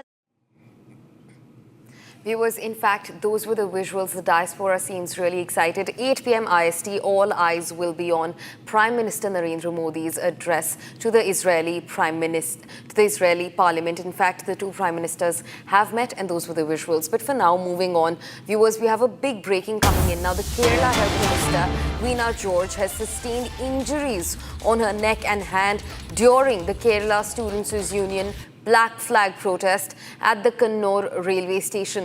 The incident occurred near the ticket counter when the minister arrived to board the Vande Bharat train. Amid the protest, the minister was injured and later also shifted to the Kannur district hospital for treatment. Further, in the incident, her travel was cancelled because of her injuries. Now remember, viewers, these are the visuals on your screens. The protests against the minister have been taking place at several locations in Kannur in recent days. Let's take a look at this visual closely.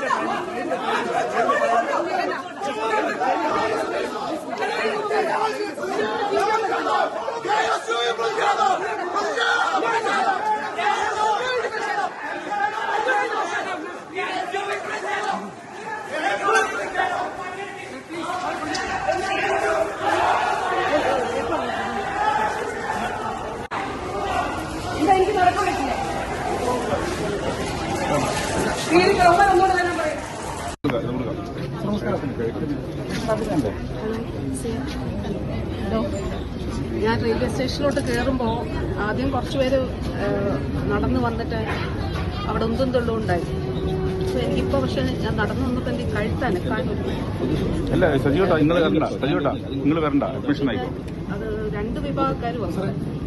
അല്ല admission ആക്കാൻ ഏർപ്പാടാക്കാം.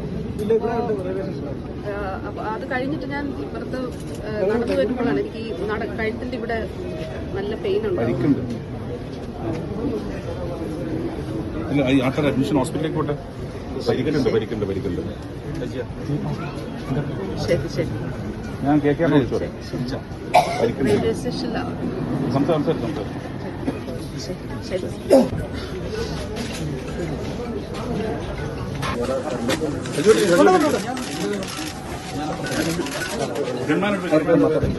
ಗಾಡಿಯಲ್ಲಿ ಬರ್ದಿಲ್ಲ.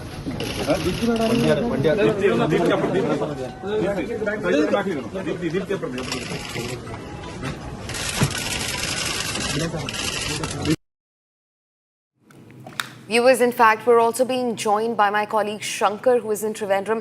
Shankar, speak to us about what's been happening. These protests are not new. This is not the first time that a protest is happening, but this did turn violent. Talk to us about this, Shankar. Yes, the protest in Kerala against the health minister has been happening for the last few days. In Kerala, in various parts of Kerala, in various hospitals, several cases of medical negligences were reported even today from Thrissur Medical College and even a hospital in Chenganu and even from Thiruvananthapuram. As many over 6-7 cases of medical negligence cases were reported from various parts of the state for the last couple of days, and it has been continuing. And the opposition parties were blaming absolute criminal medical negligence was the cause of this mess, and blamed the health minister for the entire mess. And the protest was taking place even at the house of the health minister. And 2 days back, the official residence of the health minister, Veena George, was led siege by these youth congress and KSU workers. And today, she was in Kannur to inaugurate a hospital with the chief minister, and the alleged attack against her took place while she was coming back after the inauguration at Kannur railway station. A group of KSU and Kerala Students Union, the student wing of the opposition Congress party in Kerala, and the youth Congress workers, they all were waiting for her arrival at Kannur railway station. When she entered the platform, these protesters ran towards her, chanting slogans and waving black flags against her. In the meantime, there was a scuffle between the police, the cops, and even the protesters. And in the meantime, this minister was trapped in between the cops and even the protesters, and she was injured on her hand and on her neck, and she was soon hospitalized by the cops. And the Kerala speaker N. Shamsir was also at the railway station, as they were planning to go back to Thiruvananthapuram after the inauguration of the hospital in Kannur in Vande Bharat Express train. Yeah. After this attack against her, she cancelled her journey, and the CPM is planning to hold massive protests across Kerala against the attack against the minister. Right, Shankar. In fact, continue being with us. We're getting another big breaking development also from Kerala. Now, the Kerala High Court has asked filmmakers not to release the movie yet. We're talking about the Kerala Story 2. Now, the filmmakers have been asked to not release the movie till the matter is decided upon. In fact, today, the first round of court proceedings were ongoing. However, they couldn't be completed, and another round is scheduled tomorrow. But for now, the Kerala High Court has asked the filmmakers of Kerala Story 2 to not release the film until the matter is decided. Shankar, my colleague, continues to join us from Trivandrum. Shankar, the latest development, just round one of talks today, and the court has already ordered for the film to not be released. Shankar. Yes, the Kerala High Court was hearing the plea filed by Sridev Namboothiri to seeking to ban the release of the movie, the second part of the movie Kerala Story today. And after nearly 30 minutes of arguments from the defense and even from the petitioner, the court posted for further orders and further hearing on the matter. On Thursday morning, a final order can be expected tomorrow morning. the defense part, the defense part represented by the officials of CBFC, the producer, and even the officials of Union Government of India were expressing before the court that there is no need for any screening or there is no need for banning the release of the movie, as it was not just based on the incidents in Kerala. It covers a whole lot of incidents from across the country, and there is nothing wrong in the contents that harm the reputation of the state, as alleged by the petitioner. The petitioner, Sridev Nambudri, alleged that the story is full of misinformation and it spreads lies about the state of Kerala. It was also stated before the court that the story spread religious hatred and affects the religious fabrics and the religious harmony of the state negatively. However, the producer of the movie said that the petitioner says this only after seeing just a 2-minute teaser, and he cannot there is no validity, there is no credibility in his words, and he said it was after a full process of screening by the expert panel of CBSE. The screening of the movie was permitted, and there is nothing objectionable in the movie as alleged by the petitioner. After over 30 minutes of hearing from the side of petitioner and even the defense, the court posted the matter for final order on Thursday, and the court may decide whether the court will decide whether to ban the release of the movie, or it will take a decision to screen first and will decide on the release later.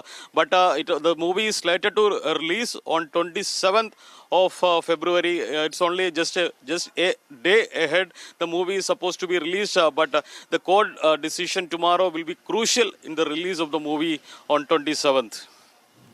Right, Shankar, thanks for getting us the latest on the matter. Viewers, quickly shifting focus to what's happening in Bulandshahr. Now, we have an exclusive footage that has emerged of the shooter in the Bulandshahr celebratory firing case. These are the visuals on your screens where the shooter can be seen casually firing shots in the air.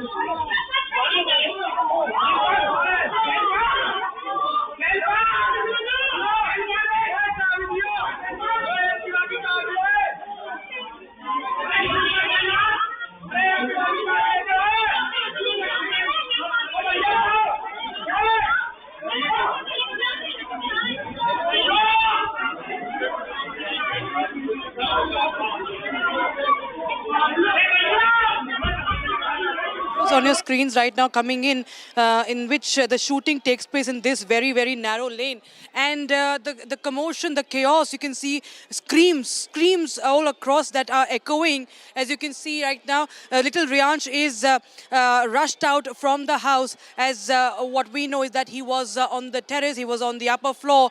And then right after that loud bang of that gunshot, he got injured, and his father, you can see Riyansh's father, is carrying him on his shoulders, and he's lying unconscious in blood, and he's rushed out of the house. The people, bystanders, all of them from the neighborhood, from the neighboring buildings. One of the women in yellow are the sister. One of them are from the accused family as well. You can see some women who are from the house, from the family of the accused as well. Once they hear the commotion, once they hear loud screams from across this very, very narrow street, they all rush out. You can see many bikers also there standing and witnessing that tragedy unfold. And little Riyansh is rushed out from that little lane. So Republic TV has accessed this fresh video that has emerged in this shooting that happened in Bulandshahr in the name of celebratory firing. 8-year-old Riyansh just right now struggling for his life. He is battling on the ventilator at Fortis Hospital in Noida, and he remains critical right now. He is on life support, and this is the moment when tragedy struck, when that bullet struck, and he was rushed out by his father while his mother was unconscious. His mother was in despair. She shouted, and she was lying unconscious inside, what I'm told. And this is the fresh footage you can see. We'll be right back with more footage, with more details on this footage, on this incident that we are closely tracking on Republic TV. Stay tuned, don't go anywhere.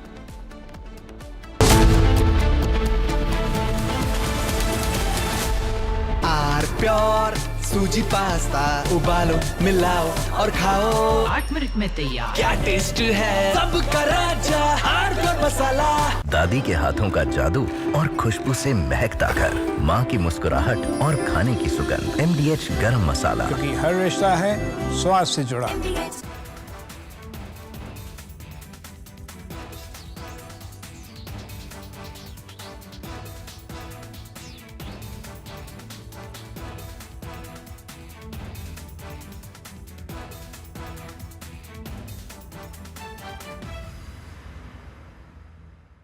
Now here's the reality. It's fact, not fiction. You are sitting on a plane. You're boarding the plane in the national capital of India for Leh at 6:08 in the morning. It's a SpiceJet plane. 6 minutes into the take, against the backdrop of daybreak and a beautiful sunrise, you suddenly look to your right towards the wings and you see the flames of fire on the wings of the plane. Your plane is on fire. Ladies and gentlemen, these are real visuals. This is the reality that the Civil Aviation Minister does not want you to see. This is the reality SpiceJet does not want you to see. This is the reality DGCA does not want you to see. Because at the cockpit, at that very moment while you're sitting in the plane, there are calls of Mayday, Mayday, Mayday, Mayday. That is a flight emergency. The flight circles back. There's engine failure in one of the engines, lands at 6:49 p.m. Ladies and gentlemen, and as you get off the plane, you realize this is the same SpiceJet.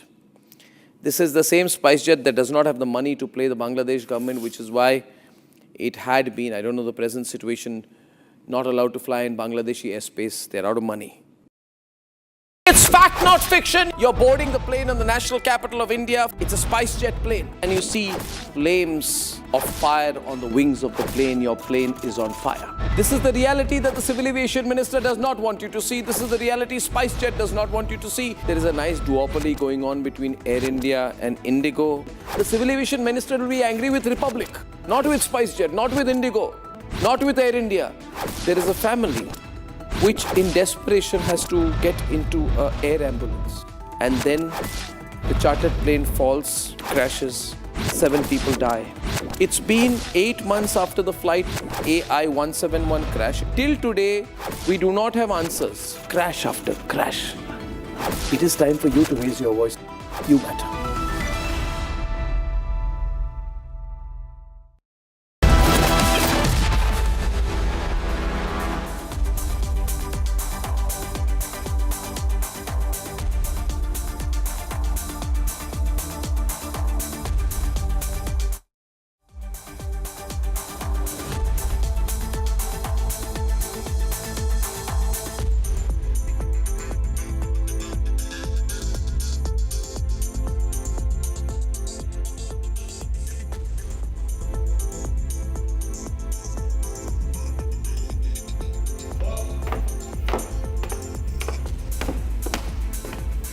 Hello and welcome. You're watching 6 Stories at 6 on Republic. I am Mr. Mitra and this is the show where we get you the top stories of the day. Now viewers, first up, Prime Minister Narendra Modi has landed in Israel. He was received at the airport by Israeli Prime Minister Benjamin Netanyahu and his wife Sarah Netanyahu. A short while ago, our senior executive editor Abhishek-Ariela explains the strategic partnership between India and Israel. Next up, we talk about how the US President Donald Trump in his State of the Union address made some big claims exposing Pakistan on the global stage. Now, Trump said Pakistan Prime Minister told him that had it not been for his intervention, 35 million people would have died. Now, we also discuss how an 8-year-old Rayansh continues to battle for his life while the pressure builds up and the police have now arrested the uncle, but the shooter still remains at large. We also discuss how 4 people have been arrested in the 590 crore rupees IDFC First Bank fraud. Haryana State Vigilance and Anti-Corruption Bureau made the arrest on Friday evening as part of the ongoing investigation. Now viewers, after 2 incidents of racial abuse came to light, chief ministers of the northeastern states have now spoken out strongly against it. The racist couple has been arrested in the Delhi case, and the question being, are the arrests enough? All that and more lined up for you ahead in our show. Starting also, in fact, we're going to cover the fact that Uttar Pradesh Chief Minister Yogi Adityanath signed a memorandum of understanding worth about rupees 11,000 crore with several Japanese companies on the first day of his official visit to Japan. It is aimed at boosting industrial investment and manufacturing growth in the state. All that and more lined up for you in the show ahead. All right, we are starting with as Prime Minister Modi visits Israel, defense ties between the two countries are consequential than ever. The India-Israel defense channel is now defined by high-end, high-utility systems. Over 2022-2024 period, India's purchases from Israel are concentrated in advanced technology, dense categories that directly shape its deterrence and response time. Now, the upcoming deal is reported to be at rupees 8,000 crore. Let's understand what is on the cards for India from this latest visit of Indian Prime Minister. The expectations are that we are going to see a comprehensive upgrade in India-Israel ties. Not that they are in any manner neglected or weak, they are already very strong and enduring. But with this state visit, we are going to see a tremendous push coming in to the next level. That's how our contacts are really projecting it. This state visit of Prime Minister Modi to Israel, where the two leaders, Prime Minister and his Israeli counterpart Benjamin Netanyahu, are going to review what has been achieved over the last decade or so since the two made a mutual visit to each nation. So Prime Minister Modi visited Israel in 2017. Prime Minister Netanyahu reciprocated it with 2018 visit in the month of January. And since then, because of the COVID break, those bilateral visits have not taken place, and it's happening now. And you can expect that, given the fact that it is happening in the backdrop of Operation Sindoor, and Israel was one of the first countries to condemn Pahalgam terror attack, and it's not hidden the defense, existing strong defense partnership in terms of a joint collaboration on technological exchange and weapon systems purchases. I think you're going to see tremendous focus on that. Generally, when you talk about India-Israel, that remains under the spotlight, though of course there are other aspects like agriculture, like innovation, like technology. And remember, Israeli exports, technology remains a key component of Israeli exports, particularly in the cyber domain. So you're going to see a lot of push happening there during the visit on all these fronts. Prime Minister personally, Ishita, has had a long connect going back to his days as Chief Minister of Gujarat when he visited Israel in 2006. Since then, he became the first Prime Minister of the country to be visiting Israel, and that itself was a statement of sorts being made by Narendra Modi.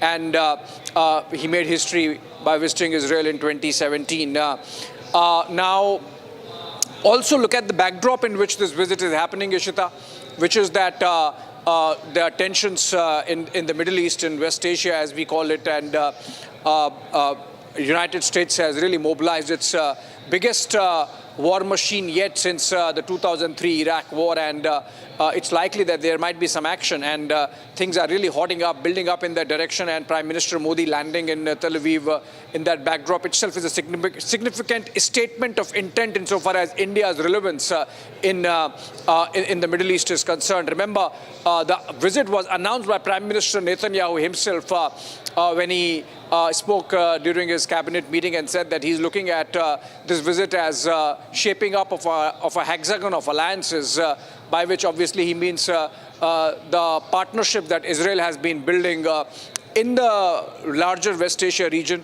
specifically the Muslim world, including the possibility of Saudi Arabia joining the Abraham Accords at some stage in future, not immediately because of the tensions prevailing.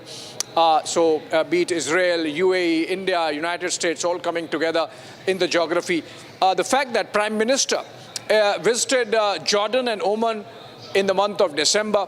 Then in the month of January, we had UAE's President MBZ arriving in New Delhi. And then in the month of January, again, we had, in the month of February, in fact, we had the Arab League Summit taking place in New Delhi with the 27 Arab countries and their foreign ministers arriving, and that really shows the kind of salience India has really achieved with quiet diplomacy in the geography and Prime Minister's visit to Israel. So while on the one hand we have good relationship with Jordan, on the other we continue to emphasize that Palestine and the human rights of Palestinians need to be taken care of, even as India solidly backs Israel on its war against Hamas. Now we are shifting focus. US President Donald Trump's State of the Union address exposed Pakistan on the global stage. Now clearing all the doubts and disseminating his own claims that India requested US to mediate between India and Pakistan conflict during Operation Sindoor. US President now says that Pakistan Prime Minister told him that 35 million people would have died if it was not for his intervention in the conflict, confirming that Pakistan in fact begged the United States for intervention. Take a look at this report. Trump was delivering his State of the Union address, taking on Democrats, boasting about his crackdown on illegal immigration and his drill baby drill agenda. But watchers of foreign policy were amused at what Trump had to say about Pakistan. Trump, while speaking on the standoff between India and Pakistan in May last year, said Pakistan Prime Minister Shehbaz Sharif begged in front of US President Donald Trump to stop the war. Trump told joint session of US Congress that Pakistan Prime Minister Shehbaz Sharif told him 35 million people would have died if it were not for Trump's involvement.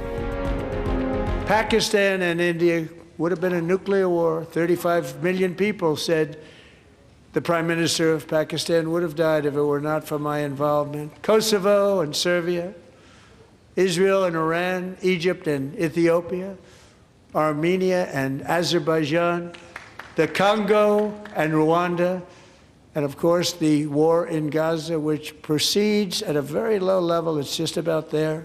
And I want to thank Steve Witkoff and Jared Kushner for your help. Thank you, Steve. Thank you, Jared. But the irony does not end here. After Trump's address, Pakistan thanked Donald Trump for stopping the war after Pakistan begged for it. Stopping the war when Pakistan was running out of options. When Pakistan's military arsenal was depleting and when India was destroying Pakistan air bases, Noorkha, Bhulari, Sargodha and Jacobabad. Sargodha Kent area hai ye, airbase hai. But even as Trump exposes Pakistan, one thing has not changed. Pakistan was scared then, and Pakistan is scared now. Remember how Shehbaz Sharif was stammering when India took the decisive call to launch precision strikes and eliminate Jaish-e-Mohammed, Lashkar-e-Taiba and Hizbul Mujahideen terror bases sheltered by Pakistan. Shehbaz Sharif himself publicly admitted Indian ballistic missiles striking its military bases during the conflict. Pakistan tried to spread all kinds of propaganda against India. Pakistan claimed it destroyed India's S-400 missile systems. But Indian Prime Minister Narendra Modi visited Adampur Air Base, posing with an undamaged S-400 system to debunk Pakistani claims, destroying Pakistan's lies for the world to take notice. Bharat माता की जय, ये सिर्फ उद्घोष नहीं है, ये देश के हर उस सैनिक की शपथ है जो मां भारती की मान मर्यादा के लिए जान की बाजी लगा देता है। जब हमारी मिसाइलें सनसनाती हुई निशाने पर पहुंचती हैं, तो दुश्मन को सुनाई देता है भारत माता की जय। So nothing has changed for Pakistan. The lies, the propaganda against India and the habit of begging to United States. And now viewers, a family of an 8-year-old Reyansh exclusively spoke to Republic TV and recounted the horrifying celebratory firing at the wedding procession in which the innocent child was left hurt and is fighting for his life in coma. Now the child's parents in sheer pain recalled how confused and hopeless they felt after seeing their son bleeding. Now the heartbreaking incident took place during wedding celebration at the house of a man named Robin Verma, who was preparing for his daughter's marriage. As the pressure, viewers, now builds up, the police have arrested the shooter's uncle, but the shooter still remains at large. Here's a detailed report. Take a look.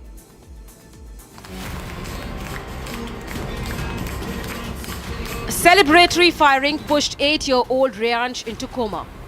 The agony of a mother says there is no improvement in Reyansh's condition. जो स्थिति रियांश की कल थी वही स्थिति आज है। Doctor से कुछ बोला अभी टेस्ट को लेकर? हाँ जी, आज उसे टेस्ट के लिए लेके गए, सीटी स्कैन के लिए लेकर गए थे, तो अभी रिपोर्ट तो नहीं आई है, बट मैंने फिर पूछा कि वैसे आपने देखा है तो क्या आपको लगा, तो डॉक्टर बोलते हैं कि अभी कोई ऐसा ज़्यादा इम्प्रूवमेंट नहीं है। As Republic confronts the local MLA and the pressure builds up, one gets arrested, but who? The uncle of the shooter, while the actual shooter responsible for the suffering of an 8-year-old still absconding.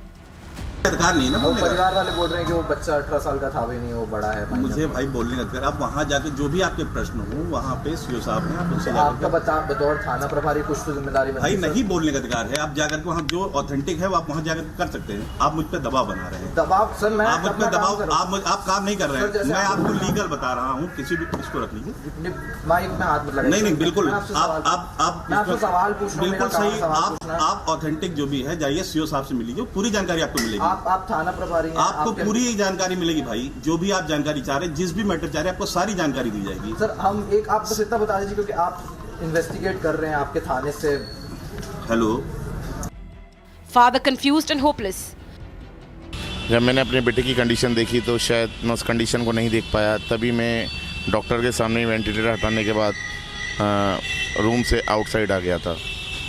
ICU से मैं बाहर wait करता रहा doctor का। मैंने कि doctor थोड़ा जब निकलेंगे तो मैं एक बार उनसे कंफर्मेशन कर लेता हूँ कि मेरे बेटे की कंडीशन अब क्या है, बिकॉज जिस कंडीशन में मैं उसे आईसीयू से देख के बाहर आया तो शायद मैं उस कंडीशन को नहीं देख पाया। The child's family claims that the shooter is not a minor as opposed to the claims of police. CCTV reveals Krishna Verma, the main accused, allegedly brought his father's licensed pistol outdoors and began firing in the air, not thinking about the consequences. Now, with the main accused still absconding and the family demanding justice, pressure mounts on authorities to ensure swift action while the 8-year-old fights for his life. And now viewers, in the first arrest made in rupees 590 crore IDFC First Bank fraud case, Haryana's State Vigilance and Anti-Corruption Bureau has taken 4 people into custody, including a former bank employee as well as a manager. Now the Anti-Corruption Bureau had earlier registered an FIR while the state government set up a committee to probe the massive fraud. The bank has disclosed that the employees and others allegedly siphoned off funds from accounts held by the Haryana government itself. Take a look at this detailed report that talks about the arrests made and how this scam unfolded. In a major breakthrough in the rupees 590 crore embezzlement case linked to the IDFC First Bank, the alleged mastermind Ribhav Rishi and 3 others have been arrested. The other accused have been identified as Abhishek Singla, Abhay Kumar and Swati Singla. 2 of the accused in the case are former officials of IDFC First Bank, while the other 2 are reported to run a private partnership firm. On Tuesday night, all 4 were taken to Sector 6 hospital in Panchkula for medical examination following their arrest. On Sunday, which was 22nd of February, the IDFC First Bank disclosed a rupees 590 crore fraud committed by its employees and others in accounts held by the Haryana government. The Anti-Corruption Bureau, which had registered the case, is currently interrogating the accused in connection with the alleged large-scale financial fraud. According to preliminary findings, the accused are suspected to have played key roles in the diversion and misuse of funds amounting to rupees 590 crore. Meanwhile, Haryana DGP claims that there is a lot of volume in the IDFC First fraud. जांच हरियाणा सरकार के एक विभाग ने करी। इस जांच के दौरान बैंक को पता चला तो बैंक मुकदमा अपनी तरफ से दर्ज करवाना चाह रहा था कंप्लेनेंट बन के। उन्होंने चंडीगढ़ में भी अप्रोच किया और उन्होंने मुंबई में भी अप्रोच किया, लेकिन पैसा हरियाणा सरकार का जो मरा हुआ है, तो हमने दोनों जगह पे पहले ही बात कर ली थी कि मुकदमा हम यहाँ पर दर्ज कर रहे हैं, और क्योंकि अगर कोई फ्रॉड हुआ है तो लाइकली यहीं से हुआ होगा जहां पे हमारे हरियाणा सरकार के दफ्तर थे, जिनको उन्होंने कहा है। ये उनकी असेसमेंट है। निश्चित तौर पे वो 4 नहीं, जितने भी होंगे वो सभी को गिरफ्तार किया जाएगा। Early on Tuesday, Haryana Chief Minister Nayab Singh Saini had informed the State Assembly that the government will ensure those involved will not be spared.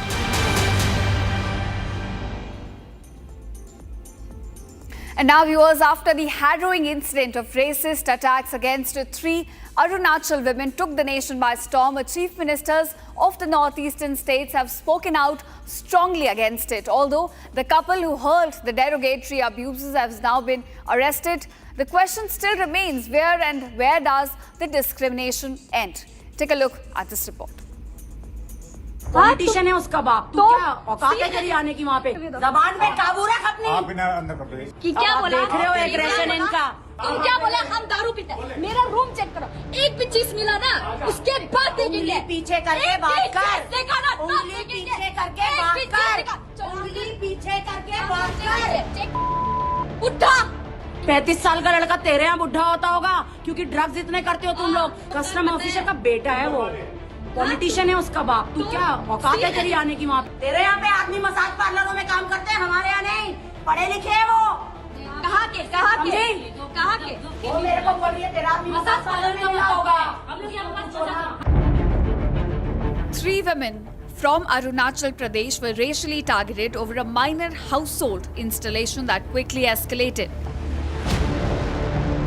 Chief ministers of the northeastern states have spoken out against the racial abuse against these Arunachal women in Malviya Nagar of Delhi, calling the incident condemnable and reprehensible.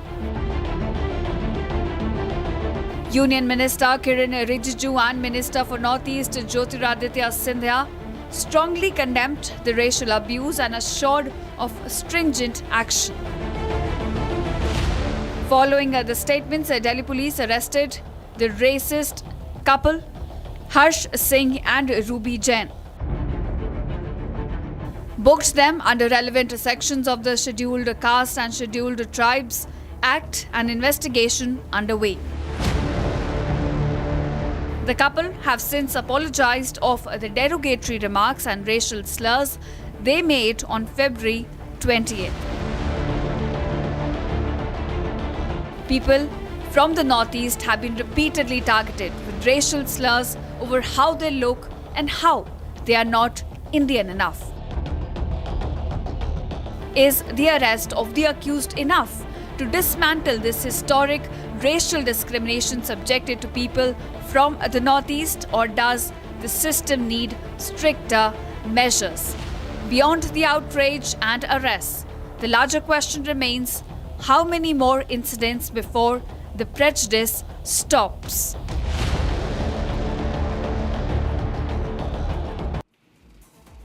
And now, viewers, after wrapping up his Singapore visit, Uttar Pradesh Chief Minister Yogi Adityanath has begun his Japan tour with a clear message: investment, industrial partnerships, and a push to position Uttar Pradesh as a global manufacturing hub. From boardroom meetings in Tokyo to addressing Indian diaspora on Sanatan Dharma, here's the full report. Take a look. From Singapore to Tokyo, Uttar Pradesh's global outreach continues.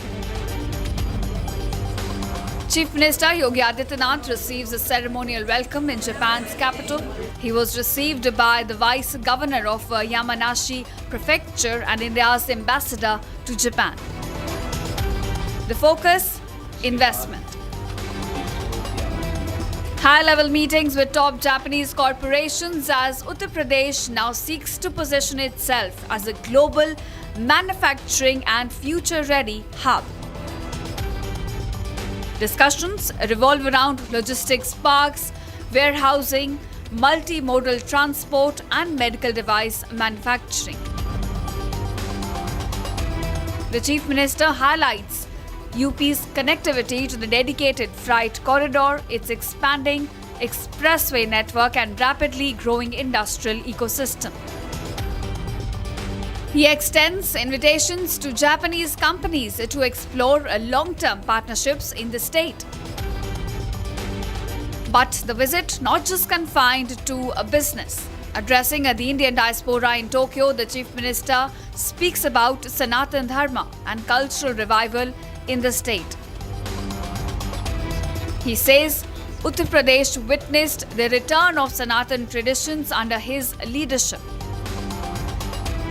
From boardroom diplomacy to cultural assertion, Yogi Adityanath's Japan visit blends investment ambitions with civilizational messaging.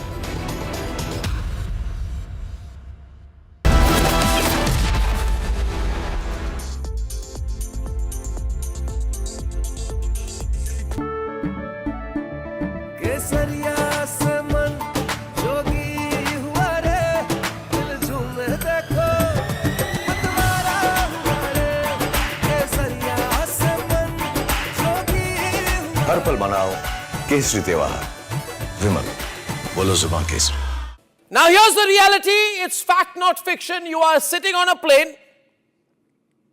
You're boarding the plane in the national capital of India for Leh at 6:08 in the morning. It's a SpiceJet plane. 6 minutes into the take, against the backdrop of daybreak and a beautiful sunrise, you suddenly look to your right towards the wings and you see the flames of fire on the wings of the plane. Your plane is on fire. Ladies and gentlemen, these are real visuals. This is the reality that the Civil Aviation Minister does not want you to see. This is the reality SpiceJet does not want you to see. This is the reality DGCA does not want you to see. Because at the cockpit, at that very moment while you're sitting in the plane, there are calls of Mayday, Mayday, Mayday, Mayday. That is a flight emergency. The flight circles back. There's engine failure in one of the engines, lands at 6:49 p.m. Ladies and gentlemen, and as you get off the plane, you realize this is the same SpiceJet. This is the same SpiceJet that does not have the money to pay the Bangladesh government, which is why it had been, I don't know the present situation, not allowed to fly in Bangladeshi airspace. They're out of money. Who is the owner of SpiceJet? This is the same SpiceJet, ladies and gentlemen, when another SpiceJet took off from Patna to Delhi on 19 June 2022. It caught fire soon after taking off from the airport. Flames were seen on the left wing of the aircraft. 2 blades were bent. So you should see the visuals then and now, ladies and gentlemen. Then and now.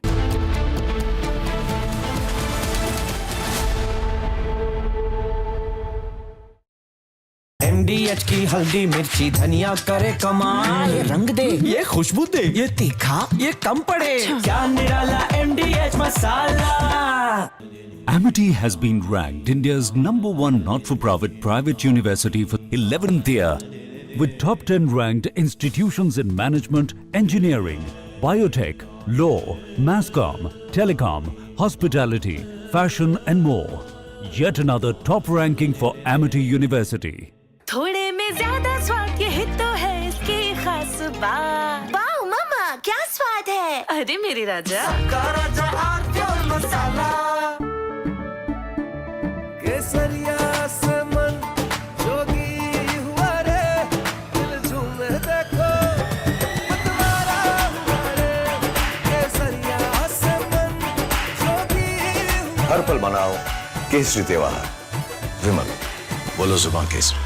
ये है secret recipe MDH का जीरा SIP जल जीरा मसाला. Sip sip जीरा sip जीरा sip MDH का jal jeera sip जीरा सिप MDH का jal jeera sip. Our pure shahi paneer masala, delicious, healthy every day.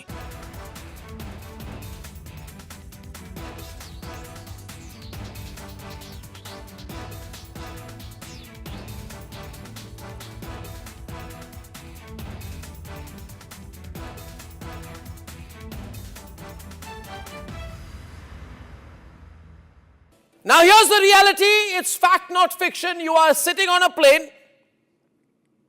You're boarding the plane in the national capital of India for Leh at 6:08 in the morning. It's a SpiceJet plane. 6 minutes into the take, against the backdrop of daybreak and a beautiful sunrise, you suddenly look to your right towards the wings and you see the flames of fire on the wings of the plane. Your plane is on fire. Ladies and gentlemen, these are real visuals. This is the reality that the Civil Aviation Minister does not want you to see. This is the reality SpiceJet does not want you to see. This is the reality DGCA does not want you to see. Because at the cockpit, at that very moment while you're sitting in the plane, there are calls of Mayday, Mayday, Mayday, Mayday. That is a flight emergency. The flight circles back. There's engine failure in one of the engines, lands at 6:49 p.m.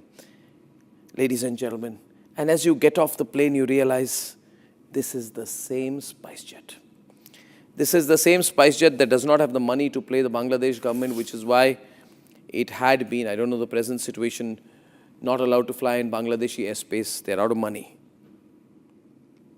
Who is the owner of SpiceJet? This is the same SpiceJet, ladies and gentlemen, when another SpiceJet took off from Patna to Delhi on 19 June 2022.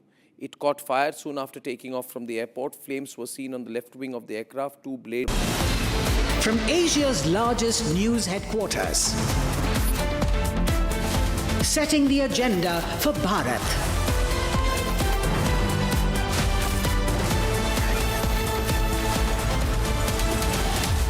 You're watching Republic.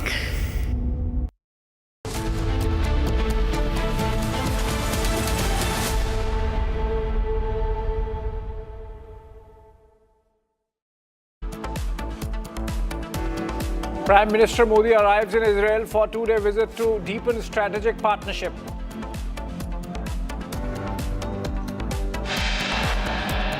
PM Modi to address Israeli Parliament Knesset in a while from now.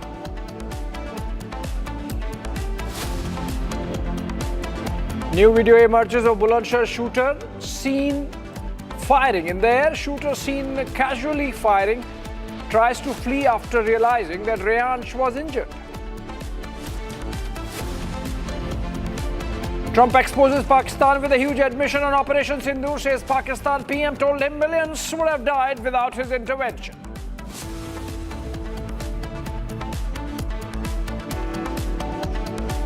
Republic's big impact. Rajasthan government orders immediate shutdown of illegal mining ops.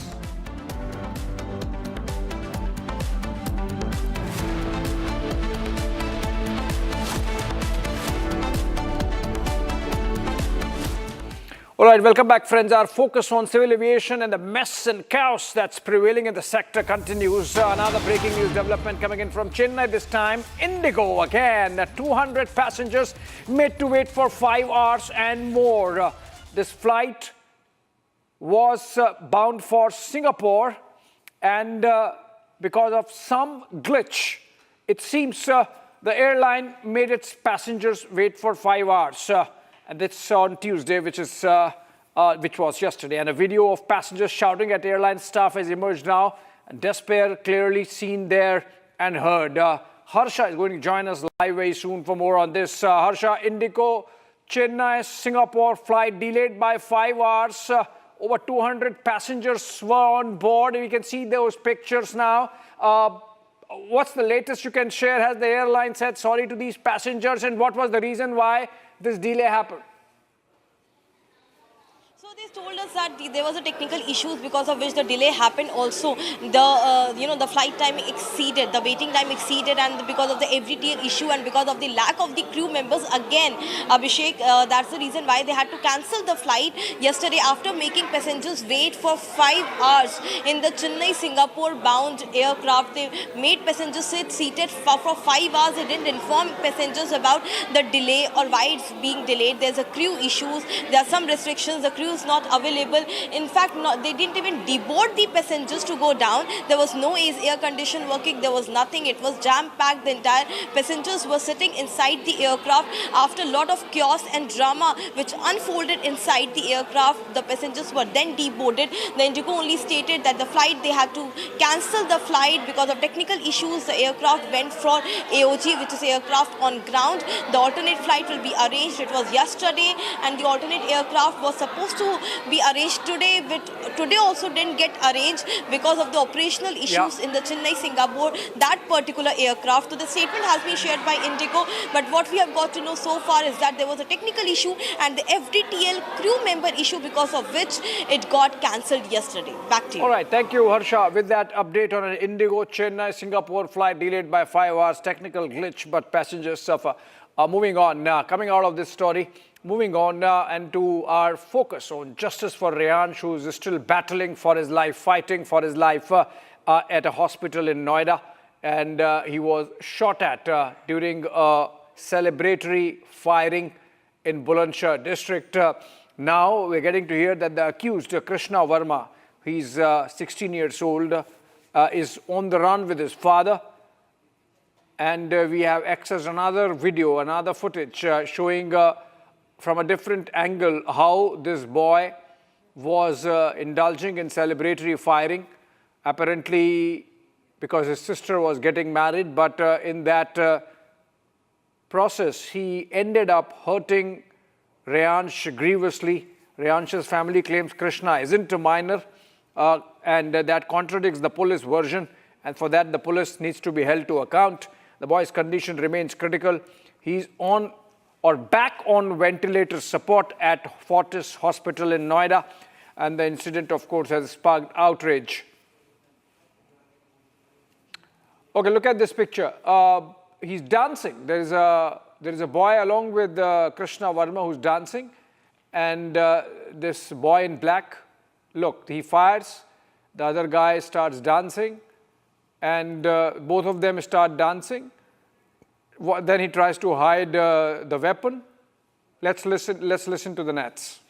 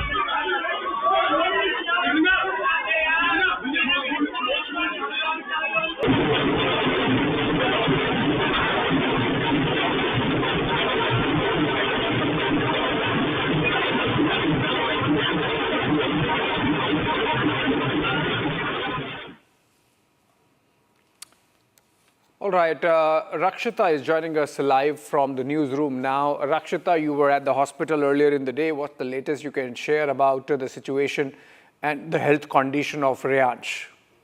Well, Reyansh continues to be on life support system. He continues to be on the ventilator. Today, some scans have been carried out. The parents are still waiting for the reports. What we understand till now, I have been in touch with them, and they're still waiting for some clarity. But there's one thing which has been pointed out, that there has been no improvement.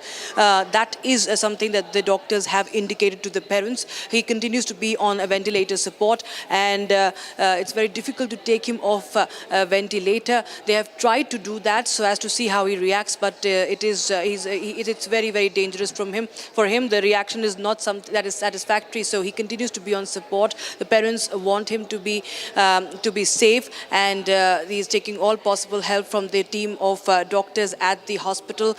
And yes, as we were just showing that footage right now, talking about that, this is the latest one. That is, you can see the two.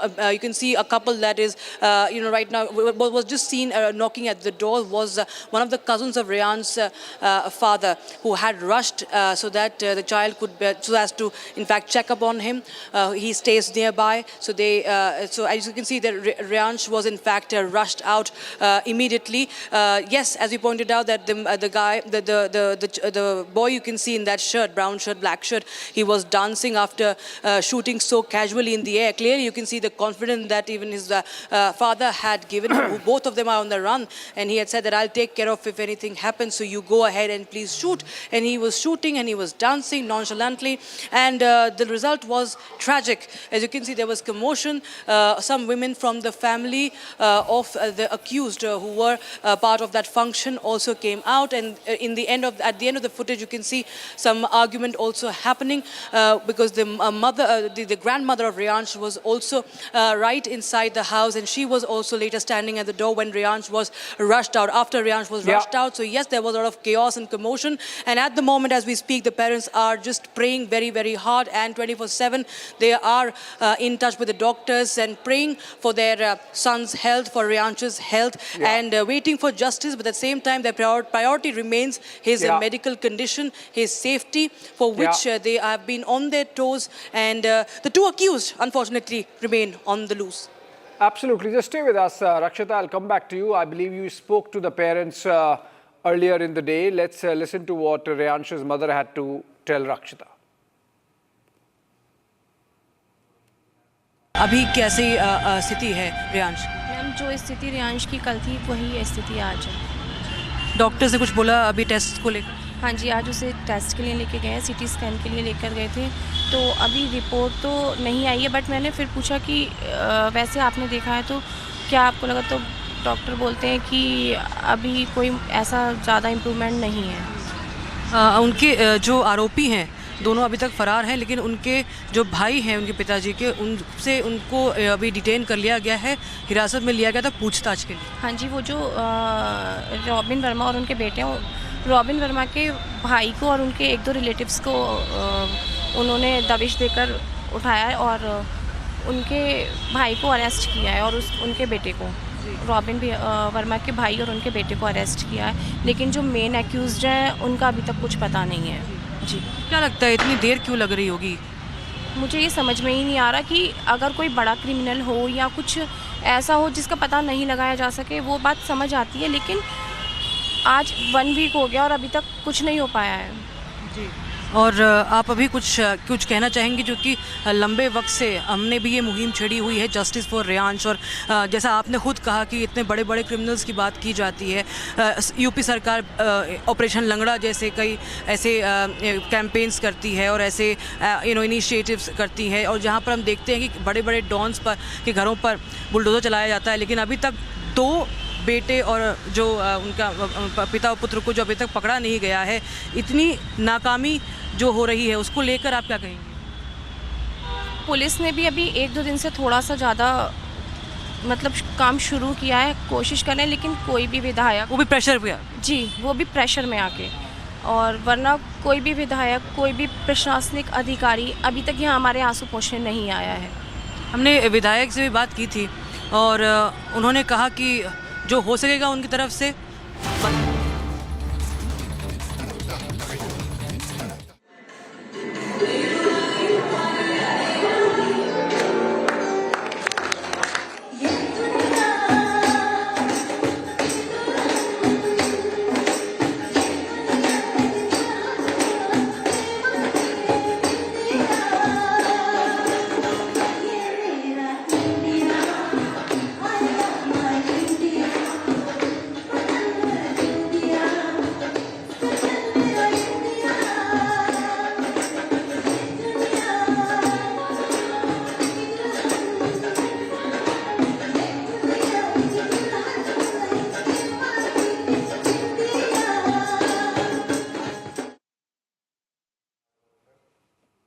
All right, we're getting pictures.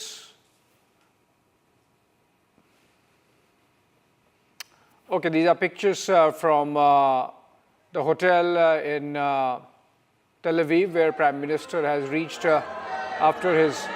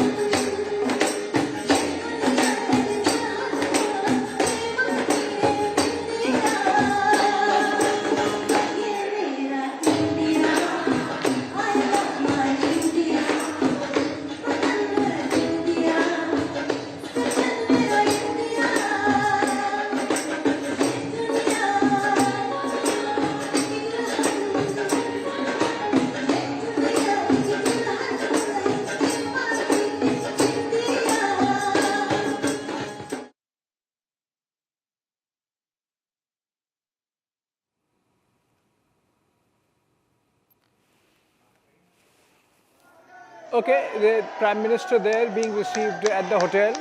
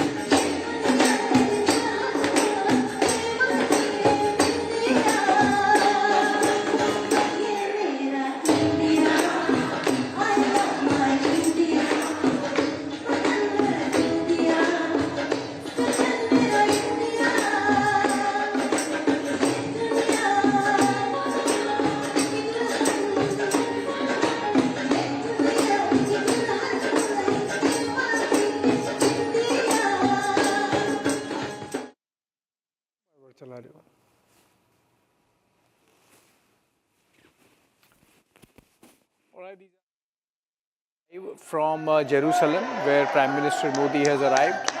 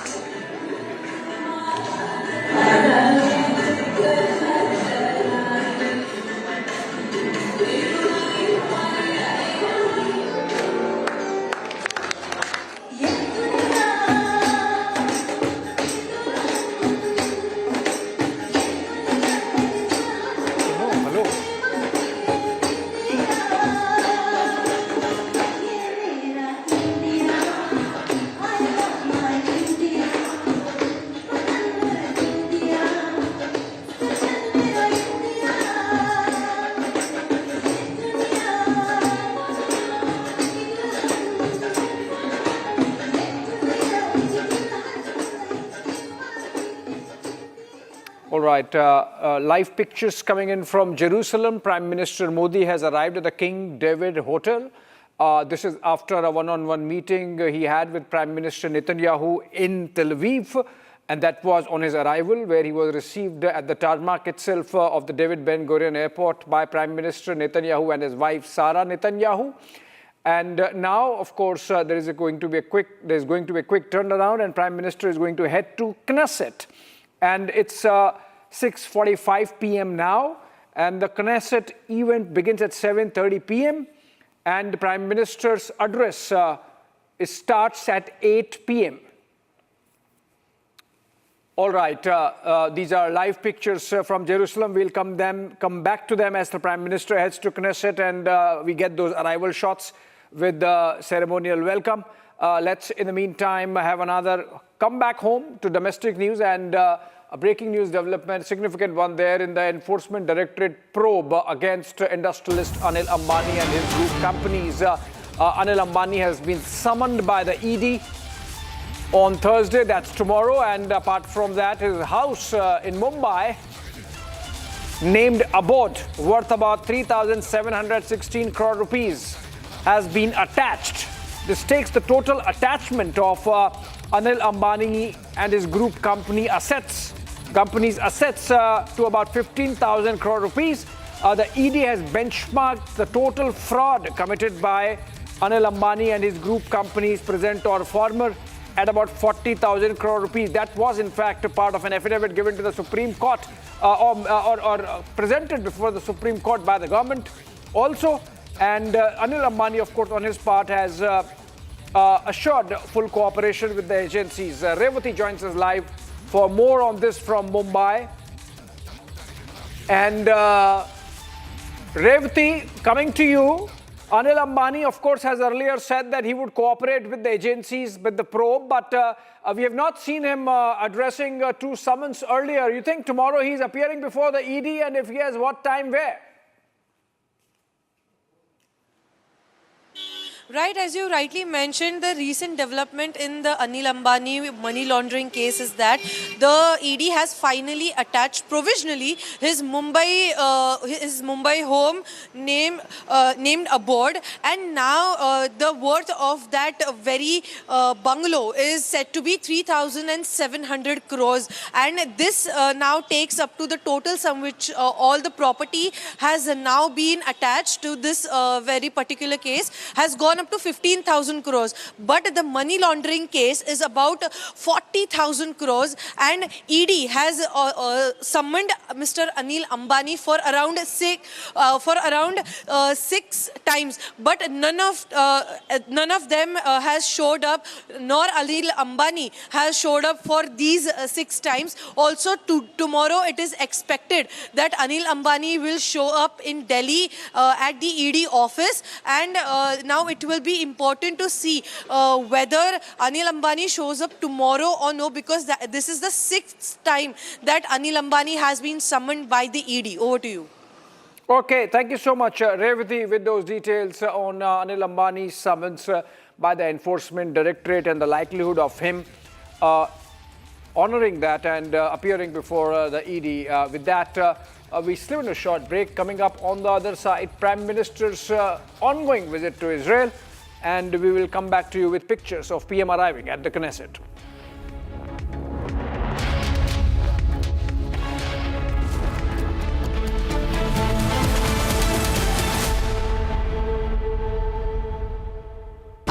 Pure suji pasta उबालो मिलाओ और खाओ 8 minute में तैयार। क्या taste है सबका राजा pure मसाला। यानी इस घर में कुछ है जो टूटता नहीं। ये पिलर कभी नहीं टूटेगा। रुंगटा स्टील TMT से बना। रुंगटा नहीं तो घर स्ट्रॉन्ग नहीं। रुंगटा स्टील TMT बार एकदम सॉलिड।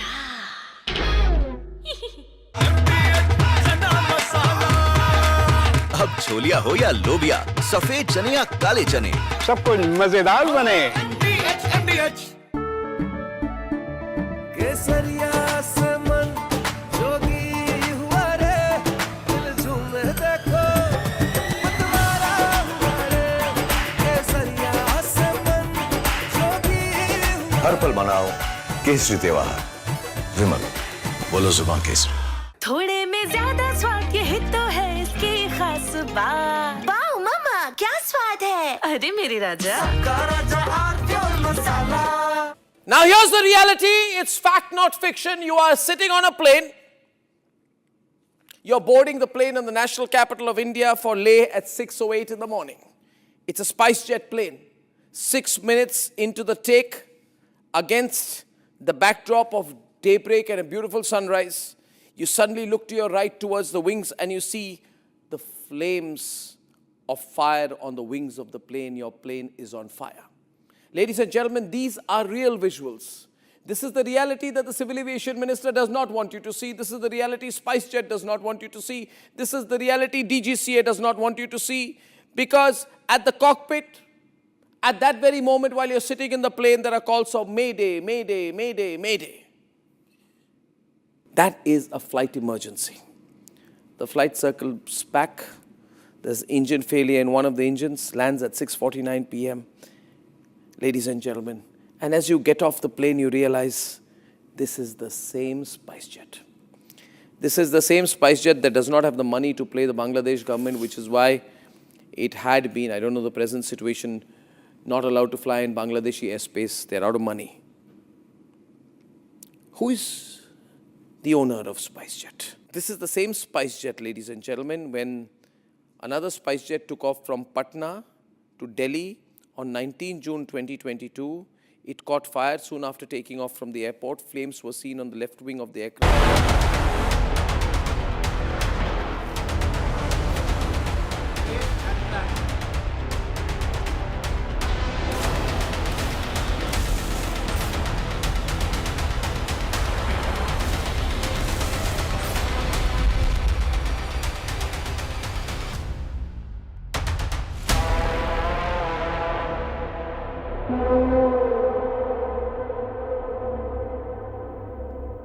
बड़े बाउल दही में 4 चम्मच MDH चटनी पुदीना मसाला डाला, स्टर करो, पुदीना चटनी तैयार। MDH चटनी पुदीना मसाला। Amity has been ranked India's #1 not-for-profit private university for 11th year, with top 10 ranked institutions in management, engineering, biotech, law, masscom, telecom, hospitality, fashion and more. Yet another top ranking for Amity University.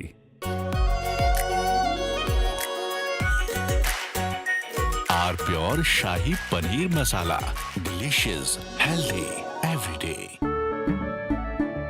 केसरिया से मन जोगी हुआ रे, दिल झूमे देखो मतवारा हुआ रे। केसरिया से मन जोगी हुआ। हर पल मनाओ केसरी त्योहार। विमल, बोलो जुबान केसरी। MDH की देगी मिर्च, देगी मिर्च का तड़का, अंग अंग फड़का। MDH की देगी मिर्च। आर प्योर उबालो, मिलाओ और खाओ, 8 मिनट में तैयार। क्या टेस्ट है सबका राजा, R pure masala.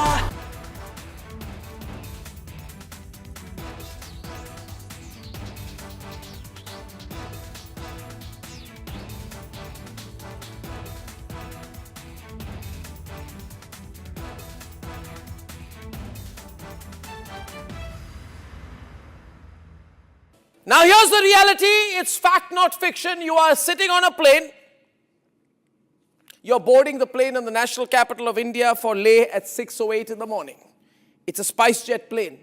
6 minutes into the take, against the backdrop of daybreak and a beautiful sunrise, you suddenly look to your right towards the wings and you see the flames of fire on the wings of the plane. Your plane is on fire.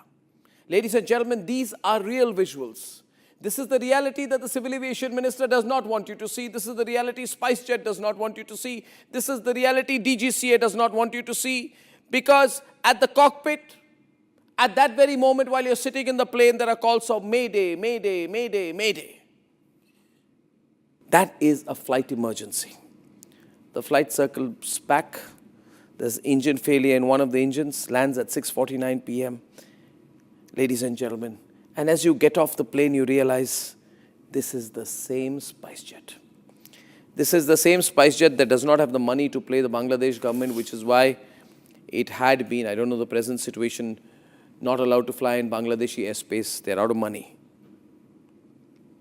Who is the owner of SpiceJet? This is the same SpiceJet, ladies and gentlemen, when another SpiceJet took off from Patna to Delhi on 19 June 2022, it caught fire soon after taking off from the airport. Flames were seen on the left wing of the aircraft. 2 blades were bent. So you should see the visuals then and now, ladies and gentlemen. Then and now. Look at that and now. Ladies and gentlemen.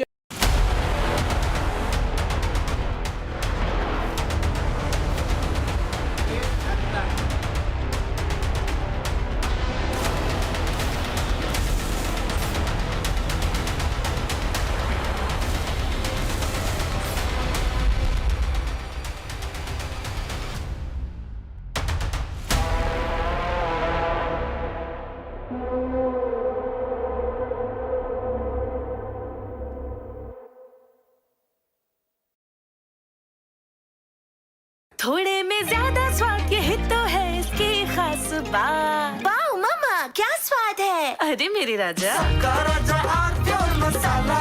रानी, इस घर में कुछ है जो टूटता नहीं। ये pillar कभी नहीं टूटेगा। रुंगटा स्टील TMT से बना।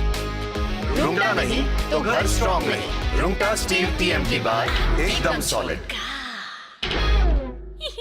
दादी के हाथों का जादू और खुशबू से महकता घर, माँ की मुस्कुराहट और खाने की सुगंध। MDH गरम मसाला, क्योंकि हर रिश्ता है स्वाद से जुड़ा।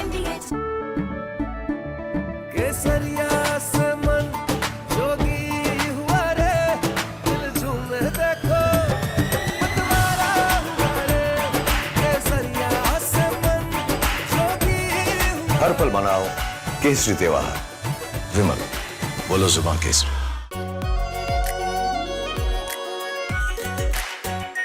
Our pure pure shahi paneer masala, delicious, healthy, everyday. Now here's the reality. It's fact, not fiction. You are sitting on a plane.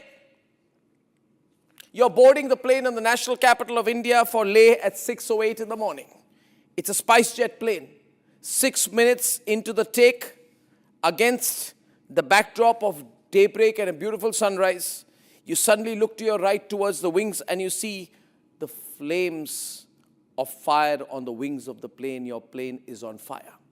Ladies and gentlemen, these are real visuals. This is the reality that the Civil Aviation Minister does not want you to see. This is the reality SpiceJet does not want you to see. This is the reality DGCA does not want you to see.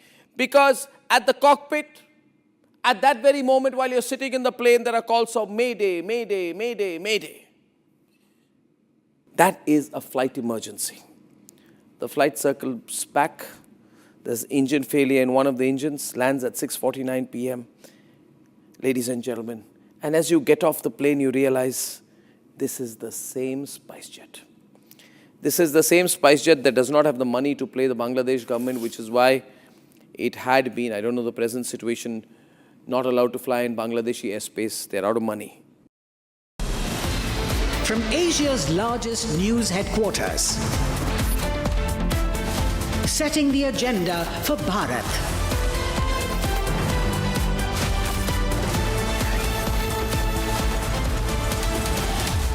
You're watching Republic.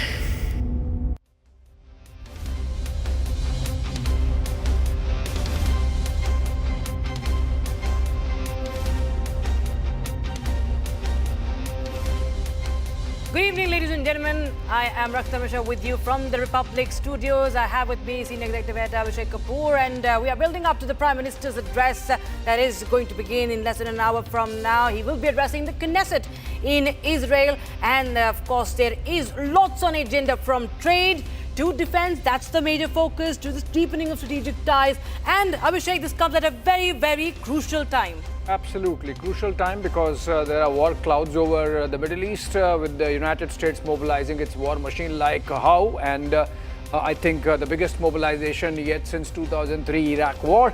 And Prime Minister, of course, there to strengthen our bilateral partnership with Israel and to make India even more relevant in the Middle East. Absolutely. India, in fact, is at the center of the evolving map of West Asia, with lots of alliances also on the cards, on the discussion table. So we'll just get you a quick roundup in the headlines at 7.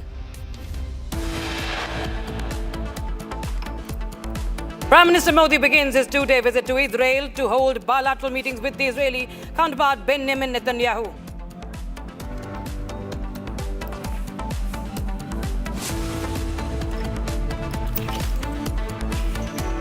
Big focus on deepening defense and strategic ties. Israel open to share Iron Dome technology with India. Netanyahu plans a new security bloc called the Hexagon Alliance.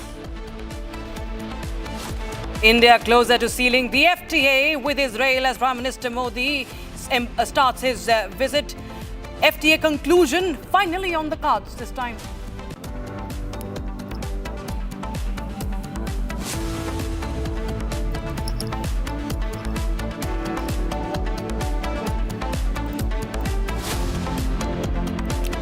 All right, I think there is another breaking news development as the Prime Minister Modi visit pans out in Jerusalem now. He's posted from Jerusalem after reaching there, and in the post he has thanked Prime Minister Netanyahu, Rakshita, for his warm welcome. Yes, he has said that it was an excellent meeting with Prime Minister Netanyahu, expressed gratitude to him for the warm welcome earlier in the day. It is a delight to be back in Israel after 9 years. We discussed a wide range of subjects aimed at boosting bilateral ties. He goes on to write sectors such as technology, water management, agriculture, talent partnership, and more of immense scope for close collaboration. We also discussed key developments in the region, unquote. So that was the Prime Minister. And yes, Abhishek, it comes after 9 long years. Nobody can forget that bonhomie that was witnessed back then, that walk on the beach, and, the bond that was shared. And cut to 2026, what we see right now, the breaking of protocol by by the Prime Minister of Israel and the First Lady speaks volumes about the ties that is shared between the two nations. Well, absolutely. Diplomacy is as much about optics as it is about substance. And if you go by the optics, from the word go, when Prime Minister Modi landed there, I think the warmth, the chemistry was all out in the open for the world to see. And as we see it, nobody is objecting to it. And remember, this was a relationship held hostage to domestic politics for decades before it was brought out of the closet by Prime Minister Modi by becoming the first leader and head of the government of India to visit Israel in 70 years. And now, of course, this is the second time he is visiting as Prime Minister, third visit for him as a leader, because as Chief Minister of Gujarat, he was part of a Chief Ministerial delegation back in 2006, where he picked up a lot of technology on agriculture, particularly on desalination. He implemented those projects in Gujarat. And then, of course, as Prime Minister, he has amplified those projects across the country. And so I think the fact that he has brought this relationship out of the closet is something that has a bit of gratitude there on the part of Israeli leadership getting reflected. Ariela Rosenthal joins us live on this broadcast for more on this from Israel. And Ariela is Director of International Relations. She's live from Ashdod in Israel.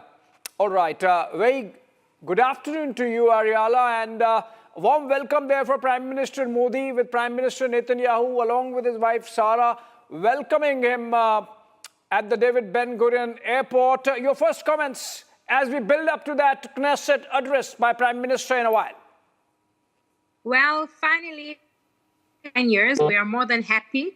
We have in Israel, and also on behalf of the residents of Ashdod, and we have a very big Indian community here, and in Israel too. We are wonderful and very, very touched once again during this very tensional period here in Israel and in the region, that the Prime Minister of India, Mr. Modi, is coming here to Israel in such times.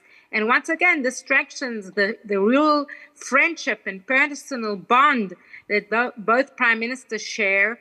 And on our behalf, it's a very historical and important day that your president has come here and once again shows and emphasizes to all the world, especially the different parties in the Middle East, that they are a true friend of the state of Israel.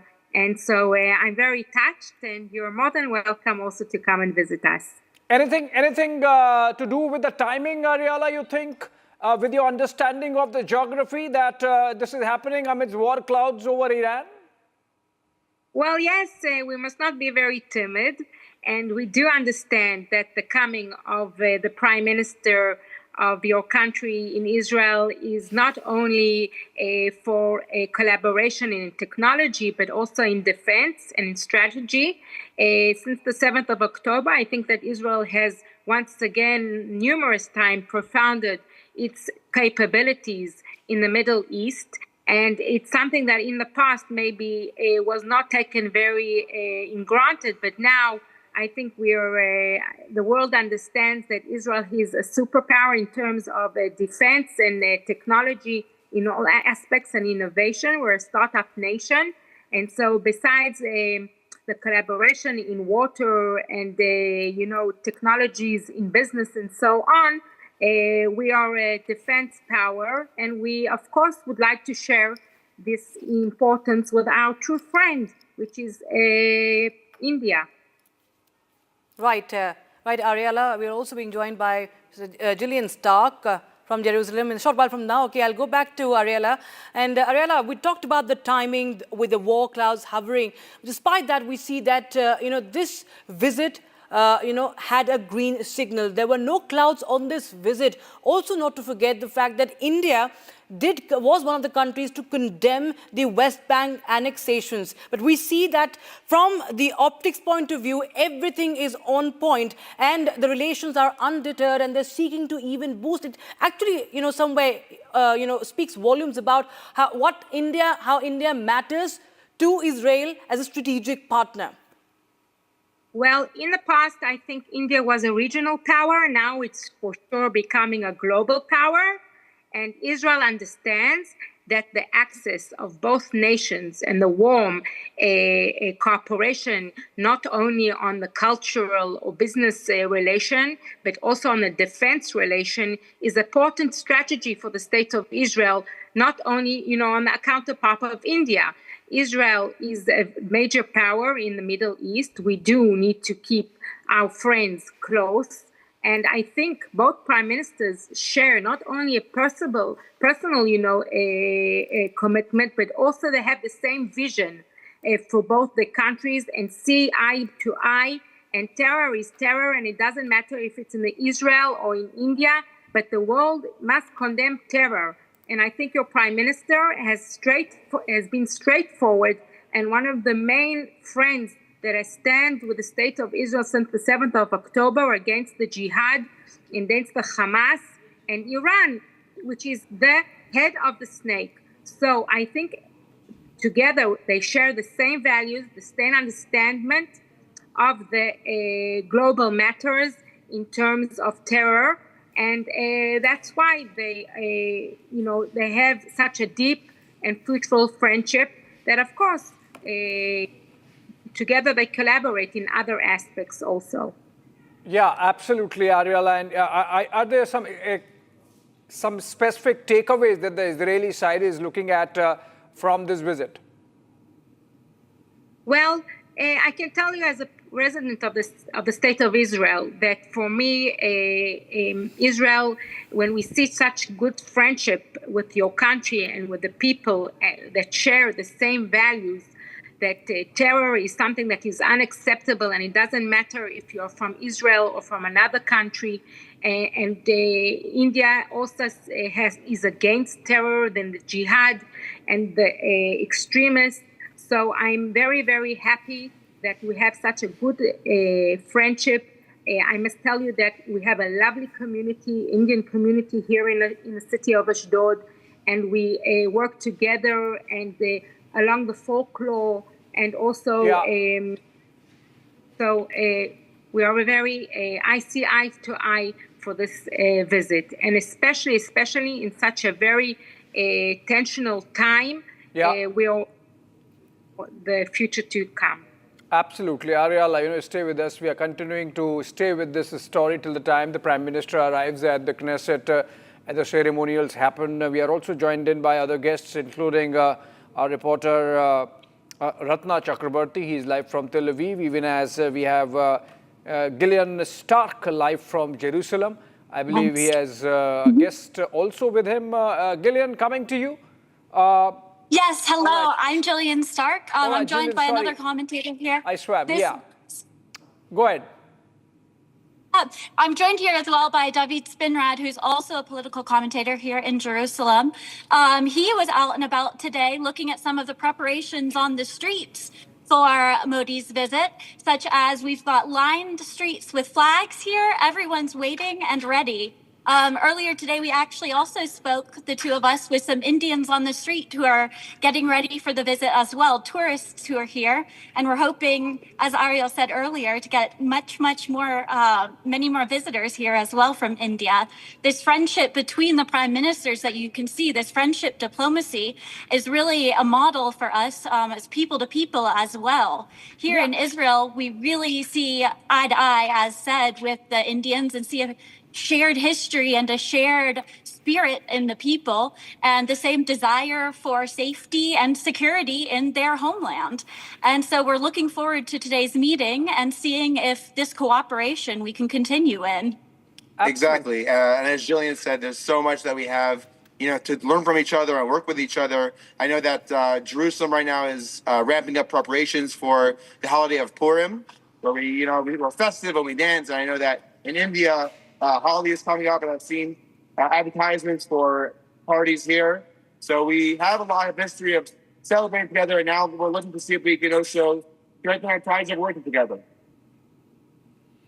Yeah, it seems that the warmth that we saw between the leaders is really, it percolates down to the masses, to the streets, and that's what Gillian seemed to be suggesting, that people of Indian origin there and Jews of Indian origin there in Israel, they are all involved, excited that the Prime Minister has come after 9 years and he would be addressing the Knesset, and the two leaders would be appraising the relationship going forward.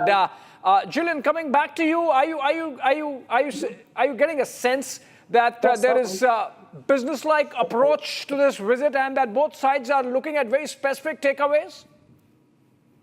Yeah, I think, as mentioned, security is the largest thing that everyone's looking at right now.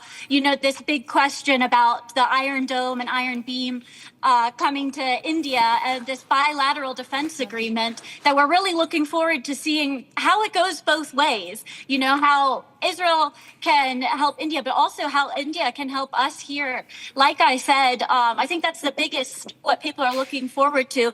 But these multi-billion-dollar trade deals are also definite boons for both countries, things that the economics here in Israel, as well as I think in India, will definitely benefit from. And so we're eagerly awaiting some of the results on those economic deals as well. And I think that Israel's looking at a broader net of different countries. Israel here has dealt with classic few groups, and now we're opening up and seeing the other, allies in different regions in Asia and throughout. And we're really excited to see where that leads to. Right, Ratna, I'll just go across to Ratnadeep in Tel Aviv as well. Ratna, the strategic ties, have always been important when it comes to two nations. But this time we're looking at deepening, we're looking at, aspects like tech transfer, more of integration here, what we're talking about. And Israel also looks at diversifying, trying to move away from the umbrella of the United States as well, looking for the manufacturing in India, as India has its strength in production. At the same time, the tech transfer that India also requires. That's true. Yes, we have this, what Israel has is the innovation part of it. And what we as Indians have is the scalability part of it, the production part of it. And this is indeed a match made in heaven, because as two nations, we can come together and do a lot of things which we haven't done in the past, including indigenization, a lot of production. And we are delving into, the Prime Minister, for example, is supposed to go to an innovation summit after the speech in the Knesset, and this is one thing which will be on the cards, is to look beyond the defense sector and go to the cyber tech, the artificial intelligence integration into drones, and that is something is on the cards as well for this visit. All right, I think we still have some time before we go into a break, so let me take this to Ariella. Ariella, both the nations, India a short one, Israel a long one, both the nations are coming out of a war situation. You think that's going to have an impact or influence the dialogue that is going to take place between the two sides? Well, they're building now an axis of nations that are going to be committed to stability and progress, and I'm sure that both leaders, through their personal diplomacy, along with the technology cooperation, the tech cooperation, are building a new era for both the countries. And I'm sure that as Israel is broadening the countries that are lying with, and of course, one of its closest friends in the region. And as I told you before, it's a global power in the Indo-Pacific, and it has major influence in the zone. So yes, and also as you see that also the Prime Minister is also seeing eye to eye with the President with Netanyahu in terms of terror. So we will see what will come, but I'm sure that it's going to be a very fruitful and progressive future for both our countries and nations. Right, absolutely, Ariella and Gillian. And Ratna, I request you to please stay on with us. We are stepping into a very, very short break, but we'll right back with this build-up to the Prime Minister's address in Tel Aviv, in the Knesset, and we will be back with the analysis and all the breaking updates. Don't go anywhere, we'll be right back.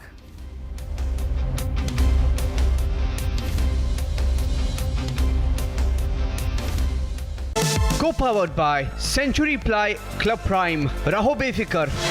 Are pure suji pasta उबालो मिलाओ और खाओ 8 minute में तैयार। क्या taste है सबका राजा R pure masala. Amity has been ranked India's #1 not-for-profit private university for 11th year, with top 10 ranked institutions in management, engineering, biotech, law, masscom, telecom, hospitality, fashion and more. Yet another top ranking for Amity University. अब छोलिया हो या लोबिया, सफेद चने या काले चने, सब कुछ मजेदार बने। मुस्कुराए लड़खड़ाए जिंदगी चाहे जो भी हो। सर, पेशेंट के लिए कौन सा रूम प्रेफर करेंगे आप? जिंदगी भर के प्यार का कोई रेट कार्ड नहीं होता। Tata AIG health insurance, with you like family, with you always. थोड़े में ज्यादा स्वाद, यही तो है इसकी खास बात। वाओ मामा, क्या स्वाद है? अरे मेरे राजा, राजा R pure masala.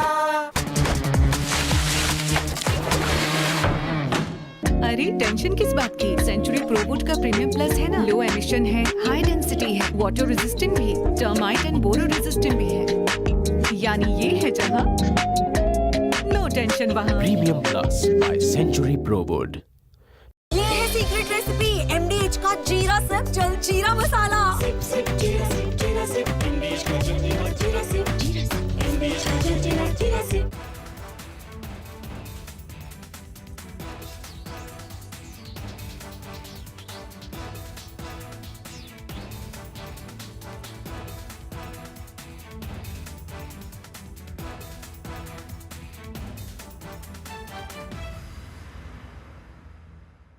Now here's the reality. It's fact, not fiction. You are sitting on a plane. You're boarding the plane in the national capital of India for Leh at 6:08 in the morning. It's a SpiceJet plane. 6 minutes into the take, against the backdrop of daybreak and a beautiful sunrise, you suddenly look to your right towards the wings and you see the flames of fire on the wings of the plane. Your plane is on fire. Ladies and gentlemen, these are real visuals. This is the reality that the Civil Aviation Minister does not want you to see. This is the reality SpiceJet does not want you to see. This is the reality DGCA does not want you to see. Because at the cockpit, at that very moment while you're sitting in the plane, there are calls of Mayday, Mayday, Mayday, Mayday. That is a flight emergency. The flight circles back.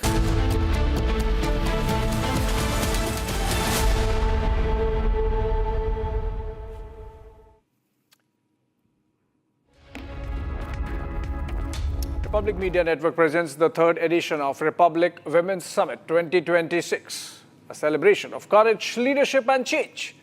At this landmark summit, we will hear inspiring stories of resilience from women who have broken barriers and redefined success across sectors, from law and sports to entrepreneurship, governance and grassroots social change. From courtrooms to playing fields, from policy corridors to community movements. These are the voices shaping the India of tomorrow. Stay tuned for powerful conversations and stories that inspire. This is the Republic Women's Summit 2026.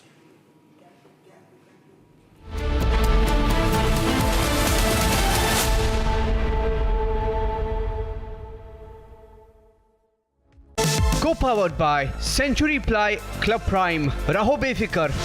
MDH की हल्दी मिर्ची धनिया करे कमाल। ये रंग दे, ये खुशबू दे, ये तीखा, ये कम पड़े। क्या निराला MDH masala.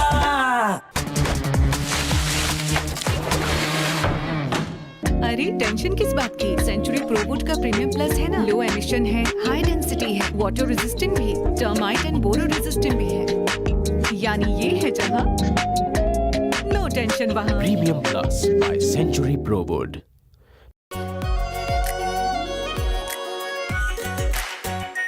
Are pure shahi paneer masala, delicious, healthy, everyday. मुस्कुराए लड़खड़ाए जिंदगी चाहे जो भी हो। सर, पेशेंट के लिए कौन सा रूम प्रेफर करेंगे आप? जिंदगी भर के प्यार का कोई रेट कार्ड नहीं होता। Tata AIG health insurance, with you like family, with you always. आधे बाउल दही में 4 चम्मच MDH चटनी पुदीना मसाला डाला, स्टर करो, पुदीना चटनी तैयार। MDH चटनी पुदीना मसाला। रानी, इस घर में कुछ है जो टूटता नहीं। ये पिलर कभी नहीं टूटेगा। रुंगटा स्टील TMT से बना। रुंगटा नहीं तो घर स्ट्रॉन्ग नहीं। रुंगटा स्टील TMT बार एकदम solid. Are pure suji pasta, उबालो, मिलाओ और खाओ। 8 मिनट में तैयार। क्या टेस्ट है, सबका राजा R pure masala. Now here's the reality. It's fact, not fiction. You are sitting on a plane. You're boarding the plane in the national capital of India for Leh at 6:08 in the morning. It's a SpiceJet plane. 6 minutes into the take, against the backdrop of daybreak and a beautiful sunrise, you suddenly look to your right towards the wings and you see the flames of fire on the wings of the plane. Your plane is on fire. Ladies and gentlemen, these are real visuals. This is the reality that the Civil Aviation Minister does not want you to see. This is the reality SpiceJet does not want you to see. This is the reality DGCA does not want you to see.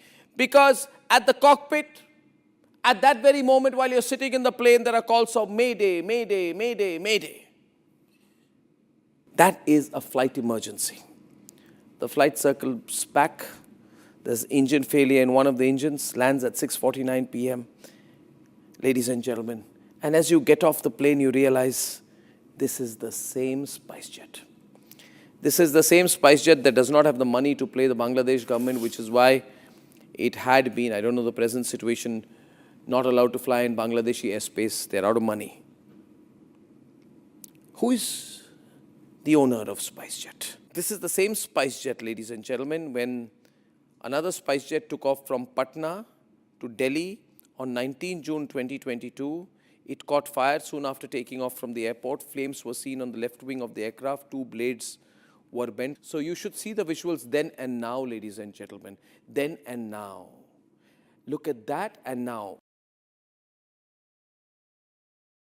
Ladies and gentlemen, a SpiceJet plane catches fire in mid-air in December. Ladies and gentlemen, I think this is 19 June 2022 and then now. And you are flying at your peril in this country. The government couldn't care less. SpiceJet is a near bankrupt airline.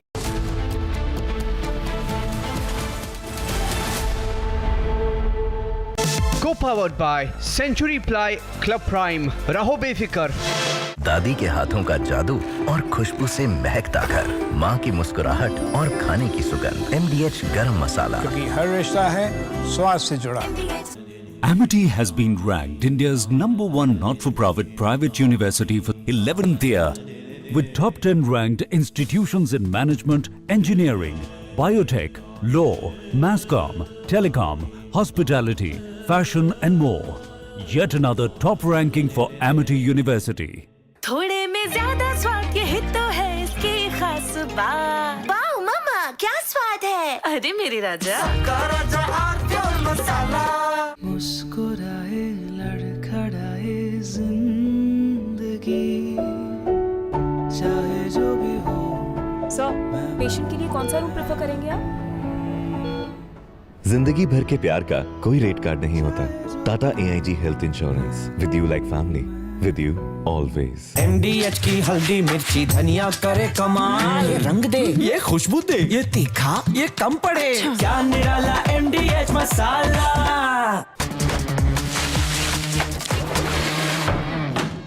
अरे tension किस बात की? Century प्रोवुड का premium plus है ना। Low emission है, high density है, water resistant भी, टर्माइट एंड बोरो रेजिस्टेंट भी है। यानी ये है जहां नो टेंशन वहां। Premium plus by Century प्रोवुड।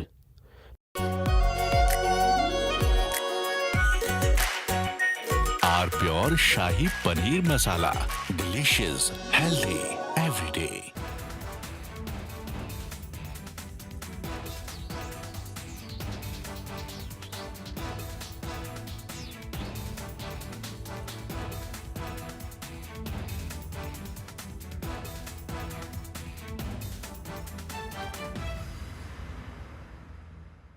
Now here's the reality. It's fact, not fiction. You are sitting on a plane. You're boarding the plane in the national capital of India for Leh at 6:08 in the morning. It's a SpiceJet plane. 6 minutes into the take, against the backdrop of daybreak and a beautiful sunrise, you suddenly look to your right towards the wings and you see the flames of fire on the wings of the plane. Your plane is on fire. Ladies and gentlemen, these are real visuals. This is the reality that the Civil Aviation Minister does not want you to see. This is the reality SpiceJet does not want you to see. This is the reality DGCA does not want you to see. Because at the cockpit,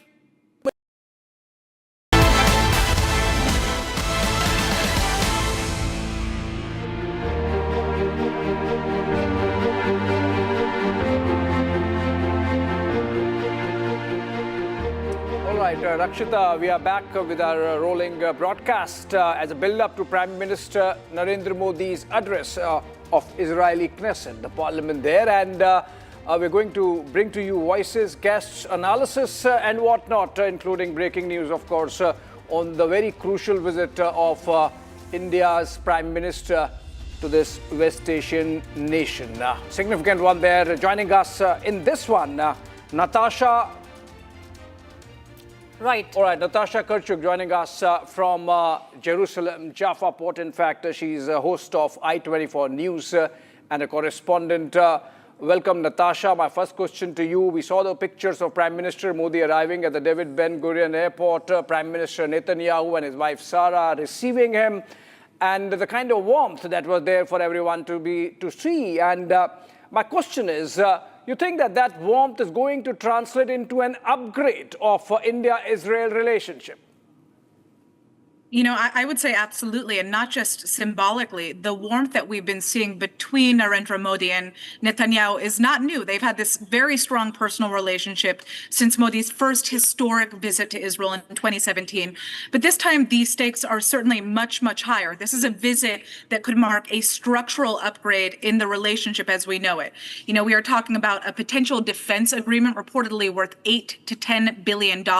That's obviously not routine business. It is absolutely transformative to the economies of both countries. India is already Israel's largest defense customer. It really accounts for about a third of Israel's arm exports in recent years. But now the focus seems to kind of be shifting from traditional sales to a multi-layered missile defense cooperation. We're talking about advanced drone warfare systems being exchanged, long-range precision strike capabilities. We're talking about AI, cyber joint ventures, and of course, expanded co-production inside of India. So there's, you know, really talk of upgrading that overall strategic framework between both countries. But this really isn't just ceremonial. You have to understand as well that it's very much geopolitical. You know, Prime Minister Narendra Modi is arriving at a moment when Netanyahu is openly talking about building what he's calling an axis of our own. This would essentially be countries who are pushing back against what he is describing as extremist Islamist blocs. And that is widely understood to mean Iran and its proxies. Of course, the news is absolutely saturated with headlines that the United States and Iran could be headed to open war. That would, of course, implicate Israel as well. And, you know, this conversation is coming also under quietly but very much growing concern about Turkey and its regional ambitions under the current leader, and that's Erdogan. So, you know, when you see this chemistry between Modi and Netanyahu, it really is not just optics. It reflects a relationship that is already very much strong in defense, in tech, in agriculture, and intelligence. But it's definitely moving into something that is more strategic and more openly aligned. And, you know, I don't think any of us can forget those famous photos of Netanyahu and Modi with their toes in the water at Olga Beach. This is a pair that seems to have a very close personal relationship. So it's certainly not hard to believe that today we're going to see some very major deals signed. We know that India is already one of Israel's biggest defense partners, but this visit really signals something that's bigger. It's not just coordination, it's also cooperation and it's alignment, strategic alignment geopolitically as well. Well, you know, that's a beautiful broad picture that you have given, Natasha, but also some specifics. And I want to pick up on that as a follow-up question. You mentioned that defense deals worth about $8 or $10 billion. So that's a big figure because India-Israel bilateral trade as of now stands at about $4.5 billion. So you're looking at defense alone doubling from where the overall trade situation stands. You think that there is a clear roadmap that's there in the minds of respective leaderships, and that's why this number is being talked about? Is this also because of the specific situation that these talks are going to happen, the backdrop of Israel's war with Iran and Hamas and India's short war with Pakistan? You think defense is going to be the showcase of the delegation talks tomorrow? Absolutely. I mean, obviously, this is something that is kind of shadowing the entire conversation right now. But for Israel, this visit is really delivering on three different levels. We're talking about military, economic, and then geopolitical. The immediate, I would say the most immediate takeaway that we would see, like we mentioned, is that expanded air defense cooperation. There are reports right now that India could acquire elements of Israel's multi-layered missile defense system. That would include, of course, the Arrow missile defense system, David Sling, the Iron Dome, which is more for short-range rockets, and then, of course, the most recent upgrade in terms of Israel's defense system, and that would be the Iron Laser Beam. So, if even part of that happens, it's going to validate Israel's air defense architecture on a global stage, especially after these systems prove themselves during the 2023 war against Gaza and just the greater Middle East conflict. And there are also going to be expected deals that we're seeing around Spice precision guidance kits, Rampage missiles. We're talking also about Air Laura supersonic strike systems, Hermes 900 drones. So, for Israel's defense industry, again, this is not just revenue. It is really just kind of a long-term industrial partnership that Israel would be making with India, which is one of the world's largest economies. So moving on from that, when we talk about the economy and industrial, Israel wants deeper access to India's market and infrastructure ecosystem. As you probably know, there's already been the signing of a new bilateral investment treaty, and this free trade agreement is the talk of the town. That's still on the table right now. Israeli officials are really encouraging Indian infrastructure companies to invest and actually build right here in Israel. And of course, a major issue on the table would be IMEC, that the India, Middle East, Europe Economic Corridor. The idea is that if that gains traction, it would allow both Israel and India to position themselves more strongly geopolitically. Israel would be the geographic bridge between India and Europe, and that is strategically huge for the state of Israel. But again, you spoke obviously about the war, October 7th. This visit is essential for Israel because it really sends a message that Israel is not isolated. And we're looking at a time of regional tensions with Iran. We're looking at a time of shifting alliances.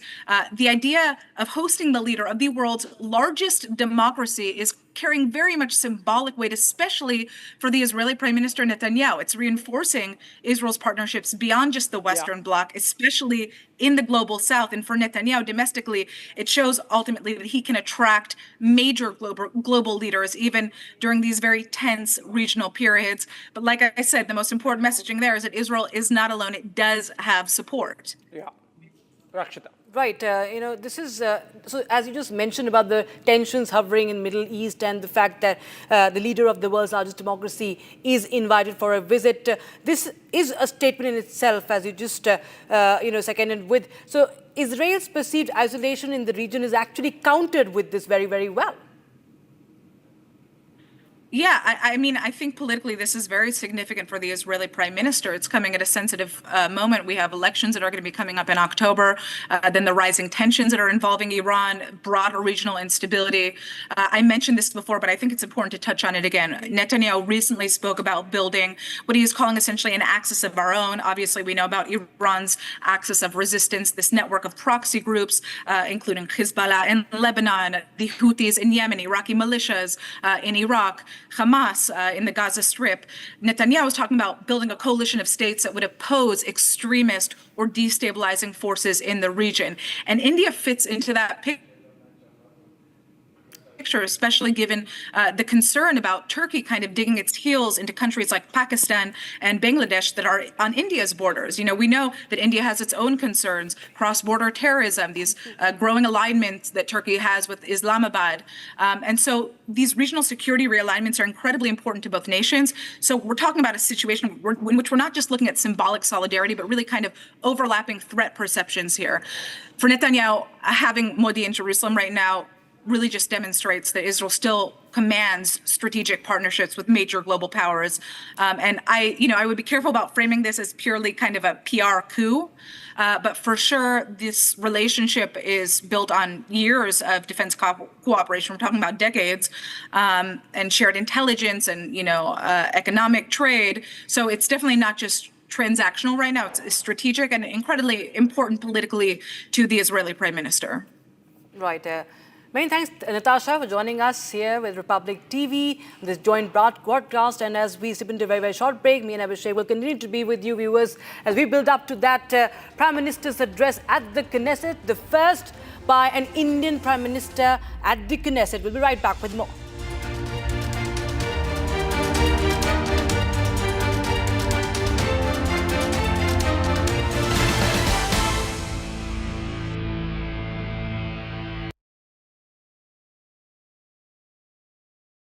Co-powered by Century Ply Club Prime. Raho befikar.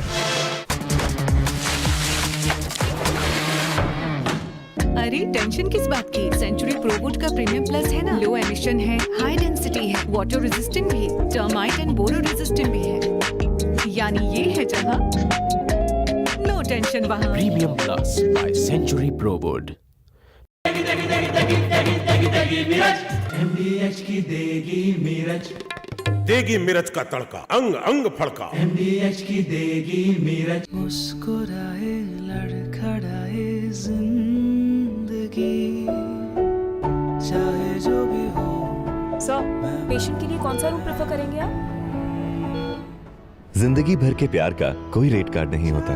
Tata AIG health insurance, with you like family, with you always. Our pure suji pasta, उबालो मिलाओ और खाओ, 8 minute में तैयार। क्या taste है, सबका राजा आर प्योर मसाला।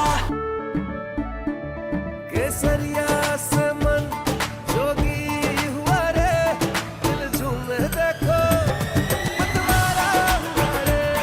केसरिया से मन जोगी हुआ। हर पल मनाओ केसरी त्योहार। विमल, बोलो जुबान केसरी। ये है सीक्रेट रेसिपी MDH का जीरा सिप जल जीरा मसाला। सिप सिप जीरा सिप जीरा सिप MDH का जल जीरा सिप जीरा सिप MDH का जल जीरा सिप। मुस्कुराए लड़खड़ाए जिंदगी, चाहे जो भी हो। सर, पेशेंट के लिए कौन सा रूम प्रेफर करेंगे आप? जिंदगी भर के प्यार का कोई रेट कार्ड नहीं होता। Tata AIG health insurance, with you like family, with you always. Now here's the reality. It's fact, not fiction. You are sitting on a plane. You're boarding the plane in the national capital of India for Leh at 6:08 in the morning. It's a SpiceJet plane.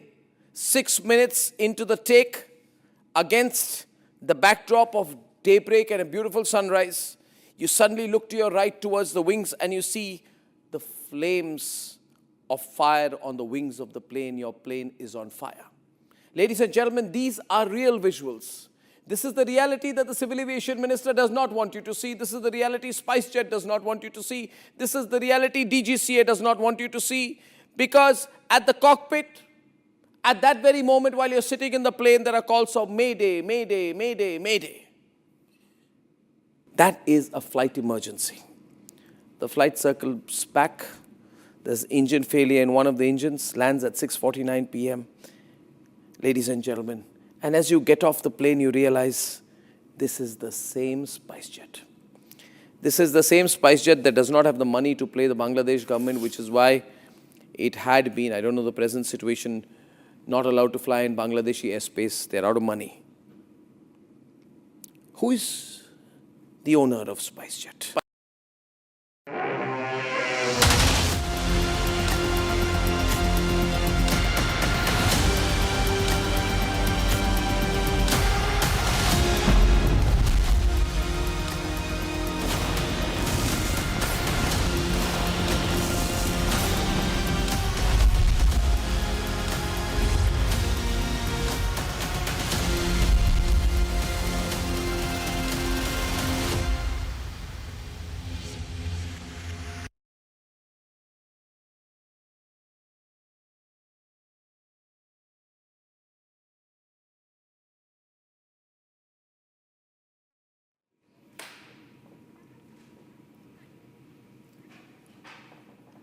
Welcome back, viewers. We are back with our special broadcast as we build up to the Prime Minister's address at the Knesset. And joining us is my senior executive editor Abhishek-Ariela in the studios with our guest, strategic affairs expert Robin Sachdeva. And we also had Terry Newman. He is live from Tel Aviv, Israeli entrepreneur, chairman of the public board of directors of BINA as well. So I'll just start with you, Terry. Well, it's, of course, deepening of ties, what we are witnessing right now. The timing is crucial. We've discussed a lot about the timing. But how do you see the long pending FTA? Because there's a lot of talks about the business end of things from the optics, moving ahead, defense and, of course, trade being one of the key areas of discussions tomorrow. Yes, so thank you and good afternoon. Obviously, we in Israel are delighted and honored to be hosting your Prime Minister here. India and Israel have shared history, and we are building together a shared future. Ancient nations who were reborn in the late 1940s. And the discussions that are happening now are discussions regarding how that joint future will be built. As countries that promote this idea of rooted modernity, the idea that we have to be at the forefront of technology whilst at the same time respecting our past and our heritage, we are finding the ways of really pushing the envelope when it comes to latest technological deals. So the discussions you're going to be hearing regarding we heard, missiles and air defenses, etc., one thing, but there will be a lot of discussion around artificial intelligence, AI, and where that meets cyber, also in relation to sovereign AI, which is something which is developing at incredible speed.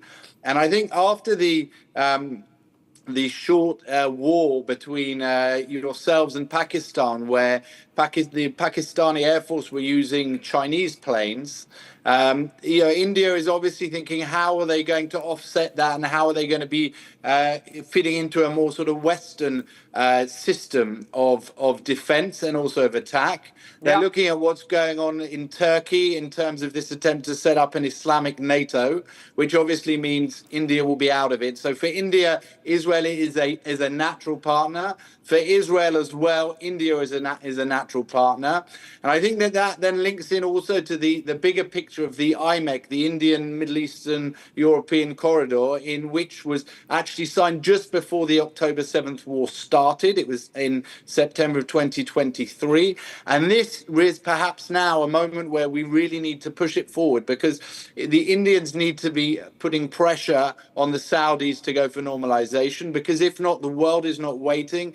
Iran is trying to put forward an alternative vision together with the Chinese and the Turks. And so here, India and Israel can lead the way of connecting democratic countries, both the largest democratic country in the world, India, through the Gulf, through Israel, and into democratic Europe, together with the Americans, into this vision of both trade and defense and cooperation. Right. All right, Terry, stay with us. We also have Amit Halevi joining us, as also Jillian.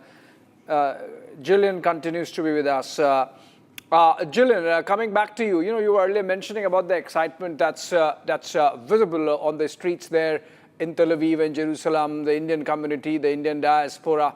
It's rare, the kind of excitement, the kind of chemistry that exists between two nations and societies. But for the fact that this was hidden for so long, now it's out in the open. What are the expectations insofar as the people-to-people contact is concerned? Remember, of late, we have had a deal as part of which a tremendous amount of Indian workers are being given privileged access and visas to work in Israel. You think that's something which has really strengthened the bond between the two societies and the nations? Yes, I absolutely do. I think just the person-to-person contact that you get here within Israel really strengthens the bond, as well as I mentioned earlier, we do have these decorations and welcoming things for Modi here. And, generally in Israel, we do welcome all prime ministers or visiting heads of states. But really, I've seen an extra amount today. I think this is quite obviously it's quite an important visit, but it's even more exceptionally important and exceptionally awaited here. As you mentioned, there are many, many people who've come from India to come work here in Israel. And so many Israelis have daily contact with people from India and therefore have very genuine and warm feelings towards the people from India. The same with, we look at Indians as Jews as a similar culture, an ancient culture that's been around for many millennia that continues with strength to this day. And so we see kind of equals in ourselves and friends, automatic friends in it. I'm so glad we're talking about this because it's really true. I know we're talking about countries here and heads of state, but it's very important not to forget about the people themselves. I know, it's been 9 years since Modi's been here, and some things have changed, but some things really haven't. The big thing that's changed that, Israel went through a big war and felt that didn't have a lot of people on their side. And if you spent any time online, you will see a lot of comments from usually one country that's very supportive of Israel. And that country is India. And don't think that that's not noticed, And I think the people who stand by Israel in times where everybody turns their back, I think that's rewarded. That's something that's appreciated. I think there's an extra sense of camaraderie with the people of India because of it. And no, we are looking forward to seeing how that blossoms further in the future. Right. I'll just go straight across to now Israeli MP. He's a member of the Knesset of the Likud party. Mr. Amit Halevi joining us from Tel Aviv. Sir, very warm welcome to you on Republic TV. And as we talk about he's from Jerusalem, I stand corrected. Mr. Halevi, this is a very, very crucial time for both the nations as we counter security situations in our neighborhood. Same is for Israel and likewise for India as well. And when Benjamin Netanyahu in his speech recently mentions India, he wants India to be part of this new alliance that he calls the Hexagon, a sort of a security bloc that he wants to, form. It actually speaks volume how India also becomes a very, very crucial player. And that has not gone down well with the rivals of the nation, as Pakistan has condemned this. And this is, of course, coming in very, very important to counter the radicalists, the Islamic radicalist forces in West Asia. Sir, how do you see that announcement and the plans that Netanyahu has? Well, that's exactly the biggest mission of our generation, to counter this radical regimes that we tackle with. I'm not talking only about the Iranian regime we have around us. It doesn't matter if it's the Shia Ayatollah regime or the Sunni from Turkey, Syria, Iraq, and as you said, Pakistan. That's why I think the visit of Prime Minister Modi is the right man in the right place in the right time. This is the time. Israel is the place. We need to build together the partnership that's based actually on our shared values. And I think this visit will be, it can be a very historic visit in terms of the following days in the Middle East. And Modi is the right man. And you can see the warm hugs with Benjamin Netanyahu. I think it represents the relationships also between our people, between our countries. And we need to stand together, shoulder to shoulder. Absolutely. And Mr. Halevi, which 6 countries is the Prime Minister hinting at when he talks about this hexagon of alliances?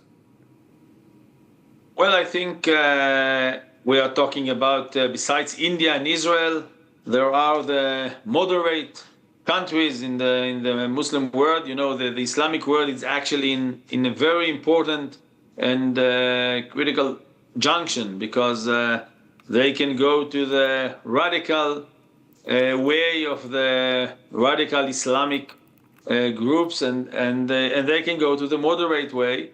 Like in the past, there were several leaders in the Islamic world that choose the right way. I think he meant, first of all, to India, then to the moderate Islamic countries, including Africa. As you know, we recently have agreement with Somaliland and, of course, the Emirates you know, the I2U2, we have this forum of India and the Emirates and the United States and Israel. I mean, there is a huge potential. It's not only economic potential, it's also not only economic and security, it's just to build the whole region rely on the right values. And I think this is the main issue today. And I'm sure that Modi, that represent similar values to our culture, you know, we both, India and Israel, have a very we are very ancient people and cultures, and this is, I think, the basis of our partnership. Right. Let me take this to Rabinder here in the studios. Rabinder, you know, Prime Minister was personally attacked just ahead of the visit on his relationship with Israel. We have seen Congress party attack this visit in the morning when Prime Minister was leaving for Tel Aviv by bringing in Palestine and asking for Prime Minister to talk about Palestine. Now, that's very juvenile at the very least to show such poor understanding of foreign policy. Having said that, isn't it wonderful the manner in which India of late has balanced its relationships in the Middle East? Prime Minister visited Jordan and Oman in December. You had S. Jaishankar visiting Jerusalem in December. You had the Arab League summit in New Delhi in January. Right. So in that sense, I think Congress party is showing absolute lack of understanding of the finesse with which we have really handled our foreign policy in this very sensitive geography. Oh, absolutely. Not only in this sensitive geography, which itself is there, as I think all our colleagues are mentioning, the world of today is going through a very unprecedented time, a period, in which the old order is crumbling, whatever it was, right? And a new world matrix is under construction. At this juncture of time, the calculus, the relationships which nations are trying to arrange between themselves will shape the next 30 to 40 years. At this point of time, it's especially critical for us to be absolutely nimble, agile, quick on the foot, seek out opportunities. A recalculus is going on all across. This Hexagon alliance, for example, is a sample of that. Nations are building their own groupings or their own, once again, my favorite word is a matrix. China is building the BRI, Pax Silica by America, right? The Hexagon, though on this Hexagon alliance, I have some questions and doubts because given the nature of the countries which are out there, India, I think, does not want to get involved maybe in entangling alliances. As of now, we may be happy to just observe and see. Otherwise, this could be something like the Board of Peace. We are not joining that so far because sometime Trump may decide to bring up the issue of Kashmir out there. Similarly, this Hexagon alliance depends, is there a consensus as to what the approach would be? Because in the Arab world, as you are mentioning, we got some countries with whom we have got fantastic relations. We do not want to upset that apple cart, or let's say we want to maintain our bilateral relations. So that said, if someone is not realizing the nature of fluidity of this era in which we are living, I think we are doing a disservice to ourselves and our nation, honestly, without politics. Absolutely. In fact, the fact that the Prime Minister Modi has been given or bestowed the highest civilian honors by at least a dozen plus Muslim countries is testimony to the fact that he has succeeded really in juggling these sensitive relationships while on the one hand coming out or bringing the India-Israel relationship really out of the closet, not furtive anymore. It's out in the open with the skin in the game. And then on the other, to be engaging so intensely with the Muslim nations of the Middle East. I believe we have to slip in a short break, Rakshita, and we quickly do that so that once we come back, we are non-stop on the pictures coming in from Jerusalem, where Prime Minister Modi is all set to arrive at the Knesset any moment now. Short break, coming back on the other side with a rolling coverage. Prime Minister in Jerusalem.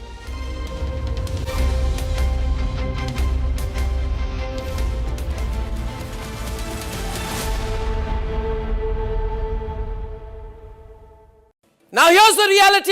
It's fact, not fiction. You are sitting on a plane.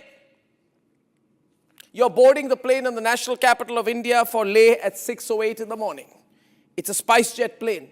6 minutes into the take, against the backdrop of daybreak and a beautiful sunrise, you suddenly look to your right towards the wings and you see the flames of fire on the wings of the plane, your plane is on fire. Ladies and gentlemen, these are real visuals. This is the reality that the Civil Aviation Minister does not want you to see. This is the reality SpiceJet does not want you to see. This is the reality DGCA does not want you to see. Because at the cockpit, at that very moment while you're sitting in the plane, there are calls of Mayday, Mayday, Mayday, Mayday. That is a flight emergency. The flight circles back. There's engine failure in one of the engines, lands at 6:49 p.m. Ladies and gentlemen, and as you get off the plane, you realize this is the same SpiceJet. This is the same SpiceJet that does not have the money to pay the Bangladesh government, which is why it had been, I don't know the present situation, not allowed to fly in Bangladeshi airspace. They're out of money. Who is the owner of SpiceJet? This is the same SpiceJet, ladies and gentlemen, when another SpiceJet took off from Patna to Delhi on 19 June 2022. It caught fire soon after taking off from the airport. Flames were seen on the left wing of the aircraft. 2 blades were bent. So you should see the visuals then and now, ladies and gentlemen. Then and now. Look at that and now. Ladies and gentlemen, a SpiceJet plane catches fire in mid-air in December. Ladies and gentlemen, I think this is 19 June 2022 and then now. And you are flying at your peril in this country.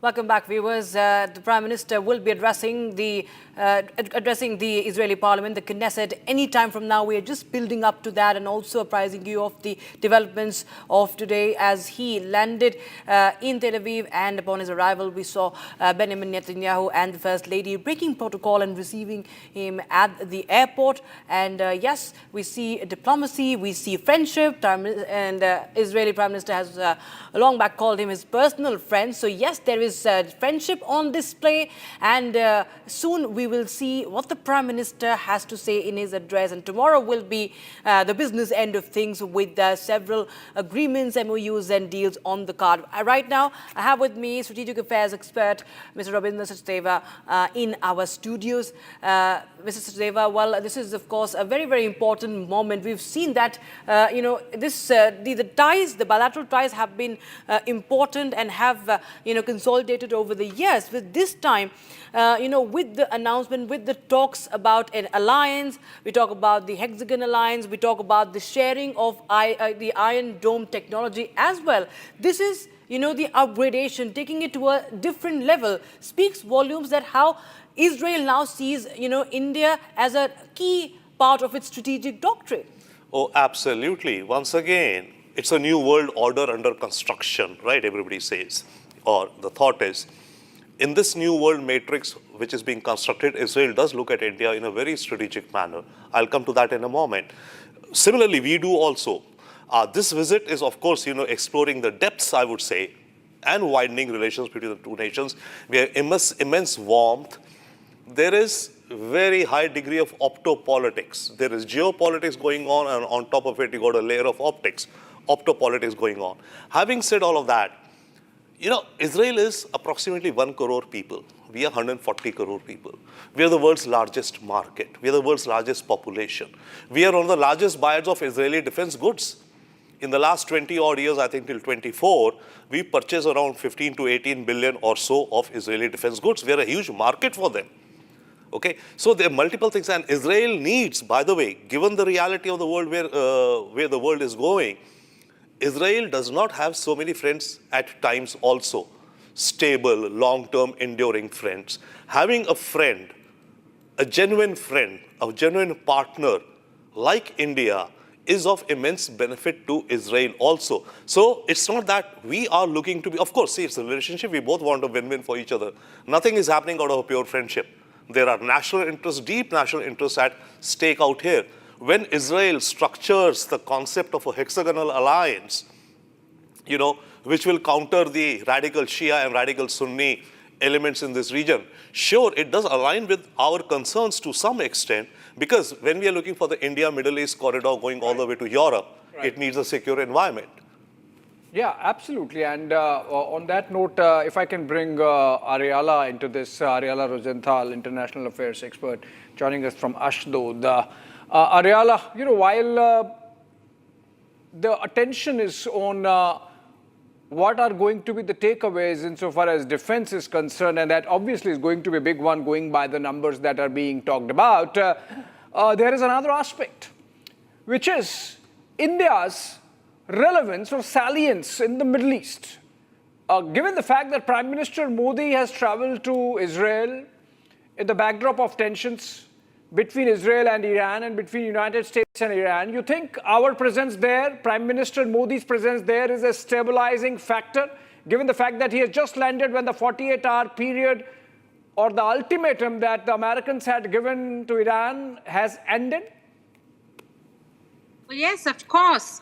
I think that the coming of the Prime Minister, beside the friendship, the long ongoing friendship that we have between both countries and the personal diplomacy that we have between both Prime Ministers, the actual fact that the Prime Minister coming now in such a tensional time must signalize to the people, to the countries like Tehran and the terrorist regimes that India has chosen values that they foresee.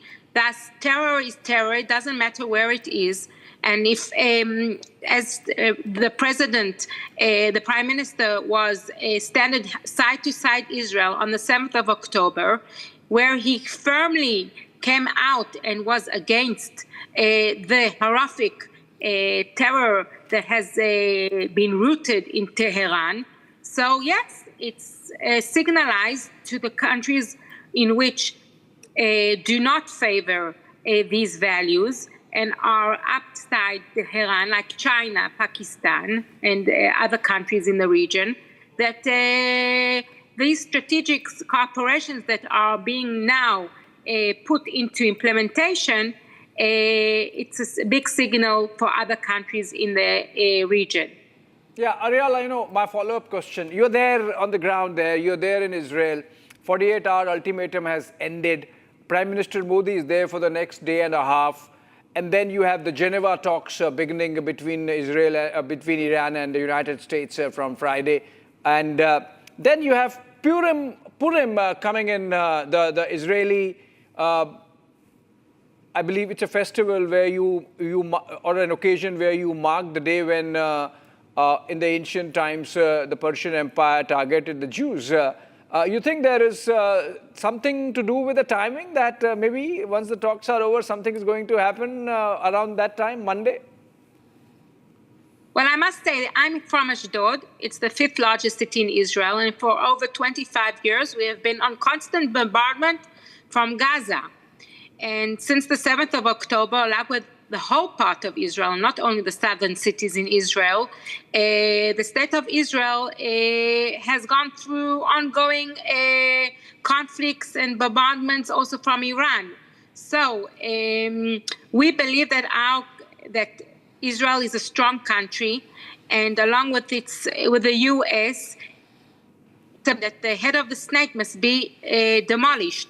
And I think it's become not only a threat to Israel, but to all countries in the world, all countries who share the same values and democratic values and are against the uprising of terror and jihad.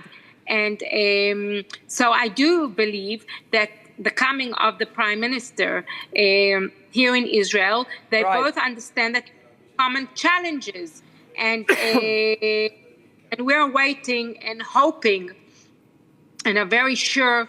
And as a personal citizen of the State of Israel, it's about time that we deal for the implementation of the Tehran terrorist regime. Right, absolutely. And in fact, let's cut to the pictures. We have Prime Minister Narendra Modi being received by Prime Minister Netanyahu there at the Knesset.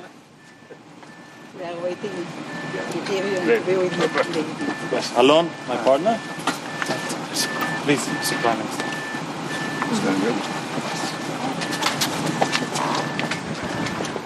Knesset guard, using, by the way, Israeli weapons. The Khalil and the Uzi.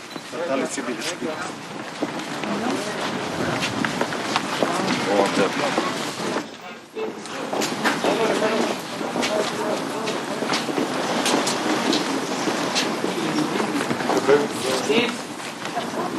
Sorry?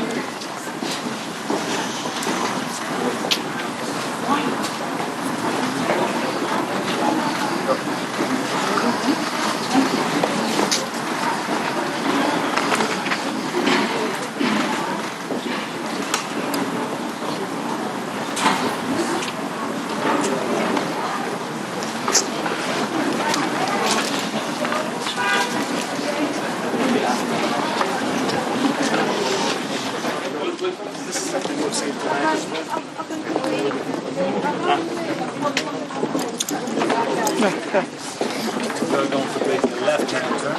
Yes.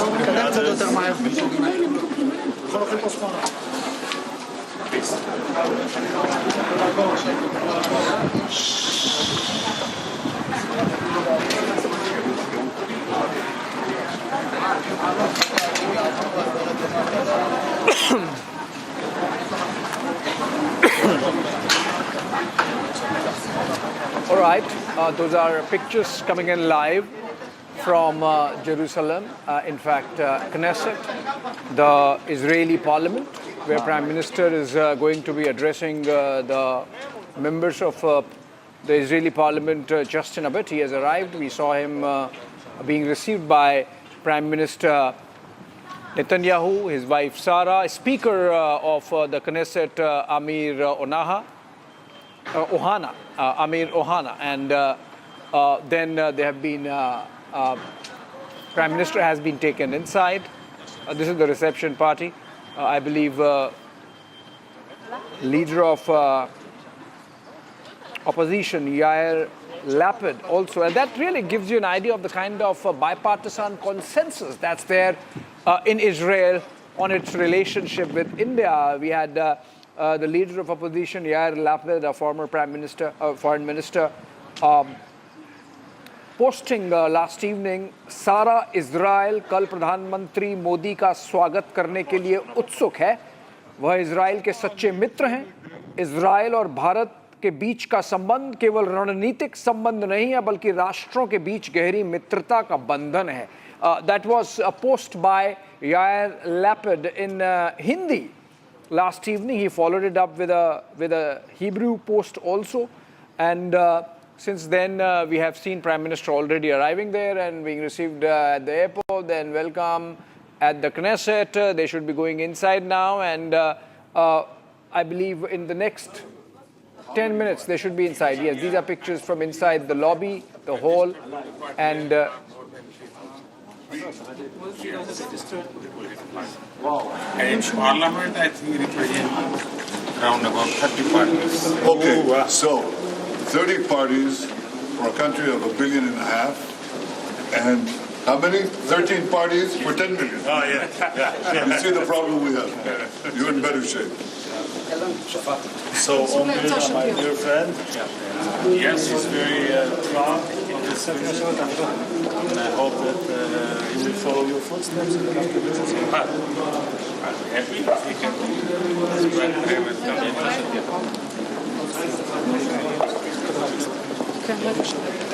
I would suggest if you can stop for 1 second. Sure. If you can stop for 1 second to reduce the line, okay? Please. 1 minute. 1 minute. This is a clear photo.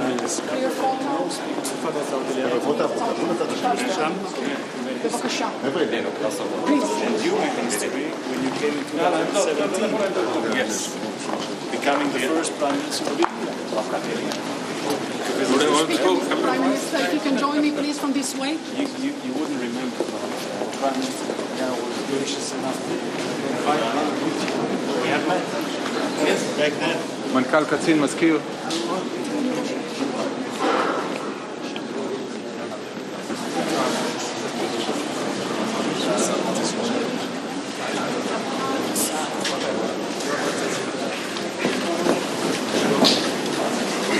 טלפון.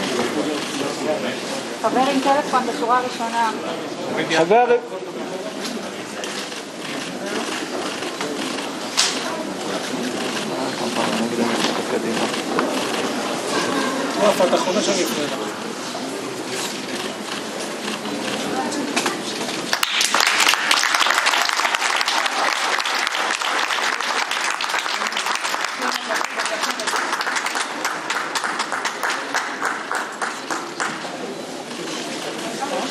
May I request that all remain seated, please, until the delegation has departed.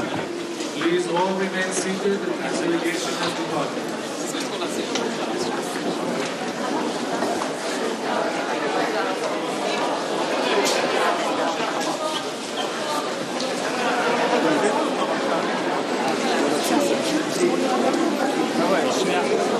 לא להיכנס לתמונה. יש לנו פה את הילדים. שלום ילדים. זהו ראש ממשלת הודו. ראש הממשלה מודי. שלום. שלום.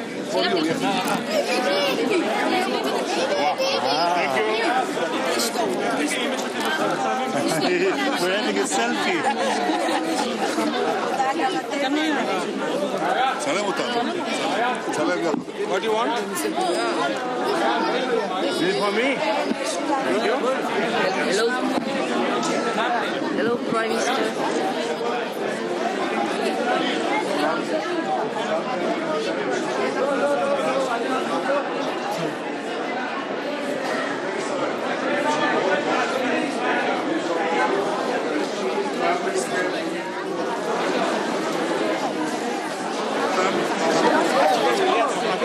But they can't.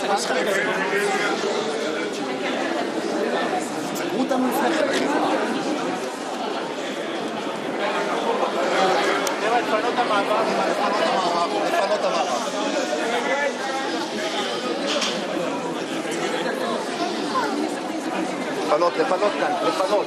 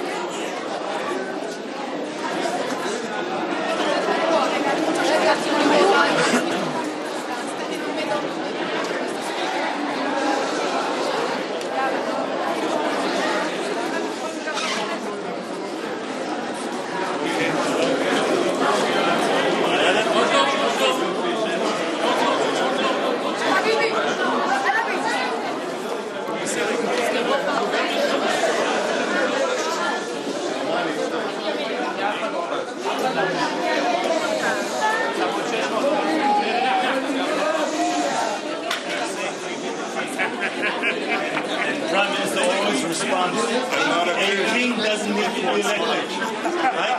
I need to be elected. In the middle. Okay, if we can please all look here to the middle, right here. David. Please, one for me. And then let's look here, please. Right here. Thank you. Thank you. רגע, דוד, בוא מהר. This is my child. דוד, זה לא בין שתהיה באמצע. רגע, אתם בתמונה. כן. רגע, Let's all look here. Perfect. Let's all look Thank you here, very please. much. Right here. Thank you. And then one over here. Thank you. Okay, thank you very much. Thank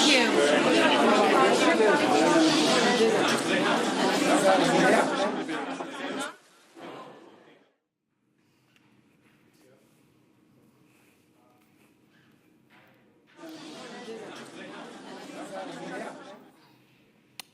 right, pictures from inside the Knesset, Prime Minister being given a tour by the Israeli leadership. Quick question, okay.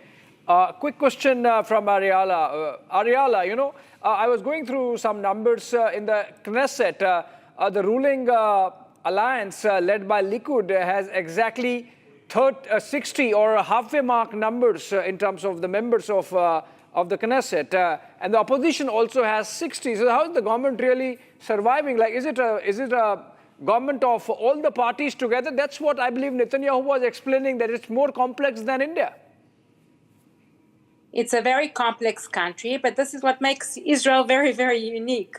So yes, we have lots of challenges, and this epic is very, very fragile, and we are before elections in the near future. So yes, we have a very unique system, as we say here in Israel. But this is the beauty of my country. Yeah, so I mean, I believe your Prime Minister was explaining to our Prime Minister that it's very complex.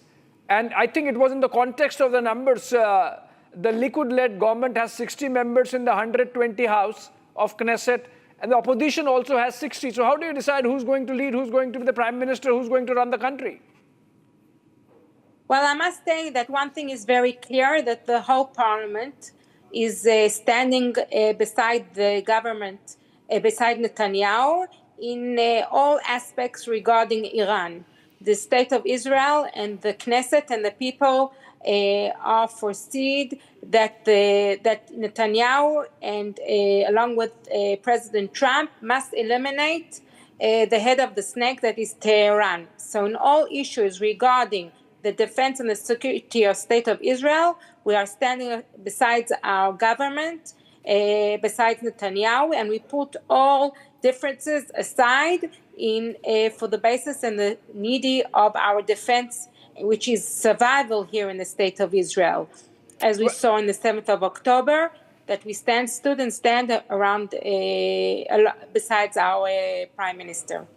Well, absolutely. Let me take this for a quick answer from Rabinder. Rabinder, you know, this is a good example to follow. When it comes to foreign policy, even a very fractured, divided polity like Israel, like us, looks in one direction. So when it comes to a common enemy, they are very clear that they stand united. When it comes to a common friendship, like in the case of India, they stand united. So when it comes to foreign policy, we should be standing united.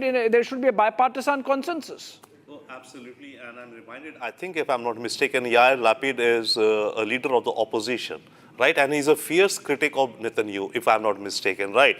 But as you were reporting that he put out something or a tweet or something in Hindi yesterday, you know, welcoming Modi ji and saying that we are saath-saath. So in that sense, you know, foreign policy towards friends is absolutely bipartisan. No doubt there are multiple, you know, divisions and, you know, issues within the political parties and on governance, and I think they have severe differences in many aspects of policies within the country. But yes, in terms of foreign policy, the nation is standing as one, which is definitely an example, I think a very honorable example, a shining example to countries worldwide, that is for your self-interest in this world, which is becoming a very harsh world. It is extremely important for the nation to, you know, come together as one, as single, in terms of the externalities and relationships and partnerships that your government is making, whichever political party it be. Because I do assume that whosoever is in power is trying their best to bring the best for their own nation. So Israel, in that sense, is a classic example. Classic example of bipartisan consensus when it comes to foreign policy, and these pictures are from inside. I believe before the floor is handed over to Prime Minister, some preparation going on. Earlier we had the Israeli leadership stand by as Prime Minister wrote his thoughts on the visit, and we will get just in a bit what the Prime Minister wrote for the Israeli people and the nation and the India-Israel relationship. I believe those would have been his thoughts. Yeah, maybe long live India-Israel relationship, friendship. Yeah, I mean, we're just waiting to hear on that. But yes, something along those lines. And just in a bit, we're going to see Prime Minister arrive at the hall, the pictures of which we saw, the Central Hall. Was it called, Ariela? Is it called Central Hall, where the MPs sit and, you know, make their participation in democracy from that place?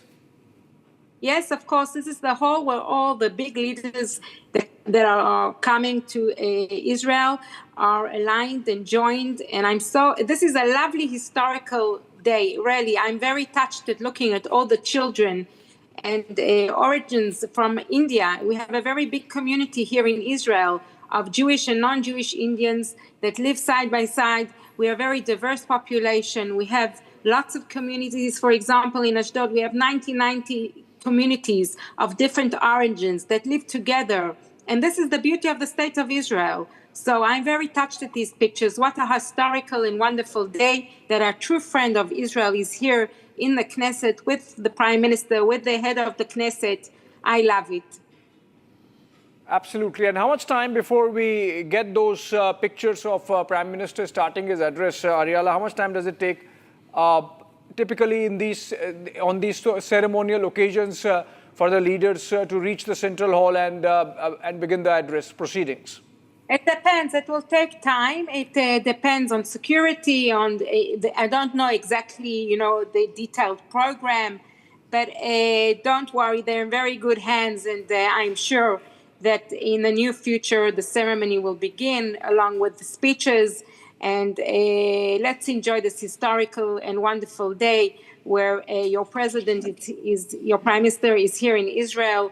And this is a true friendship of great nations working together, not only in economy and in culture, but also in defense. This is a new era for both our countries, and I'm sure that we'll have a prosperous future since both nations have the same challenges, and it doesn't matter if it's in Israel or India, but together we'll have a better future.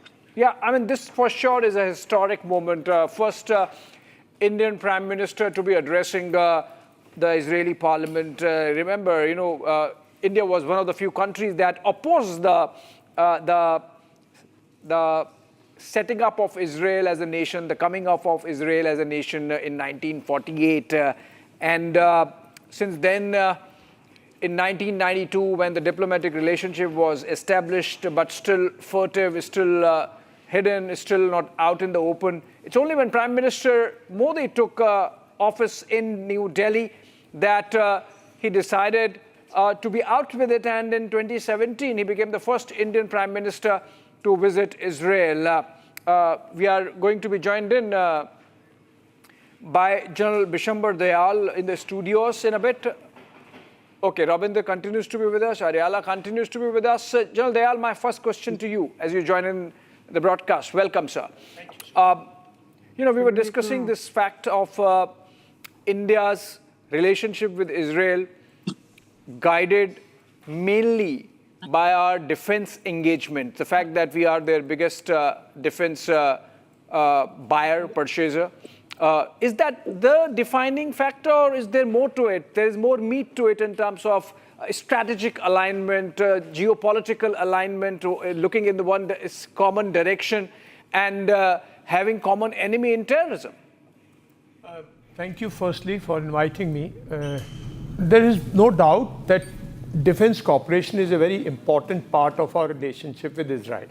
It was also with, say, Soviet Union, Russia, that brought us together. Because from defense, strategy and security and all these issues come up, and then a bonhomie comes. I mean, somebody who's willing to share your threat and who's willing to take your burden of certain things, that brings you closer, no doubt. But I think otherwise also we have had a very warm relationship, right? We may have taken, you know, more than 40 years to recognize it. I mean, you know, 1950 we recognized, and then we took, 92 we established the relationship formally. But there was always Israel, which was always in this region where it was feeling isolated purely on one factor. Yeah. And that factor was that probably ever since the nation came into being, they were at war with their neighbors. And here was India, which also, after coming to 1947, also had two very hostile neighbors. Right? Let's face it. And India was a peace-loving country.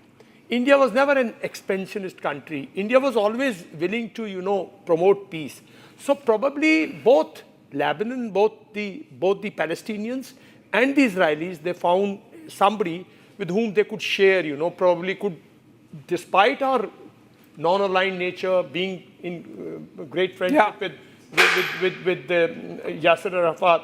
With Israel, we continue to have this. And after 92, they came full-fledged because they needed recognition by India, a formal, engagement, diplomatic relations. Yeah. And then Kargil war onwards, I think they started supporting us in defense. Yeah. But before that, relationship had grown, people to people, and understanding of people. I think that's more important. Before I get into specifics of defense, General Dayal, let me take this to Ariella. Ariella, how does Israel see India's balancing act, so to say? The fact that we continue to profess a two-state solution, the fact that Prime Minister Modi visited Jordan in the month of December, the fact that we have fantastic relationships with most of the Islamic monarchies of the Gulf and the Middle East. How does Israel see that balancing act? Well, I think India is playing a very important role as a global power, and Israel understands the ability that maybe India in its unique way can play a very important party in future negotiations, maybe not very open, maybe behind the curtains and the policies. So we understand that I think that Israel understands the importance of India as a future strategic partner and a new game change in the Middle East and in the world, to come, because we see that these coming days are going to be very tensional.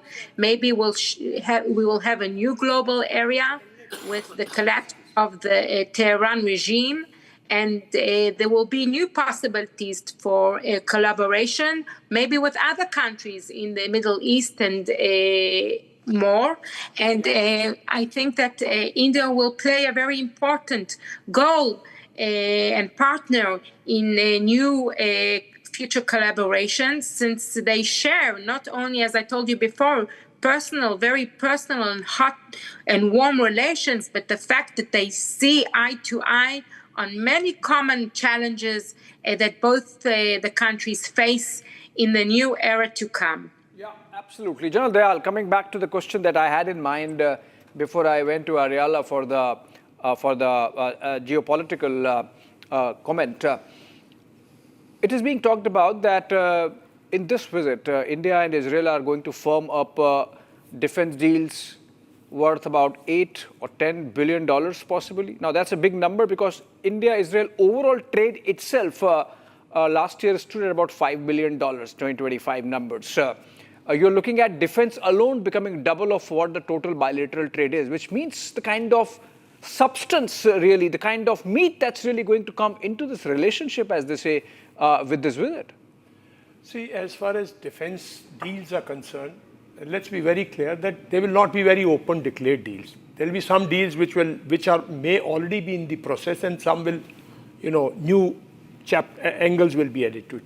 We already have a long-standing defense number of, programs going with them, like the Barak missile program, like the Spy, like the Spies, which will be used by, Mirage 2000 during Balakot strike, like the Huron, like the UAVs, then in that field, so what we are looking at is some agreements in the artificial intelligence, cyberspace, some into the space technologies itself, and maybe some quantum computerization, computing, how we take forward this cooperation in these fields, robotics. So I don't think there'll be $8 to $10 billion, but we are not looking at now any deals to buy from. We Indians must understand, and we also must understand, and our viewers must understand, they are not huge aircraft manufacturers of fighter aircraft which we need. They are not huge manufacturers of ship, aircraft carriers or nuclear submarines that we are looking at. They are not huge manufacturers of exporters of tanks or artillery systems and things like that, what we are looking. Today, the world is shifting towards, anti-drone, drone, this, that. So in this space, the costs are not so high. I mean, you can't afford that sort of equipment being inducted from Israel. So we are looking at some joint corporations coming, joint ventures being developed here, and certain technologies certain gaps, Israel is a huge transient of technology. These are all American technologies.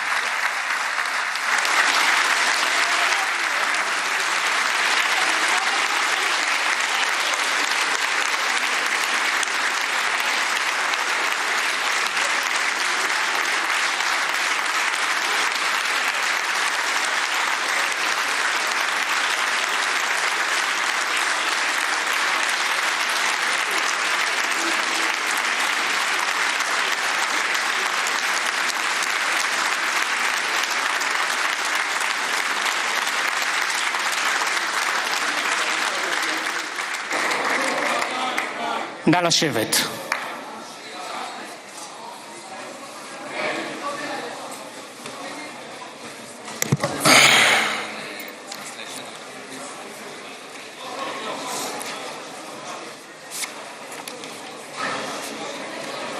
חברות וחברי הכנסת, אני מתכבד לפתוח את הישיבה המיוחדת של הכנסת לכבוד ראש ממשלת הודו, מר נרנדרה מודי.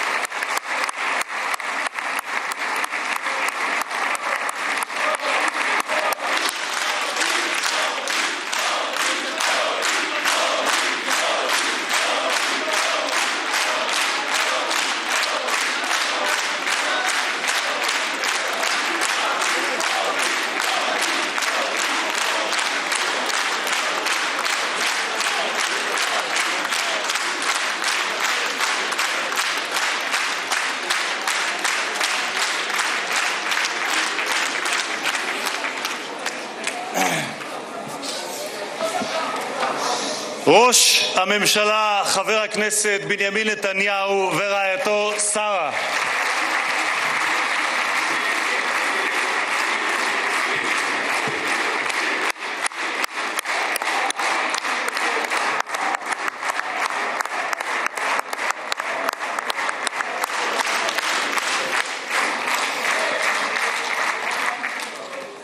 שרות ושרים, חברות וחברי הכנסת בעבר ובהווה, מהקואליציה ומהאופוזיציה, External Affairs Minister Dr. S.J. Shankar, National Security Advisor Mr. Ajit Doval, Foreign Secretary Mr. Vikram Misri, Ambassador of India to Israel J.P. Singh, Ambassador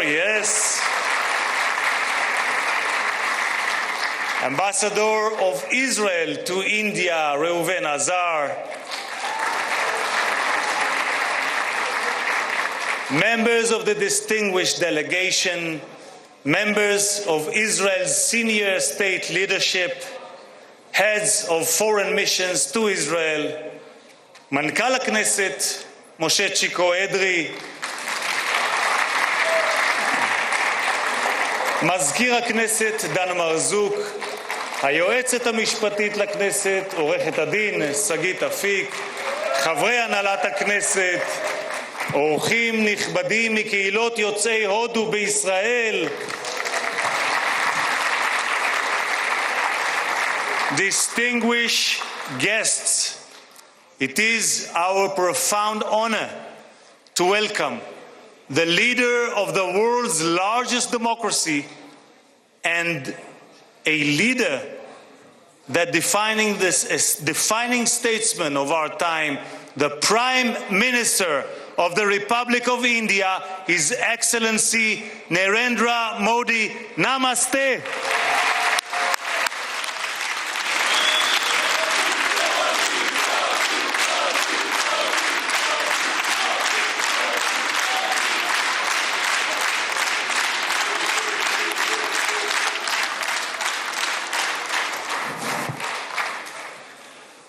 For Prime Minister Modi, leadership is not merely the administration of a state, but the inspiration of a nation, a huge nation. Guided by that conviction, he has transformed India.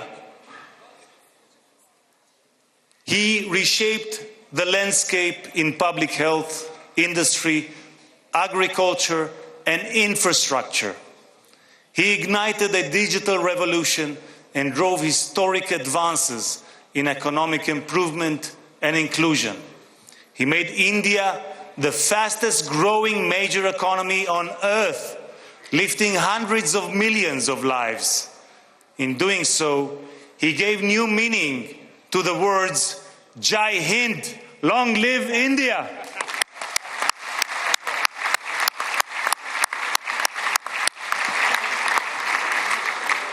For over 2 millennia, India gave Jews a home and, in our darkest hours, a refuge.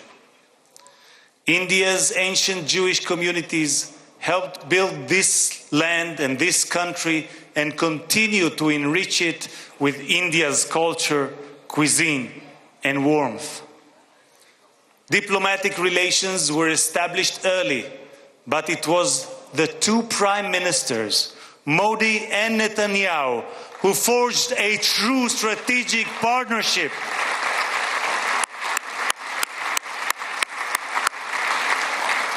In 2017, our guest made history as the first Prime Minister of India to visit Israel. I was honored at Prime Minister Netanyahu's invitation to meet him as a Knesset freshman. Today, it is my great privilege as Speaker of the Knesset to welcome him as the first Prime Minister of India to address the Knesset and to make history once again. Thank you, Prime Minister Modi.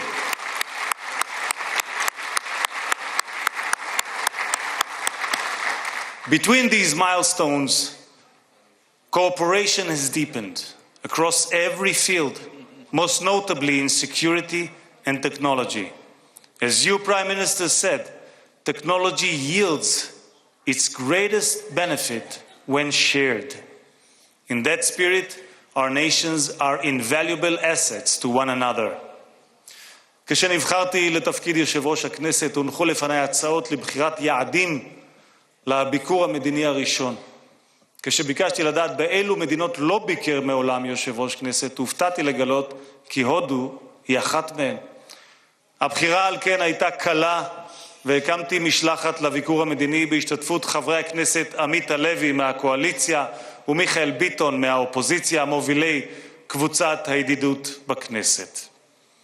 With my dear friend and esteemed counterpart, Om Birla, Speaker of the Lok Sabha, we signed the first ever MOU between our parliaments.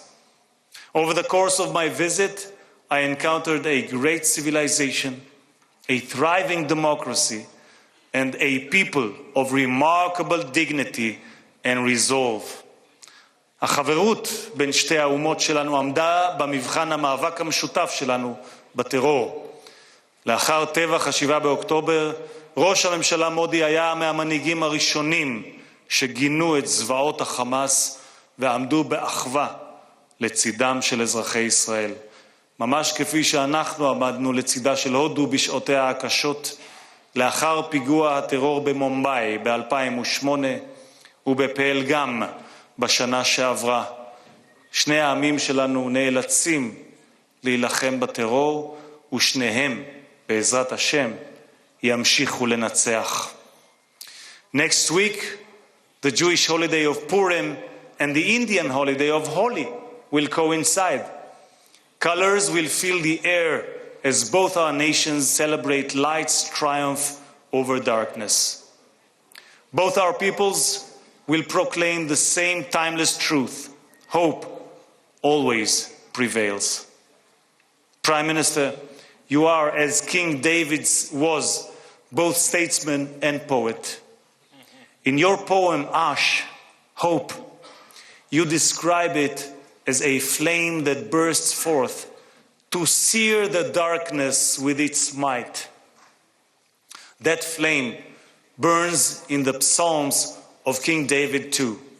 Kaveh el Adonai, chazek v'ya'ametz libecha, kaveh el Adonai. Hope in the Lord. Be strong and let your heart take courage. Hope in the Lord. Our national anthem is called Hatikva, the hope. Mr. Prime Minister, you have called the India-Israel relationship a partnership of hope. From Hatikva to Asha, hope is the hallmark of our bond. Since last night, Prime Minister, the Knesset building has been illuminated in the colors of India. May the light that unites Jerusalem and New Delhi illuminate our nation's future. Mr. Prime Minister, a Jerusalem main apka swagate, Knesset main apka swagate. Welcome to Jerusalem. Welcome to the Knesset.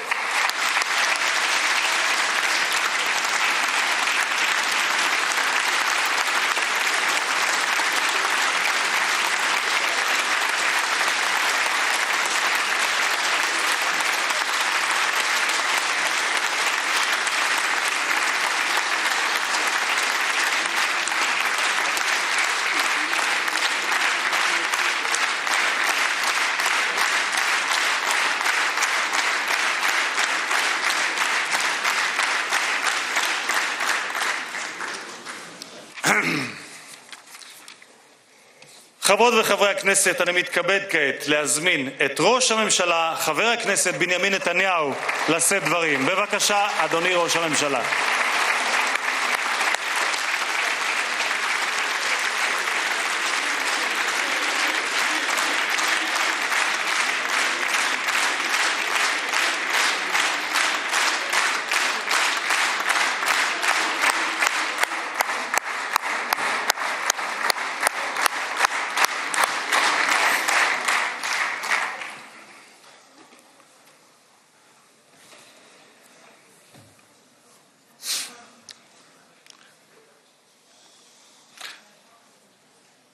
אדוני היושב-ראש,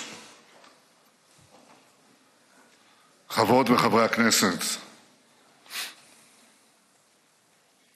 you know, heads of state, prime ministers, they come to the Knesset,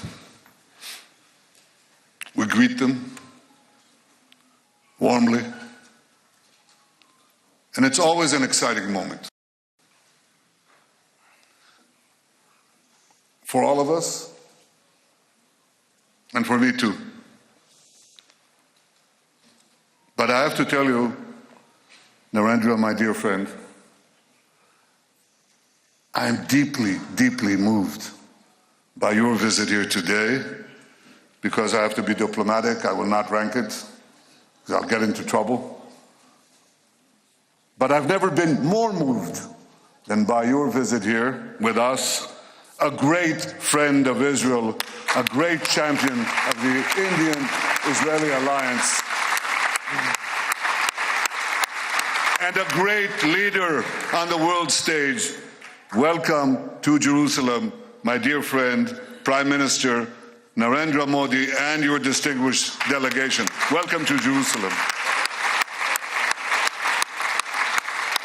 Now, I said, Narendra, my dear friend, these are not just words. I would almost venture to say, more than a friend, a brother.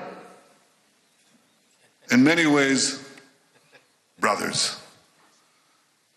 Now, when you were last here, the two of us, were in the Mediterranean coast, and I said, why don't we take off our shoes and go into the water, which we wanted to purify, and we did, with Israeli technology. So, with all deference to our Christian friends, they said we didn't wade in the water, we walked on water. That's not true.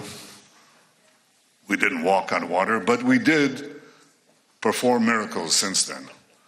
Because what we have done is we've doubled our trade, tripled our cooperation, quadrupled our understandings in ways that I cannot begin to describe, and in some ways probably shouldn't describe. But it's been a wondrous friendship, both personally, between the two of us, and between our two countries and our two peoples. You know, earlier today, my wife Sarah and I greeted you in the airport, and just as you came down the steps, we embraced each other.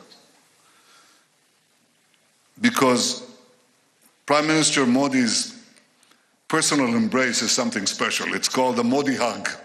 It's well known around the world. And when you hug someone closely, truly, you know it's not an act, it's a real thing. It's called the Modi hug. So I want to return the hug here too from every single one of the Knesset members.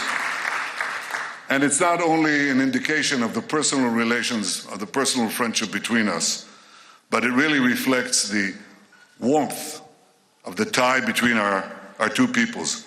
Now, India, as you know, India is a gigantic power of almost 1.5 billion people. Israel is somewhat smaller, somewhat. But Israel is gigantic too. It's a gigantic power.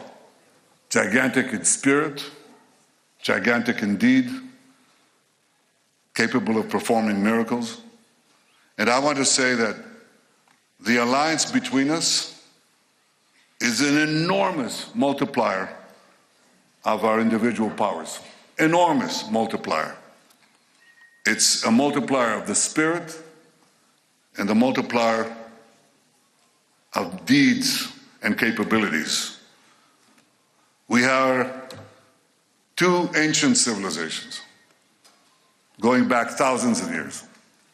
And if you look at where human civilization developed on the planet, it developed in a few places. And chief among them, the Indus Valley and the Jordan Valley. These are the places where enormous things developed, enormous spiritual things, conceptual things, matters of the heart, matters of the mind, matters of morality. We're two ancient civilizations, and we had to go through the voyage of time, the odyssey of time, with so many trials and tribulations, and yet 80 years ago we emerged, the two of us, from British rule, almost 80 years, almost at the same time, achieved our independence. We share so many common interests. We're two democracies. You're a gigantic democracy, but Israel is also, think about what we had to do, what we had to go through, and how we maintained our democracy against challenges that I believe few countries, if any, have faced.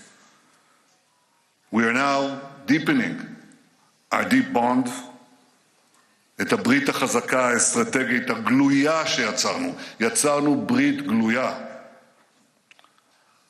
ולא פחות מזה, שתי המדינות שלנו נמצאות בשיא כוחן. ישראל חזקה מאי פעם והודו חזקה מאי פעם.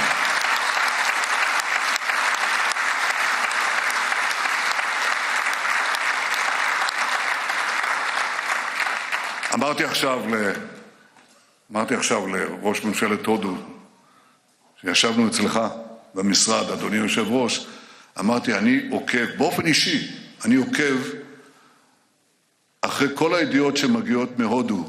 הודו עכשיו מדורגת ממספר כזה וכזה בעולם, גבוה גבוה.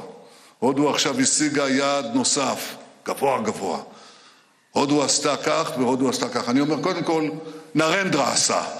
ויחד איתו העם ההודי, ואני כל כך מרוצה, אני רק אומר עוד ועוד ועוד.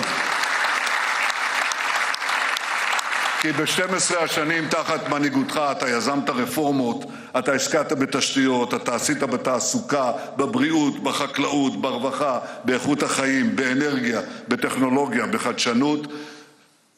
רציתי להגיד לכם, השמיים הם הגבול, מה פתאום? הודו היא מעצמת חלל, אחת הגדולות בעולם, שמיים לא הגבול. כלומר, האתגרים אף פעם לא נגמרים, אבל הודו, בהנהגתך, ידידי, ביססה את מעמדה כאריה אסייתי שמסתער על היעד. עוד צמיחה, עוד קדמה, עוד שגשוג, עוד שגשוג. ואני רוצה לומר לך, חברי נרנדרה, יש עוד סיבה להערכה עמוקה שאתה זוכה לה פה בבית הזה ומהציבור בישראל. כי מיד לאחרי הטבח הנורא ב7 באוקטובר, מיד אחרי ההתקפה הרצחנית הזאת, אתה התייצבת בצורה כל כך ברורה, כל כך מוסרית, כל כך חדה, התייצבת לצד ישראל. You didn't flinch, you didn't waver, you didn't give excuses. You stood next to Israel, you stood by Israel, you stood for Israel, you stood for the truth. Thank you, my friend.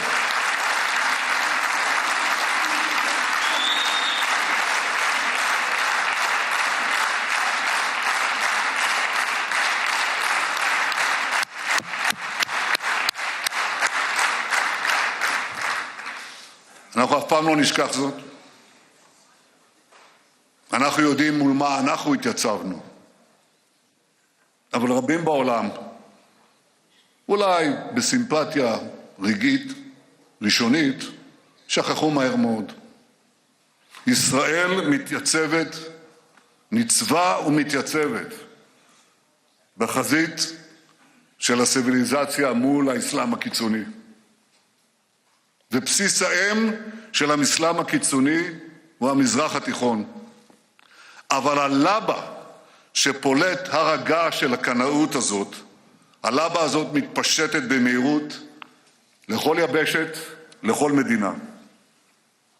הודו כמו ישראל ידע פיגועי טרור קשים שגבו את חייהם של חפים מפשע. כשרעייתי שרה ואני ביקרנו במומבאי, היינו באותו מלון מפורסם שבו הייתה התקפה הרצחנית הזאת, ומשם הלכנו כמה מטרים למרכז חב"ד, ששם טרוריסטים מתועבים רצחו את הזוג, שני הורים צעירים של הילד מוישי. ומי הציל את מוישי? מי שהצילה את מוישי הייתה האומנת ההודית שלו. גם את זה לא נשכח אף פעם.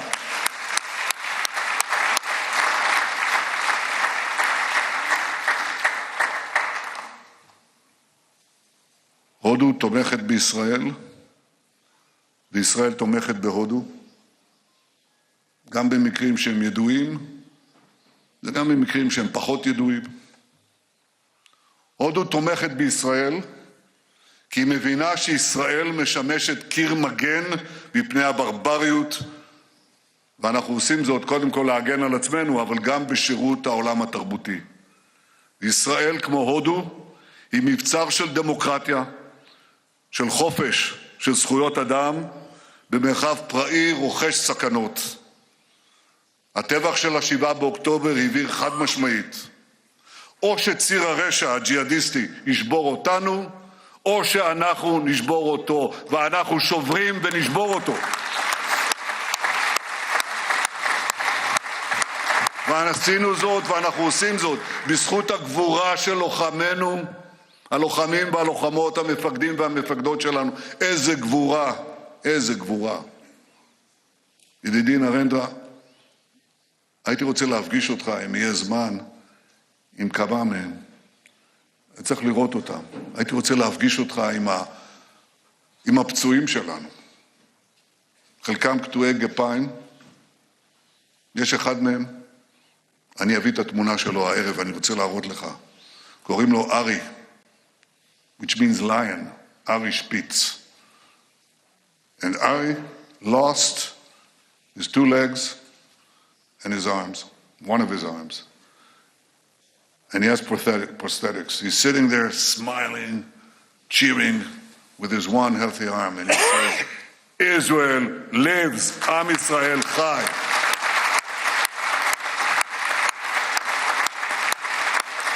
בזכות הגבורה של לוחמינו, בזכות ההחלטות המושכלות והאמיצות שקיבלה ממשלת ישראל שפרוסה פה לפניך, בזכות העמידה האיתנה של אזרחינו, בזכות כל אלה, הכינו את אויבינו שוק על ירך בשבע חזיתות של מלחמת התקומה.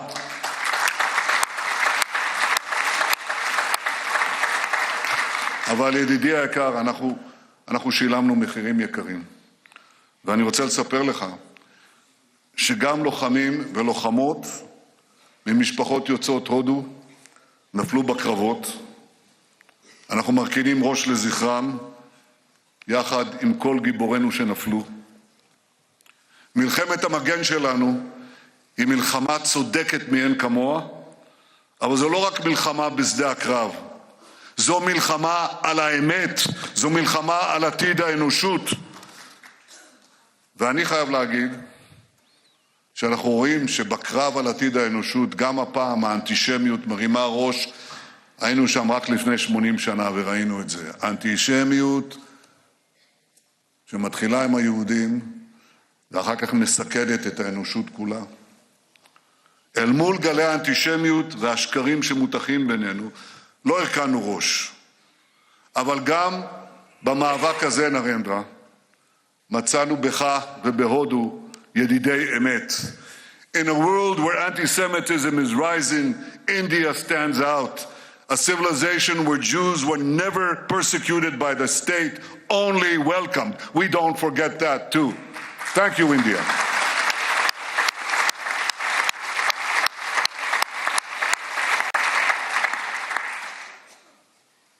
נרנדה, ידידי ראש ממשלת הודו, מול האסלאם הקיצוני שמאיים על האנושות כולה ועל המדינות החופשיות, נבנה יחד ברית ברזל.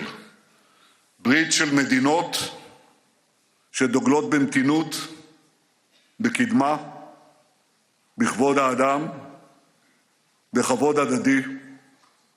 ברית של מדינות שמקדשות את החיים ושמוכנות להילחם נגד אלה שסוגדות למוות ורוצות להחזיר אותנו אל הברבריות האפלה של ימי הביניים. בשבוע הבא אנחנו נחגוג את חג הפורים, והעם היהודי יקרא את מגילת אסתר מתוך התנ"ך. הודו מוזכרת שם, כפי שאמרת יושב ראש, בתיאור ממלכת פרס ומדי הקדומה, שכדברי המגילה הסתרה מהודו עד כוש. קהילות יהודיות התקיימו במשך הדורות בהודו. מאז שזכינו בעצמאותנו, רבבות יהודים ילידי הודו באו לישראל, ולאחרונה החלטנו בממשלה לעלות לארץ חלק מקהילת בני המנשה בהודו. פגשנו את הנציגים שלהם, ילדים חמודים, ואחד מההורים אמר לי, אנחנו לא בני מנשה, אנחנו בני ישראל, נכון מאוד, והם עולים ארצה, מתוך רצונם להיקלט במדינתנו. כי הכמיהה לציון, הכמיהה לארץ ישראל, עומדת בלב החזון הציוני. את זה הבינו כמה מגדולי הרוח של הודו, שהתייחסו לציונות בראשית דרכה באהדה גדולה. ביניהם היה המשורר הדגול טגור. טגור זכה בפרס נובל לספרות עוד לפני מלחמת העולם הראשונה. במהלכו, מלחמת העולם הראשונה, I know you know this, but I want to make sure that everyone knows this. In the First World War, when we were still under Ottoman occupation, those who helped us liberate this country, the British Army, in which there were Jewish fighters, including Jabotinsky,